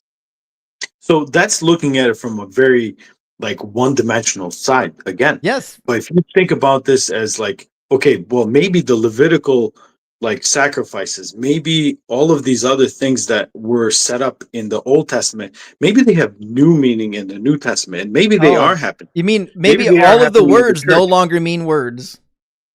Well, wait a minute. You're the one that were saying it's metaphorical this and metaphorical. No, I said Isaiah 53 is clearly a metaphor because it's using a servant as a characterization for a whole nation. That's the definition of a metaphor.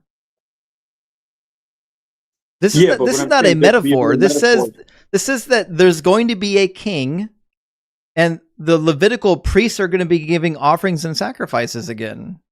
Yeah, but like in Hebrews, it says all of these things were just signs of things to come. Yes, Like, I'm all of aware, these things and were Hebrews Old was Testament. wrong. Hebrews was wrong. In Hebrews chapter 7, it says that the old priesthood, the Levitical priesthood, is going to be replaced. It was replaced by the priesthood of Melchizedek, which is represented by Jesus. But Jeremiah and Isaiah say the opposite. Jeremiah says that there's always going to be Levitical priests giving sacrifices forever. And we have the same thing. Yeah, but maybe it means it's going to be in a different form. It's not going to be identical. It doesn't say that. It says burnt offerings and grain offerings. Those are Levitical offerings. Yeah, but what I'm saying is like when Jesus sat at the table, remember? And he takes the cup, which was very like symbolic for them, like all these things that they did in the Passover feast, right? The bread, the cup. And he says, "This is my blood in the new covenant." And then this is my bread. He broke it, right? So did like, Jesus write Jeremiah? I'm sorry? Did Jesus write Jeremiah? Did Jesus write Jeremiah? Yeah. No.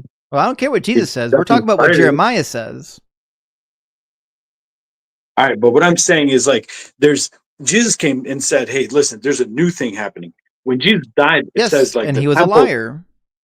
The temple curtain split in half, Yes, right? He was a liar because the Levitical priesthood is eternal according to the prophets. Isaiah 66 said, "This is the new heaven and new earth." It says, "I will also take some of them as priests and as Levites, says the Lord.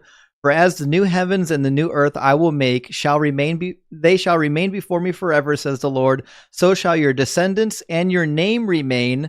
From new moon to new moon, from Sabbath to Sabbath, all flesh shall come and worship before me, says the Lord."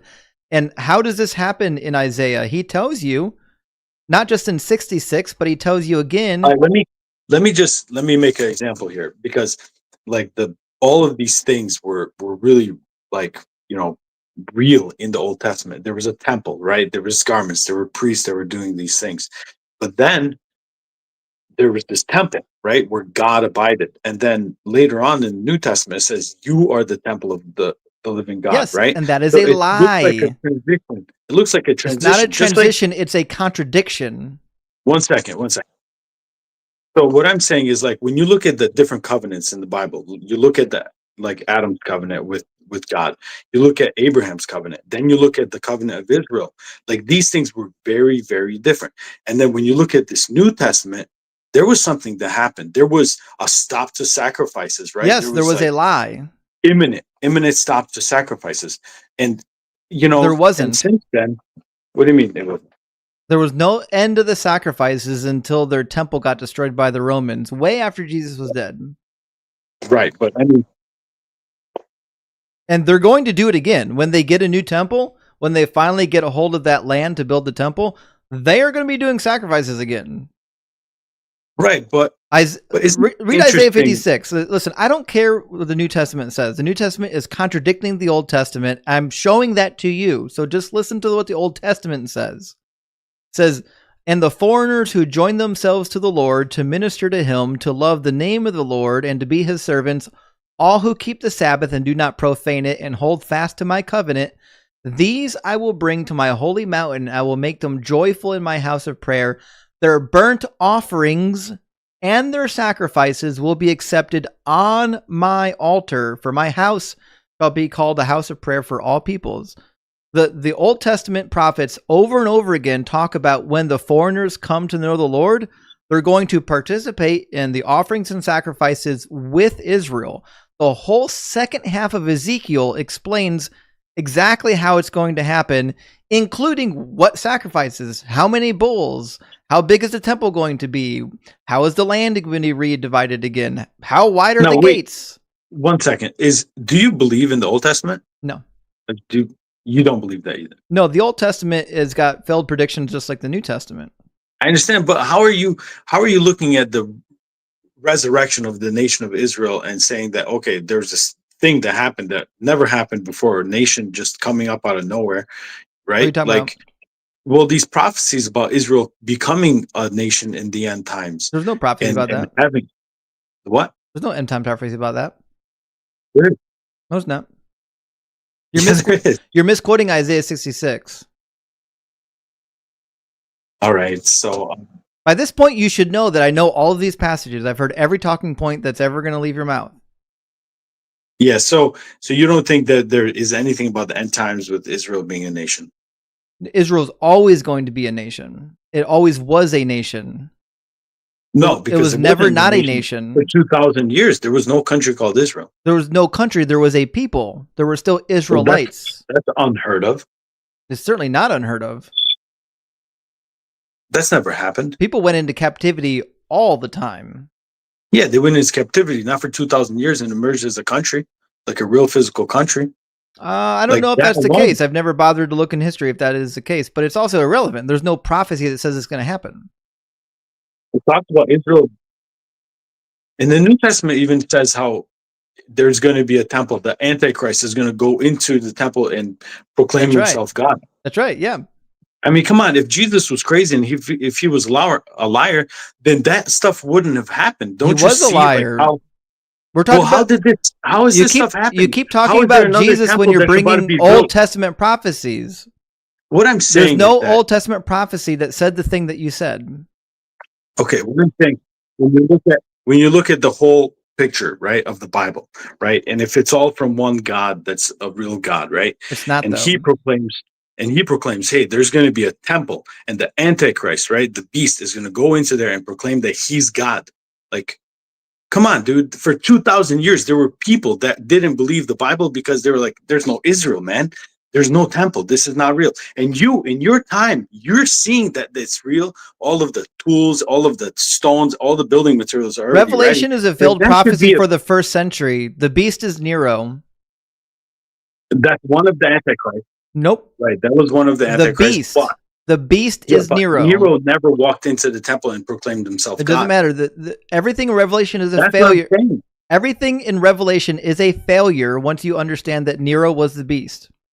No, he was one of the Antichrists. I don't care if you call him the Antichrist or not. The beast that has his kingdom plunged into darkness at the end is clearly Revelation Nero. 13:15. Do you want to just get out to Revelation this new topic? 13:15. So is in Ezekiel, which I was getting ready to read you. No. One sec. Revelation 13:15. In Ezekiel, I'm not going to let you just gish gallop to a new topic. I already have it on the screen. I'm going to make you read it. I know you haven't read the Old Testament. It says, "And you have not kept charge of my sacred offerings, but you have appointed foreigners to act for you in keeping charge in my sanctuary. Thus saith the Lord God, no foreigner uncircumcised in the heart or flesh," mine says heart and flesh, "of all the foreigners who are among the people of Israel shall enter my sanctuary." And then it says, "But the Levites who went far from me, going astray from me after their idols, when Israel went astray, shall bear their punishment. They shall be ministers in my sanctuary." The Levites will be ministers in my sanctuary, having oversight at the gates. And God describes in Ezekiel how that's going to happen. The Levites are going to be reestablished. They're going to be bringing burnt offerings and grain offerings and incense offerings. And all of this is happening during the Messianic age, which means Jesus could not have been the final sacrifice if there are going to be more burnt offerings in the final age.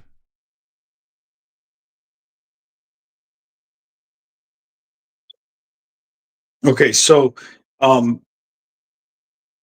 in Revelation, So you're not going to comment on what we just read. no, I'm thinking that, oh man, I got kicked off.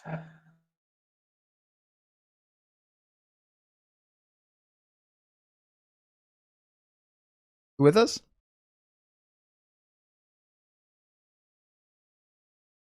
I think he lost his connection.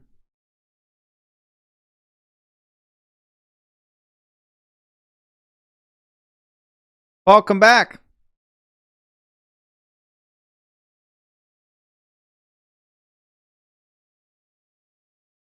Paul. Oh, he dropped. He'll come back. We'll give him a second. I think he just lost his connection.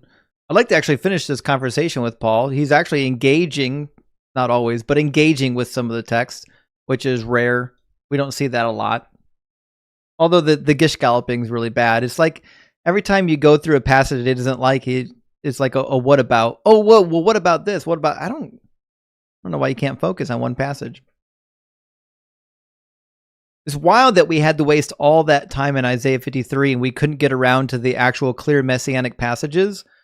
There are so many great messianic passages of the Bible. Isaiah 53 obviously is just not one of them. I really wanted to read Ezekiel 37 with me. That gives a messianic promise. For example, if you go to verse 37:24, says, "My servant David shall be king over them, and they shall have one shepherd. They shall follow my ordinances and be careful to observe my statutes. They will live in the land that I gave to my ancestor Jacob, in which your ancestors lived, they and their children, and their children's children shall live there forever. And my servant David will be their prince forever." Interestingly enough, that same prince, if you keep reading, is presiding over burnt offerings and other sin offerings with the people of Israel, with the Levitical priests. Ezekiel, listen, if you can read, any two books of the Old Testament to debunk the New Testament, just read Deuteronomy and read Ezekiel 37 to the end. You're done. New Testament's toast. A complete contradiction. The law of Moses, according to Deuteronomy, was forever. God said to follow this law all the days that you live on the earth. And then to do it to your children, have your children do it, and then write it on tablets and read it to all the nation of Israel every 7 years. And then when you have a new king, make sure those kings have their own copy of the laws and make those kings read those laws. And Deuteronomy is a complete contradiction of the New Testament. I think Paul came back. Paul, we waited for you. Your mic. Oh my goodness, you're the best, dude. I knew you'd come back. I'm back. Yeah, you're back. Yeah, dude, this is a spicy conversation. I like it. I mean, it's a good one. All right, so you hear me now? Yeah, I can hear you. I think it's been a fun conversation. Okay. I tend to get a little spicy late at night. But it's just one of those things. The hanger kicks in. I don't know if it's anger. I think it's just tiredness. No, hanger. Oh, hanger. Yeah. Yeah. So did you hear Ezekiel? Back to your last. Yeah, I saw your last point about the sacrifices coming back. So I do believe that at the end, that will happen. You acknowledge that yourself. I'm surprised that that's not testimony enough for you to see that the Bible is true, because it is actually something that has never happened to a nation where their religious practices just came up out of nowhere and they got reinstated like that. But that's not a prophecy. Kind of There's no prophecy that the nation of Israel is going to disappear for 2,000 years. In fact, even Ezekiel, exactly, but it talks about it being around. Even Ezekiel is referring to the post-Babylonian time period. Isaiah said the same thing. After the restoration of the Babylonian exile, Isaiah said that God will never be mad at you again. Never. But that can't be true, because literally the Greeks came through and they devastated them. The Romans came through and they devastated them. And even the New Testament says that God is using the Gentiles to make the Israelites jealous, which is a direct contradiction. Why would God be doing that if he was never going to be mad at them again? I mean, maybe now, like with the new covenant, there's a different relationship that he's having with them, But we're asking, are the words of Isaiah true? Yes, they're true. Like you keep wanting to say, well, things changed, but that doesn't actually address what the text says. The text in Isaiah says that God is never going to be mad at them again, and then he's quite clearly mad at them. Well, it might not be that he's clearly mad at them. So he just allowed the Greeks to come through and devastate them for no reason? No, it might be something that they're getting punished for. Right, because he was mad at them. He literally says, "I will not rebuke you." Even Sometimes it's not just. so. Sometimes God is not mad. Sometimes just things happen because there's this law of sowing and reaping, or karma, as Listen you to what might it call it. says in the passage I'm referring to, Isaiah 54. It says, "This is like the days of Noah to me, just as I swore that the waters of Noah would never again go over the earth, so I have sworn that I will not be angry with you, and I will not rebuke you. For the mountains may depart, and the hills may be removed, but my steadfast love shall not depart from you," so on and so forth. So God says, I'm not even going to rebuke you. So maybe the Greek coming there wasn't a rebuke of God. Maybe that was just the devil's doing. God was just like, oh, whatever. We're just going to let the devil destroy my people. Is God sovereign? Look at what happened with Job, right? It happened. It's not that God was like letting him, suffer just pointlessly. God caused it to happen. But the devil caused it to happen. No, God told the devil to do it. Job. He allowed him to do it. He told them that he participated. He killed some of the people himself. Yeah. So, my point. I just want to make sure that you don't miss this, because if you go down to the first chapter where the punishments are being held, in verse 16 it says, "While he was still speaking, another came and said, 'The fire of God fell from heaven and burned up the sheep and the servants and consumed them. I alone have escaped to tell you.'" So God himself sent fire from heaven to execute these poor servants. I mean, again, you're reading poetry here. You're not poetry; it's a narrative. Yeah, but this is a very poetic book. So this you're part saying is not the fire of God. There's different spirits of God that are in heaven, and there's different things that are in that dimension that we don't really realize. We're talking about the fire of God, the same fire that burned up Sodom and Gomorrah. Right, the angels called that down. It didn't say the angels. It says the fire of the Lord came from heaven. The fire of God. And God gives them permission. He says, the Lord said to the accuser, "Have you considered my servant Job?" So God is participating in the process. Have you considered my servant Job? And then it says in verse 11, Satan says, "Stretch out your hand now and touch all that he has, and he will curse you to your face." And the Lord said to the accuser, "Very well, all that he has is in your power." So God gave him over to Satan to do whatever Satan wanted to. He wasn't just sitting by complicitly. It's like, oh, golly gee, I can't do anything about this. Yeah, I mean, again, something I mentioned earlier that I think a lot of Christians and non-believers don't really realize. Like, we think this earth and this time on earth has a huge weight, on what God's desire is for us. So you're pro-abortion? Maybe it's not really important. Maybe the eternal, if we're eternal beings and are going to exist for eternity, for infinite amount of years, maybe this time on earth is not as important as we think it is. Yeah, our time on earth is meaningless to your God, which is why he execute people at random. Yeah, so imagine if Job, we get to I love how you just said, yeah, you didn't even comprehend what I said.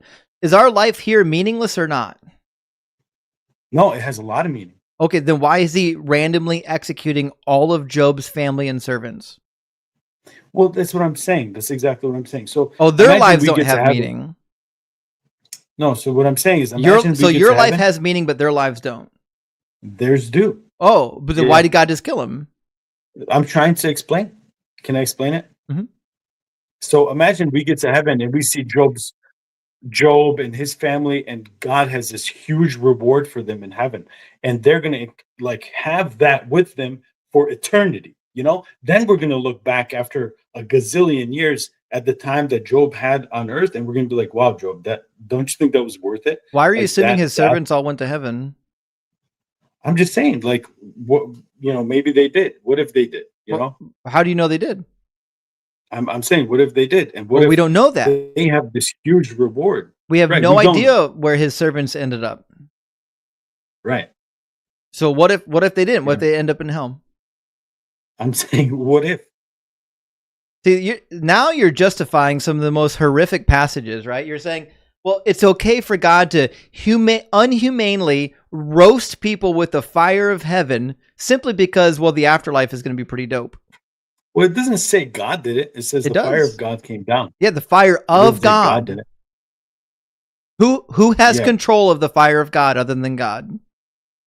So let's say I have a tree in my yard and my tree falls over and kills somebody's dogs. And they're going to say the tree of Paul fell down and hit this dog. They're not going to blame me for it. They're No, going to blame who the has the tree. power to cause fire from heaven to fall on the earth? Who has that power? I don't know, man. God. I don't It's know. God's fire. How do you know? Because How do you know? just clear. How do you The know? fire Where of does it say in the God Bible from that only heaven God can send fire is from the heaven? fire of God. This is where All right. you're Wait, one sec. you're experiencing Look some at cognitive Genesis. dissonance, and I want you to take a deep breath. Just take a deep breath and don't gaslight me and don't gaslight yourself. You know exactly what the fire of God from heaven is. You're getting to the point of ridiculous now.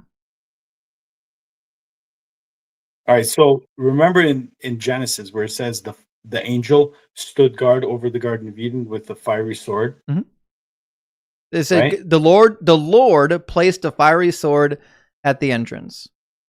Right. So that sword, right? If it hurt somebody or something like that, did God hurt them? Yeah, Or was God it placed the that fire? sword there. It was waving in the air as a deterrent so people wouldn't enter. But God didn't take a sword and throw it at people. If somebody walked Right, but the into that sword, if it, sword and got hurt by it, they walked into it.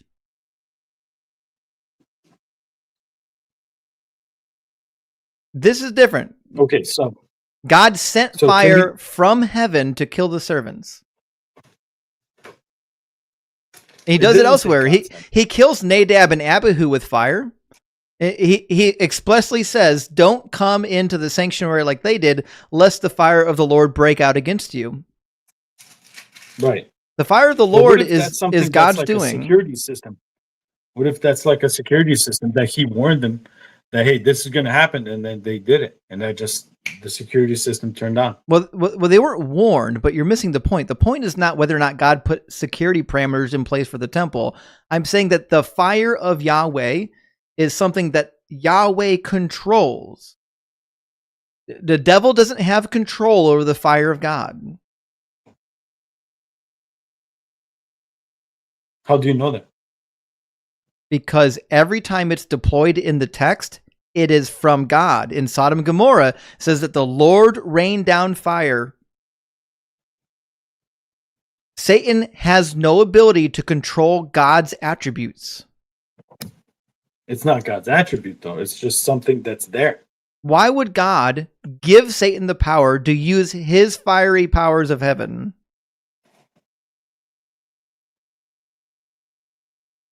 It's God's to give.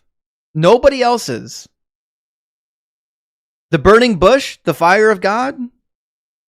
Yeah, but that could be a different fire. It's still the fire of God. Yeah, but I mean,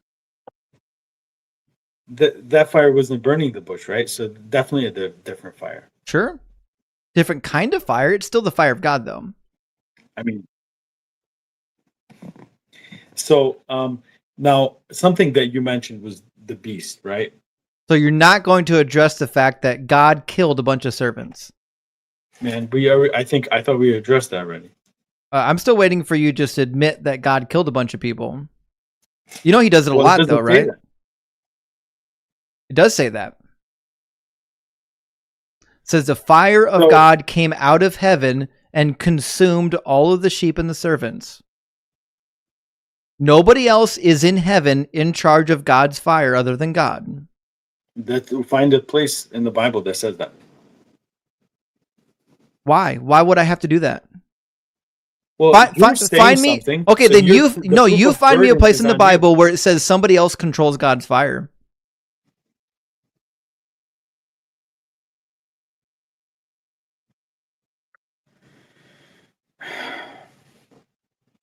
At some point, you just have to be honest with what the words actually say, because God kills innocent people all the time. You want to see more? I mean, yeah, the flood, right? No, worse than that. I mean, the flood was pretty epic. Well, I think the flood was pretty terrible, but that's too generic. Everyone knows about that. Have you read 2 Samuel? Yes, I've read the Bible. How many people die in chapter 24? When David is punished for taking a census? A lot. 70,000 Israelites died in the pestilence because David sinned. And David himself cries out as he's watching his own people die, says, when David saw the angel who was destroying the people, he said to the Lord, I alone have sinned, and I, the shepherd, have done evil. But these sheep, what have they done? Let your hand, I pray, be against me and against my father's house. So God was completely willing to execute a random 70,000 Israelites for David's sin. And he does it elsewhere. The entire household of Ahimelech was murdered, man, woman, and child of the household of Ahimelech, because of Eli and Eli's 2 unruly sons 3 generations prior. That's in 1 Samuel chapter 2. There's a prophecy against Eli because his sons Hophni and Phinehas are acting out like hooligans. So God sends a prophet to Eli. We'll grab it real quick. All right, can we go back to this Job passage where it says God's fire? Yep. Fell down from heaven. The fire of God fell from heaven. Yep. Yeah. What about it?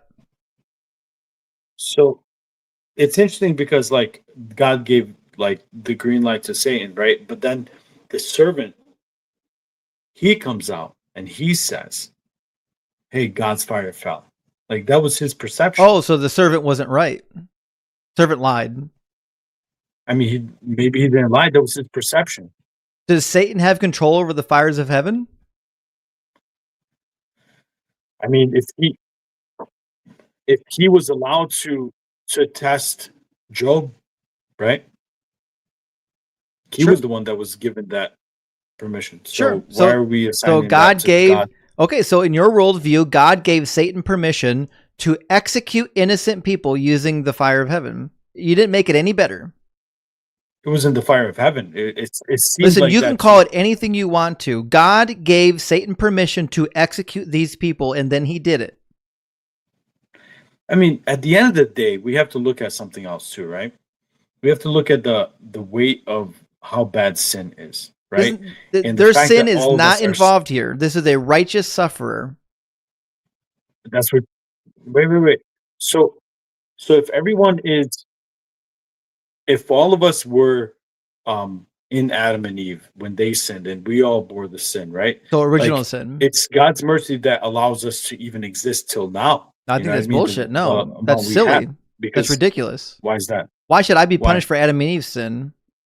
Well, no, because that sin would have been something that we would have all done. We would have all, I at didn't some eat the point fruit. in that situation, would have done the same thing. I didn't eat the fruit.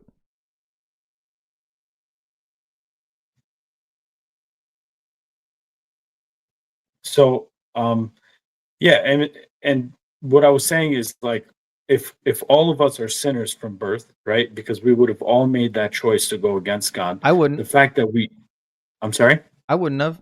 Also, you know they didn't know right from wrong yet. They hadn't eaten from the tree of the knowledge of good and evil. They don't even know that disobeying God is evil yet.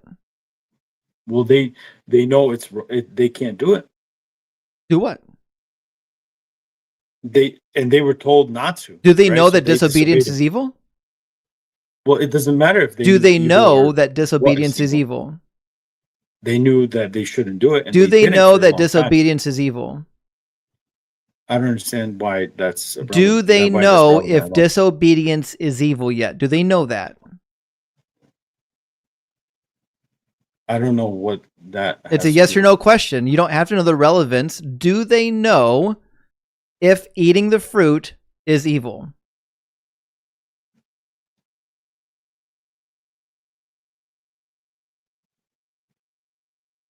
I would say yes. No, they don't, because they haven't eaten from the tree of knowledge of good and evil yet. The tree is what gave them the knowledge. Of good and evil can be described as some kind of like knowledge of good and evil, not the knowledge of choosing good and evil or what is good and evil. The knowledge of good and evil. The knowledge of knowing what good and evil was. That's what the tree gave them. I'm sorry, we had somebody chiming in here. But what I'm saying is, that's why in verse 22 of chapter 3, God says, "Then the Lord said, see, the humans have become like one of us, knowing good and evil." Meaning prior to the eating of the fruit, they did not know good and evil yet. So God punished them for a singular sin of which they didn't even know was evil yet because they had no knowledge of good or evil. but they knew good and evil because They didn't. They came to know it After they ate the fruit. They just knew holiness, right? After they ate the fruit. Right. But they disobeyed God, right? So but did they was the know act that of- disobedience was evil? Well, I don't see why evil is in this conversation. Because they don't know right from wrong yet. God punished them right from for wrong committing is not what we're talking about. God punished them for committing an act that they didn't even know was evil. Yeah, they were told it was wrong. They were not told it was wrong. They were told not to do it. They were told not to do that, and they have no idea that disobedience is evil.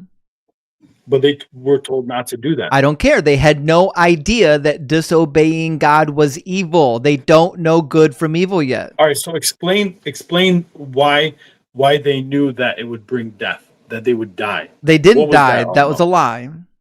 They had spiritual death. It didn't say spiritual death. It says, surely in the day that you eat of it, you will die. And they didn't. They started dying. And Satan gave them the right answer. Satan says no. Yeah, but Satan says, you will surely not die. In fact, it says in verse 4, the serpent said to the woman, you will not die, for God knows that when you eat of it, your eyes will be opened, and you will be like God, knowing good and evil. Okay, so you're defending Satan now. So the serpent told the truth. So in the actual Did Adam and Eve chapter, die? their eyes I'm were sorry, wait. opened after they ate the did fruit, Adam- and they knew. I don't know why you won't let me finish my statement, so I'll just mute you now. So Satan said that God knows when you eat of it, your eyes will be opened, and you will be like God, knowing good and evil. And that's exactly what happened. They ate the fruit, their eyes were opened, and then God himself says, the humans have become like one of us, knowing good and evil, which means Satan told the truth and God did not. All right, is Adam and Eve alive? Yeah, all of it's alive. I'm saying, is Adam and Eve alive? Oh, are they alive? No. Yeah. You want to know why? So they did die. They did die. They didn't die in the day. The text says so God didn't lie. He did lie. Wait, but they died. You just admitted The they died. text says, in the day that you eat of it, you shall surely die. The day.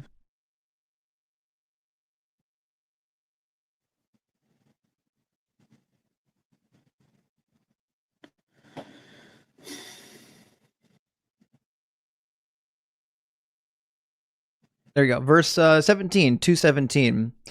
But of the tree of knowledge and good and evil you shall not eat, for in the day that you eat of it, you shall die. Which is why Satan said, you shall surely not die. You'll have your eyes opened. And then that's exactly what happened. They didn't die, and their eyes were opened. And the reason why they died eventually, stop it. The reason why they died eventually is not because they became mortal that day. It's because they got kicked out of the garden and they had no access to the tree of life anymore, which is why it says, therefore the Lord God sent them forth from the garden. I'm sorry, let me read the rest of verse 22. It says, then God said, see, the humans have become like one of us, knowing good and evil, and now they might reach out their hands and also take from the tree of life and eat and live forever. It was the tree of life enabling them to go on living, not that they became mortal that day. All right, so one sec. So they did not reach out to the actual tree of life till that point. No, right? they obviously did. No, wait, but it says they might reach out to take from the tree of life. So they didn't need the tree of life. He's not saying point. maybe they'll reach out to it later. It says that, and now they might reach out their hands and take also from the tree of life and eat and live forever. Yeah. So now they need a tree of life instead of being able That's to not live what it forever. says. So what happened? Death entered into the picture. Nope. Their cells started breaking down and they started. Wrong. Why? Your coping is getting embarrassing at this point. Why is it wrong? Because it doesn't say that they became mortal that day. It says they're being kicked out of the garden so that they cannot eat from the tree of life and live forever. The tree of life is the thing enabling them to live forever. If that's not what it's doing, then it has no business in the garden.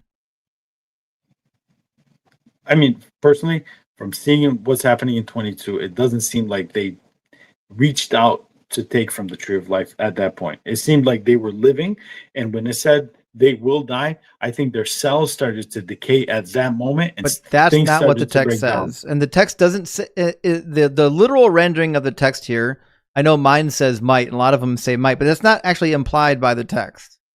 The text itself says, and now they might reach out their hands, but that's not actually what it says in the Hebrew text. There's no might in the Hebrew text. Oh, man. 3:22. What does King James say? Go ahead and pull it up. Unless he put forth his hand. Lest. I think also. Yeah. And what does lest mean? All right. So what I'm saying is, what does the word lest mean? So it says, and now lest he put forth his hand and take also from the tree of life and live forever. And what does lest mean? So now, what does the word lest mean in Middle English? I don't use Middle English, man. It means otherwise. He's saying, now otherwise they shall put out their hands. It's not. So now they need it. It's so not they're going to try to. It's not a cohortative. It's saying now they're going to reach out their hand and take also. There's no maybe implied here.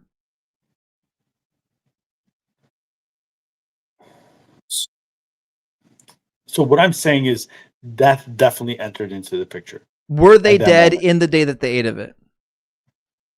I think that happened to them spiritually. Were they physically dead the day that they ate of it?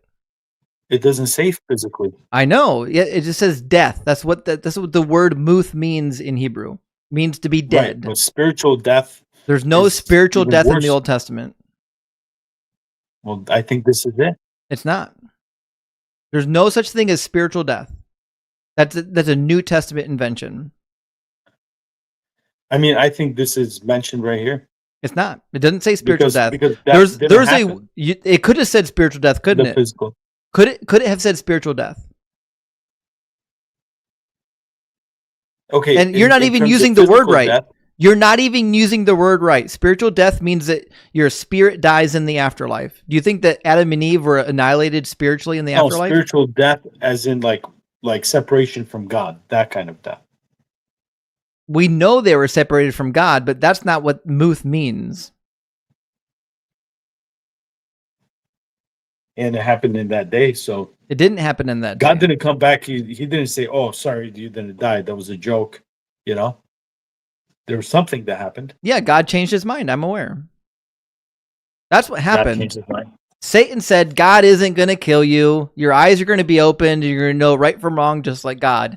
And that is literally what happened. The text says that's what happened, which means obviously God was making an empty threat. He does it elsewhere. It's not the first time he does it. He does it to Abimelech in the book of Genesis. I mean, if there was death that entered into that picture, that's the way I always understood it. That from that moment, like cells started decaying. The world started this thing called death, where things started to decay.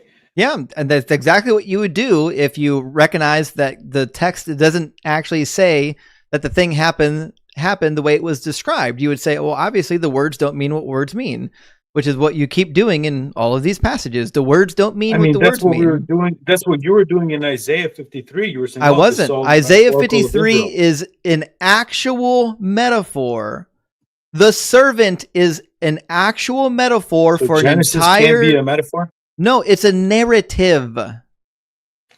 See, this is the problem you have. When you have passages that are clearly a metaphor, where a whole group of people are being likened to a single individual, that is the definition of a metaphor. When we're reading a single narrative and you just don't like one or two words and you're like, oh, those words are metaphors. That's not how genre works. And I don't know why you're struggling with this level of cognitive dissonance and you can't just be honest with what the text says. God, this is not the first time God lies or changes his mind. He does it again in Exodus chapter 32. Have you read Exodus 32 where he changed his mind about wiping out all of the Israelites? I have. Did you see how that's a contradiction of Numbers 23:19? No. Yeah, Numbers. We'll put up Numbers 23:19, and also there's another passage in Exodus that contradicts that, other than just the one from the book of Numbers. Let me grab those passages real quick, actually.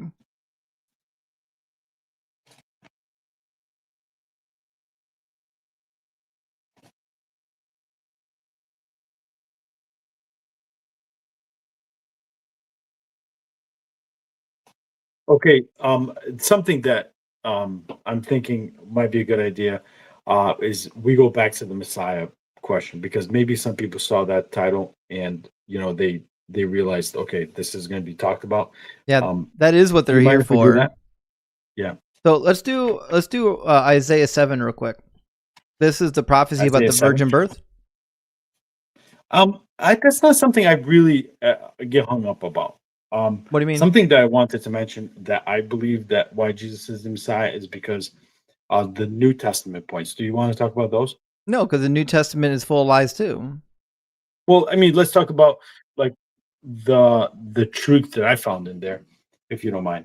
But what about the lies that are in there? Like in Matthew 16, when he says he's coming back to judge the earth in the lifetime of his disciples. Matthew, what chapter? It's in Matthew 16, 27 and 28.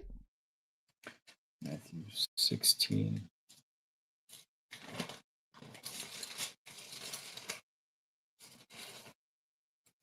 (27, 28). For the Son of Man shall come in the glory of his Father and with his angels, and then he shall reward every man according to his works. And verily I say to you, there be some standing here which shall not taste death till they see the Son of Man coming in his kingdom. Okay, so I mean, these could be two different events, right? Nope. Why? Because the Son of Man coming with his angels in the glory of his Father to repay everyone for their deeds is also the Son of Man coming in his kingdom, as described in Daniel chapter 7, which Jesus clearly lays out in Matthew chapter 26 and 25. Yeah, but what I'm saying, these could be also two different events. They're not. And then, furthermore, you could look at John in Revelation. What would be the first event happening? I'm sorry. What would be the first event? Oh, in the glory of his Father with his angels, and then shall reward every man according. This is the end of the world. This is obviously judgment, right? This is obviously the judgment. I agree. Yeah. And when is it supposed to take place? And then John, he sees. And when does this supposedly take place? At the end of time. Verse 28. Just truly I tell you, there are some standing here who will not taste death before they see the Son of Man coming in his kingdom. So some of his disciples standing there will still be alive. That means at least two of them. Some is always more than one. Yeah, but I mean, is it really plural in the original? Some, yeah. The word some. Okay, so the word some means more than one. Okay, so right after the next verse, it talks about the transfiguration, where they saw him in his glory. Chapter right? 17. I'm aware. Yeah. So what I'm saying is like that might have been one moment, and then he was talking about something else, and then that was what he was talking about, because right after the author decides to point to that moment. Why? Because this was years after Jesus left. Because they were the original copers of this problem. You're bringing in a secondary cope. The original cope was easy, that they believed that somehow the transfiguration could be comparable to this event, or to this prediction at least. But it's not, because it's clearly about the angels Well, coming because you in don't the want to glory of his separate Father, 27. and then he's going to repay everybody for their deeds. That didn't happen. Jesus didn't come with all of the angels in the glory of his Father and repay people for their deeds. Yeah, so what I'm saying is like that might be something where, you know, that could be two different events. You know, there's an interesting. You mean 27 and 28 are different events? Yeah. They're not. Because the Son of Man coming Why? in his kingdom is Daniel chapter 7. Have you bothered to read Daniel chapter 7? I have, yes. When the Son of Man comes on the clouds and all the nations of the world are his, right? Right. That's why Jesus calls himself the Son of Man. He's tapping into this messianic prophecy that goes from Daniel to Enoch to the Dead Sea Scrolls about him being the divine angel of the Lord that inherited all the nations. He's the Prince of Princes, which means he's the highest of the angels, according to Daniel. This is not about what's happening on a mountain. He didn't come in his kingdom. Coming is a verb. It denotes coming from point A to point B. That didn't happen on the mountain. I mean, maybe he came to because it says he had a meeting with Moses and Isaiah, right? It was Elijah. Or, did they come to him or did he go to them? Who knows? Who knows how that came? Transpired. Obviously, Jesus didn't come from the clouds. No, but there was some kind of moment where when he mentioned Matthew for some reason mentions that last verse, and then right away he talks about the story where I'm he's sure in he glory. does. Yes. You know, there's this like moment. So I don't think like I think Matthew is coping that just much like you points are. here, where it talks about like he'll come down and judge all people at the end of time. That's literally what he's You know, talking about. There are some standing here who will not taste think- death, which means some of them will taste death. Which ones of his disciples died in the next 6 days? It doesn't say that. It says, yeah, truly I tell you, there are some standing here who will not taste death. If only some of them will not taste death, that means some of them will taste death. No, So it doesn't mean which that. of the Maybe disciples it's just- died in the next 6 days? It doesn't say that. It does. And- We'll and try this like again. like I said, Well, I'll just read it for you again since you weren't listening. Truly I tell you, there are some standing here. Does some mean all?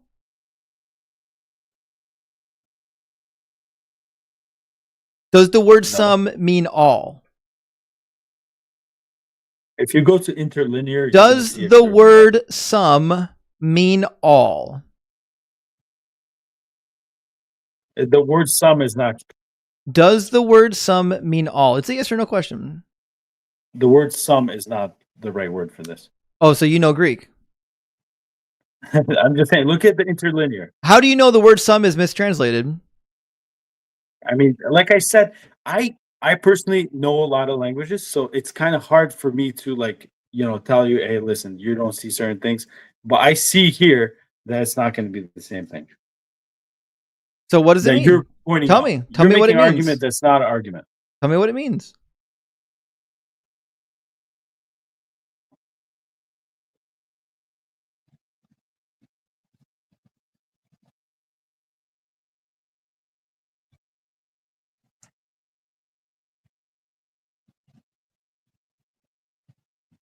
Yeah, it's defined as someone. Yeah, Not someone. just some. Okay, so the translators got it wrong here. That it shouldn't be some, it should be someone. So the fact that it says there are in plural is irrelevant. It should actually not be plural.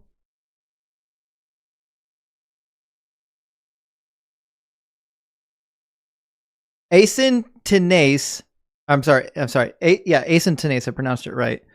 Are plural. It's more than one. Yeah, it can be one. It can't be one. They're plural. Asyn. No, it can be one. Asyn is plural. It means there are in the plural. There are. Plural. There are is plural. Yeah, but there are some. Both of those words it could be in the someone. plural. No, it's not a someone. It would be singular. Well, that's what I'm saying. That's what that could be. Yes, it is a plural. There are some standing here. But there are some. That's like I said with the translation. It could be something you can't really pass on properly, you know. No, And it no, could I just mean disagree. This is a there's very easy statement. There are some people standing here. There are some persons standing here. yeah, but so like for example in English, something that's simple to understand for you, right? If you're saying there are, that sounds like plural, right? But you could say there are English someone doesn't or have there is someone. English Huh? doesn't have the same system of But that's what I'm pluralization. saying. But when you say there someone, you Nope. could There think that that's are. going to be there as plural. Nope. It's denoting a state of being. There are is a plural statement the way it's formulated in the Greek. It's conjugated as a plural. There are plural someones. There are plural people.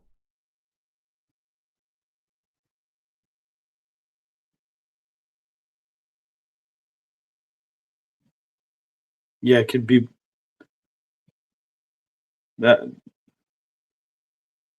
It's not one person and it's not all of them. It can be. You're bending over you're bending yourself over backwards and twisting yourself into a pretzel to say the text doesn't say what it actually says. The Koine Greek is a very precise language. It means that there are some. The guy with the PhD in the Greek language who translated this got this part right. This is not a complicated passage.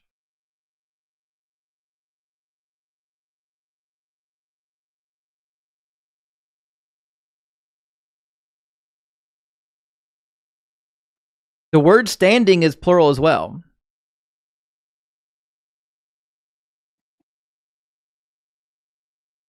There are some standing here who will not taste death, which means some of them will taste death, and some of them will not taste death. None of his disciples died between the transfiguration and the giving of this message. Only 6 days passed.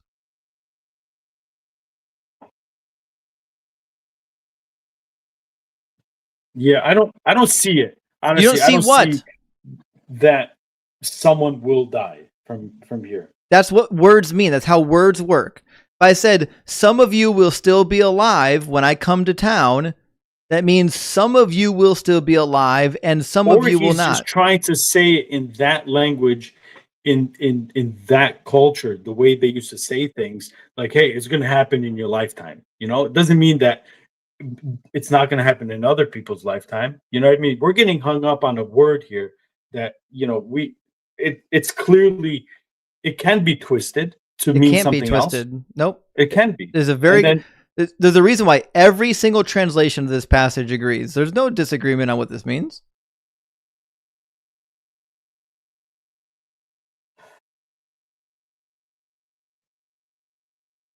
I agree. Okay, so I agree there are some difficult passages to translate. This is not one of them.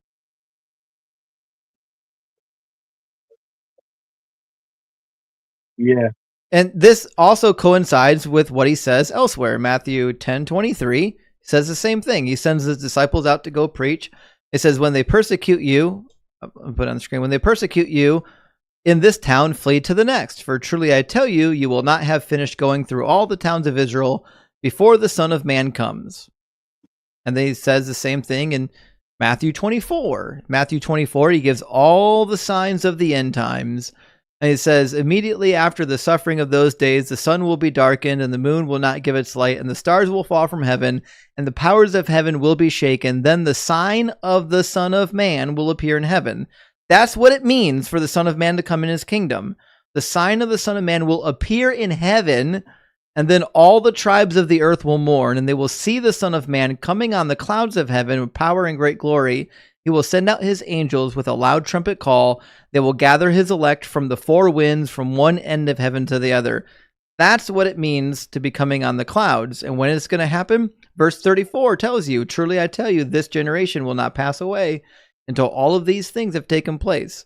Over and over again, Jesus says that the people currently living here, some of you guys are going to be alive when I come back, which is why Paul taught in 1 Corinthians and 1 Thessalonians and elsewhere that he's going to be alive when Jesus comes back.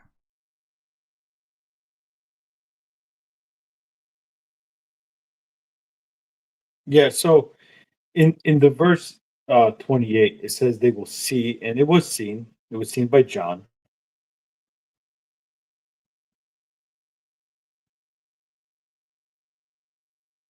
Who died? Still waiting for that part. I'm sorry. Who died? Who died? Verse 28. Well, Truly I nobody tell had to you, die, there are right? some John standing did see here it. who will not taste death before they see the Son of Man coming. Who tasted death? Like I said, this is something that was said in that culture, and I think we're Yes. twisting it. It means to die. He's saying some But of you will like I die. said, like I said, something that could be said, like, you know, is going to happen in your lifetime. Doesn't mean that it's everybody else's lifetime. It's not going to happen in, you know. It's his So disciples' lifetime. even if so, there were disciples that died when John saw the revelation. Which vision, one of them right? died in the next 6 days? You told me it was fulfilled in the transfiguration. Well, I'm saying it could be either that. Oh, so or now it you're could just be the taking wild revelation. guesses. Rather than saying it means what it says, you're going to say it can't mean what it says. I'm going to make up wild interpretations. Did Jesus come? No, I'm saying that. Did Jesus come I'm saying that it with could the be angels and John, collect right? all the elect I'm of the searching earth? into the scripture now. Like, it looks like this word "tis." It could be singular. You know, It's not in the so singular. this is not something that I got hung up on, and I had to do a deep dive into. It's not before, in you the know what I mean? singular. It is a nominative And masculine plural construction.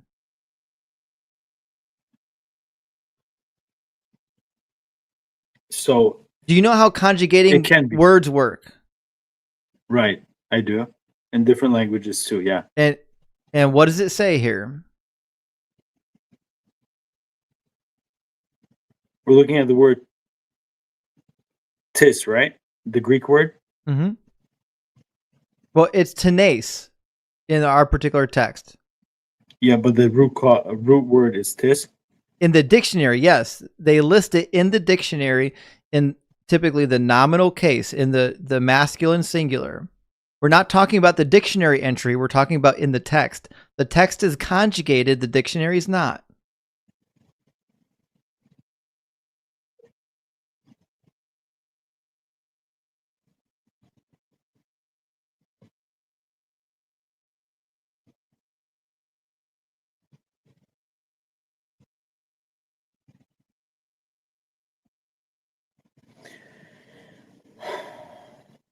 I personally think it was up until today. I thought it was the transfiguration that could have been mentioning here, and I heard the argument about it being John on Patmos receiving the vision and seeing this. Well, it couldn't be that. Yeah. It says the Son of Man is to come with his angels in the glory of his Father, and he will repay everybody for their deeds. That didn't happen. That's Well, what it means. John saw it happen. John saw the future. It doesn't say anything about just somebody seeing a vision of it. It He says said seeing. it says He the didn't say Son of being there. the Son of Man is to come. The event itself is going to happen. Yeah. He it didn't says say the Son he'll of Man is see. to come in a vision. No, but it does say he'll see it, and John did see the future, right? We're not talking about that. Listen, when he says That's what I'm they talking see the about. Son of What do you Man mean? coming in his kingdom, he's referring to what he said in verse 27. And in verse 27, he says the Son of Man is going to come. This is not about a vision happening. These are really But he bad said he will apologetic see this. answers. It would be revealed to them. Doesn't say that.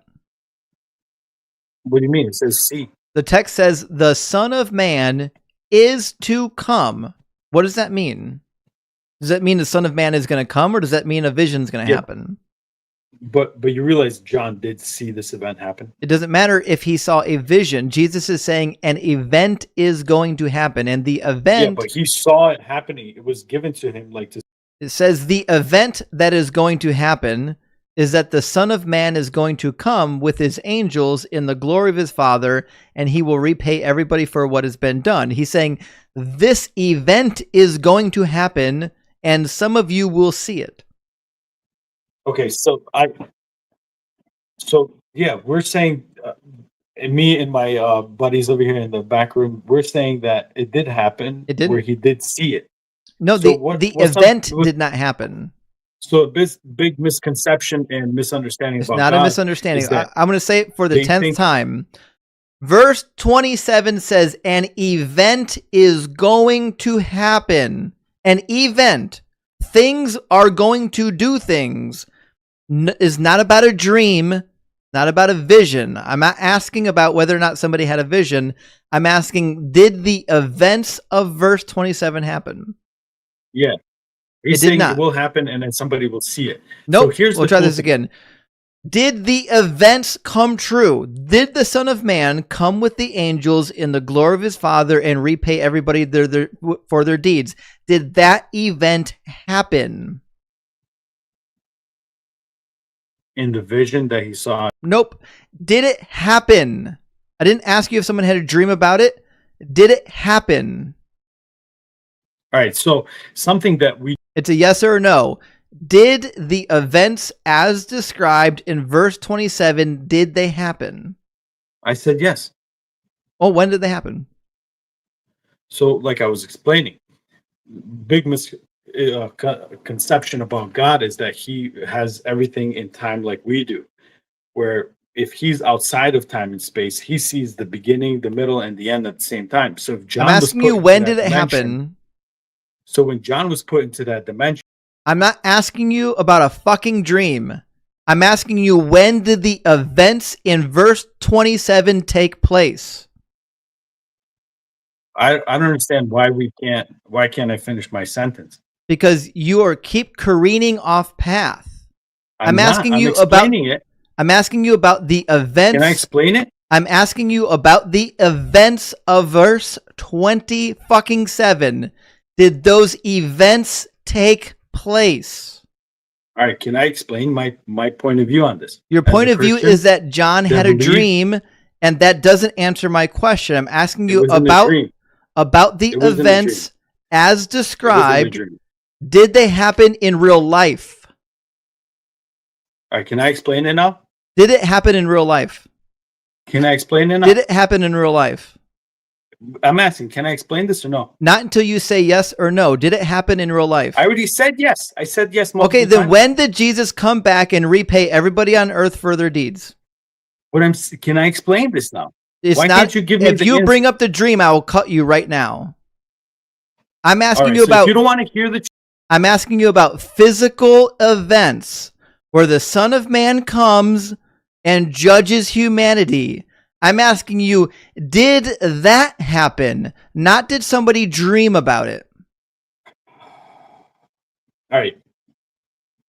I don't understand why this became a yelling match here. Because Why are you yelling at me now? you're being I thought- obtuse and you're being evasive. Okay.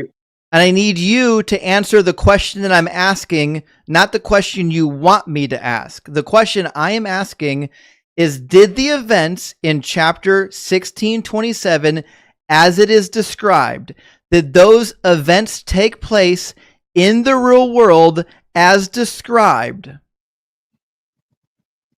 All right. Can I answer now? It's a yes or a no. I said yes. Okay, and when did they take place? Okay. So like I said, I swear to If- fucking God, if you say in the dream, I'm going to cut you. I didn't say dream. It's John said I was taken to I a different do heaven. not care about the dream. He was taken out of. All right, we'll try this again. I'm asking the events where Jesus comes with the angels to planet fucking Earth, and he collects everybody, the elect from the ends of the earth. Did he do that?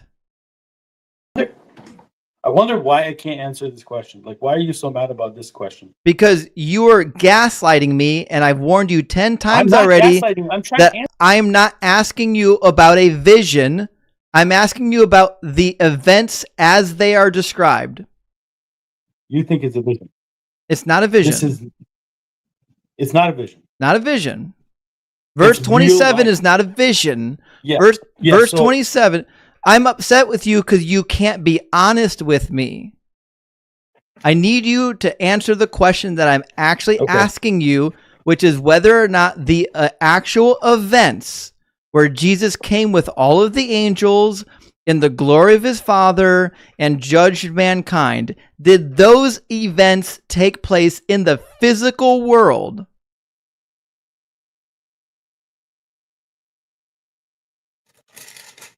Okay, so do we want to answer or do we want to argue? It's a yes or no. I already said yes multiple times. Okay, then show me in And I the said Bible that where it took God place. God is not one-dimensional. I said he's out of our Show dimension, me in the which means Bible he's where above Jesus time. came with all of the angels in the glory of his Father and judged mankind. All right, is God within our Show time? me in the Bible when it happened. Is God above time and space? No, he's not. God is above time and space because he created time You're and making space. an So even that worse means argument than one before. the I'm beginning- not asking you if it happened outside of fucking space-time.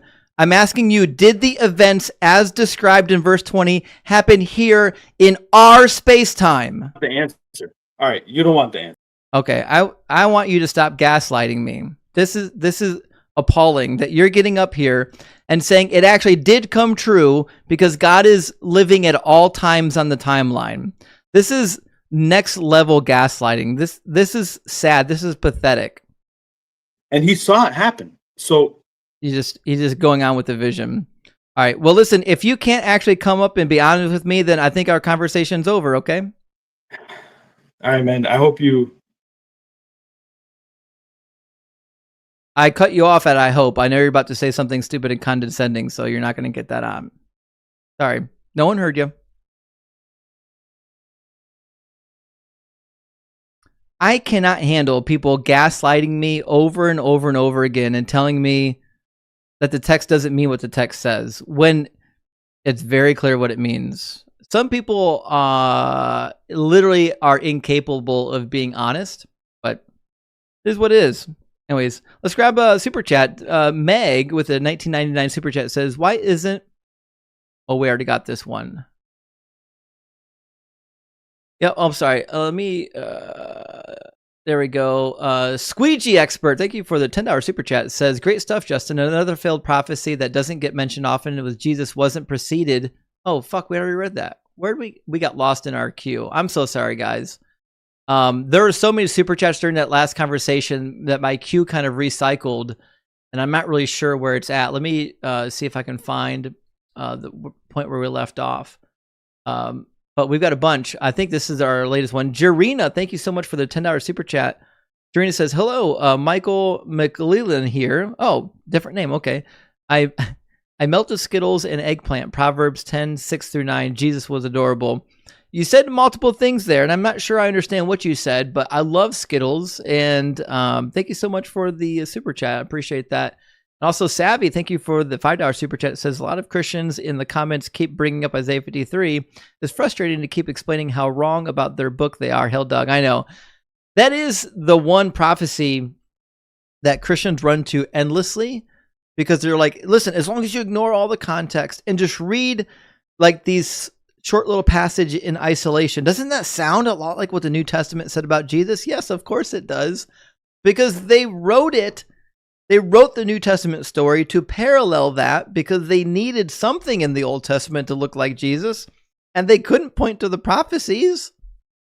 Cyber Deconstruction, thank you so much for the $5 super chat. Good to see you, Cyber. It says, I know of Doug's truth through his disciple, Rocky, the rock that dug through. Big W, yes.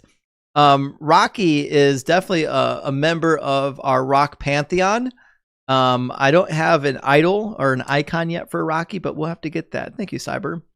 Jarina, thank you for the additional $5 super chat. Says, I start my fire pit with King James Bibles I borrow from local church. Big W for starting fires with King James Bibles. Just light them all up. Just burn them all. We need any of those Bibles. Jarina again with a $10 super chat says, theists need an afterlife because they are too lazy to read, learn, empathize, and critically think in this life. Peaking in high school is not a flex. I agree, Jarina. That's not where you want to end up. But yeah, it's interesting the amount of people who feel like they need to believe in an afterlife. They can't sit in that uncomfortable position of not knowing about the afterlife. You know what I mean? But also Gigawatts, good to see you. Gigawatt says, I prayed Doug would cure my ED and now I'm rock hard. We are all rock hard for Doug. Thank you so much, Gigawatts. And Jarina again, oh, sorry, we read that one. Phil, good to see you. Phil says, Doug rode a donkey. He's truly our Messiah. Yes, Doug has actually ridden many donkeys. That's why he's always the Messiah. And that's why everyone's always rock hard for Doug. David, good to see you. It's a $2 super chat. Says, yeah, D.L. Paul was just an early Joseph Smith. Oh, shoot. I got to look up D.L. Paul. I don't actually know that name, but thank you for that. All right, let me grab, I got a couple more super chats here. Sorry we waited so long to get through some of these super chats because that guest was up here for so long, but Willie Wild Text, thank you for the $10 super chat. Big W. For fulfilling your prophecy of this conversation, thanks be to Doug. I know, I told him before we went down Isaiah 53, I told him how it's going to end, and it ended exactly like I told him it would end. And I'm a prophet. Doug gave me the words. Amir, thank you for gifting 5 Deconstruction Zone memberships. I truly, truly appreciate that. That's very generous. And also, Taz, Big W, for the $20 super thanks. Saying you are amazing. You are amazing, Taz. I really appreciate that. That's very generous. And Amir again with a $5 super thanks. I really appreciate that, Amir. Amir's been really active with these super chats. I really do appreciate that. Oh, we got one Christian up in here. It says Jesus Christ is my Lord and Savior. You know, I'm glad. You know, we paid $5 to tell everyone that, but I think you might have the wrong place for that message. Siphus with the $5 super chat. Thank you so much. Says, having a good time learning the Bible from you, dude. What don't you like? Thous and these. LOL. Also, what's your take on the Shroud of Turin? Turin Shroud was a medieval forgery. It's been replicated by an Italian scientist. It's been carbon dated to the 13th or 14th century because that's where it originated. The newest dating method is not an actual legitimate dating method. All they did is they did a special x-ray on it to see if the flax fibers are decayed at a particular rate. They compared it to one other flax fiber from Masada from like the 1st or 2nd century and said, well, the rate of decays look roughly similar, so we're just going to say they're from the same time period, but that's not how that works. That's not a proper dating method. Amir says, is karma part of Christian faith? Guy said karma. Good question. I don't think so. No, it's not. So I'm not sure why he said karma, but I missed it. I went over, I didn't hear it. Skeptic Quest, good to see you tonight. Thank you for the $5 super chat. It says, even as a Christian, it seemed unfair to me that the Jews couldn't have a correct understanding of who the Messiah was. Now the tables are turned. I agree. It's wild to me that Christians will look at the Bible and say, not only does it not mean what it actually says, like in plain text, but the Jews were too dumb to read it and they just missed it. That's nonsense. Pat, thank you for the $5 super chat. It says, cooked his ass on Adam and Eve, book of Isaiah, book of David, book of Jeremiah, the Israelites, Israel. I then asked, did those events happen? It's wild that I had to ask him 10 times, did the events in verse 27 take place as described? And he couldn't just say yes or no. He kept going back. Well, they did happen if you assume that his dream, it happened in his dream. He couldn't be honest. Jarina, thank you so much again for the $10 super chat. It says, hello again. Michael McClellan here. Luke 14:26, jokes on you. I hated my sister anyways. Let me read that one. I forget what Luke 14:26 is. Let's see what it says. Put it on the screen. It says, whoever comes to me and does not hate father and mother, wife and children, brothers and sisters, yes, even life itself, cannot be my disciple. So you have to hate your sister. He says, Luke 14:26, jokes on you. I hated my sister. Oh, yeah. Jesus said you have to hate your sister, brother and sister, to follow me. And Jarina says, I already hated my sister. Jokes on Jesus. That's actually pretty damn good. I like that one. I'm sorry it took me a minute to catch that, but it's late and I'm tired. Flanker, thank you for the $5 super chat. Says, we knew he'd hit that words don't mean words point eventually. It's like you can hear the switch of defense mechanism in their heads. Yes, that's exactly what happens. When they hear something that they don't like, the best they can do is say, Yes, but as long as the words don't really mean words, then, you know. Jarena with a $10 super chat as well says, JK, I'm not Michael McClellan. This is probably an inside joke that everyone in the chat is getting that I'm not getting, but I didn't think you were Michael, but thank you for the super chat. And also Organic Perception, thank you for the $5 super chat. It says, awesome, Justin, top-notch attention to detail. Thank you so much. I appreciate that. And Kakrado, thank you for the $2 super chat. It says, please stream if people would be Christian with no heaven. That's a good one. I think we'll hit that. And our very last super chat for the night comes from my friend Benny Boy. Good to see you, Benny Boy. It says, please raid Thinker's YouTube when you're gone or when you're done. It's at End Growth. And I think that's actually what we're going to do because it's way past my bedtime. I thought I would eventually get to a point with that last guest where he would be honest with what the text says, even though it was staring him in the literal face. And it turned out he just couldn't be honest. And I got tired and irritated with him. But Thinker is live right now. And I'm going to put her on the screen. Let's go raid Thinker's live.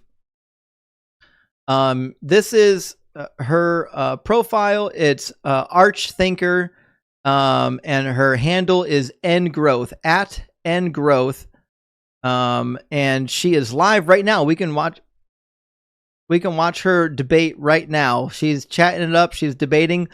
Go and flood her comments and let her know that we sent you. There's a Justin raid or a Deconstruction Zone raid over on Archthinker's live.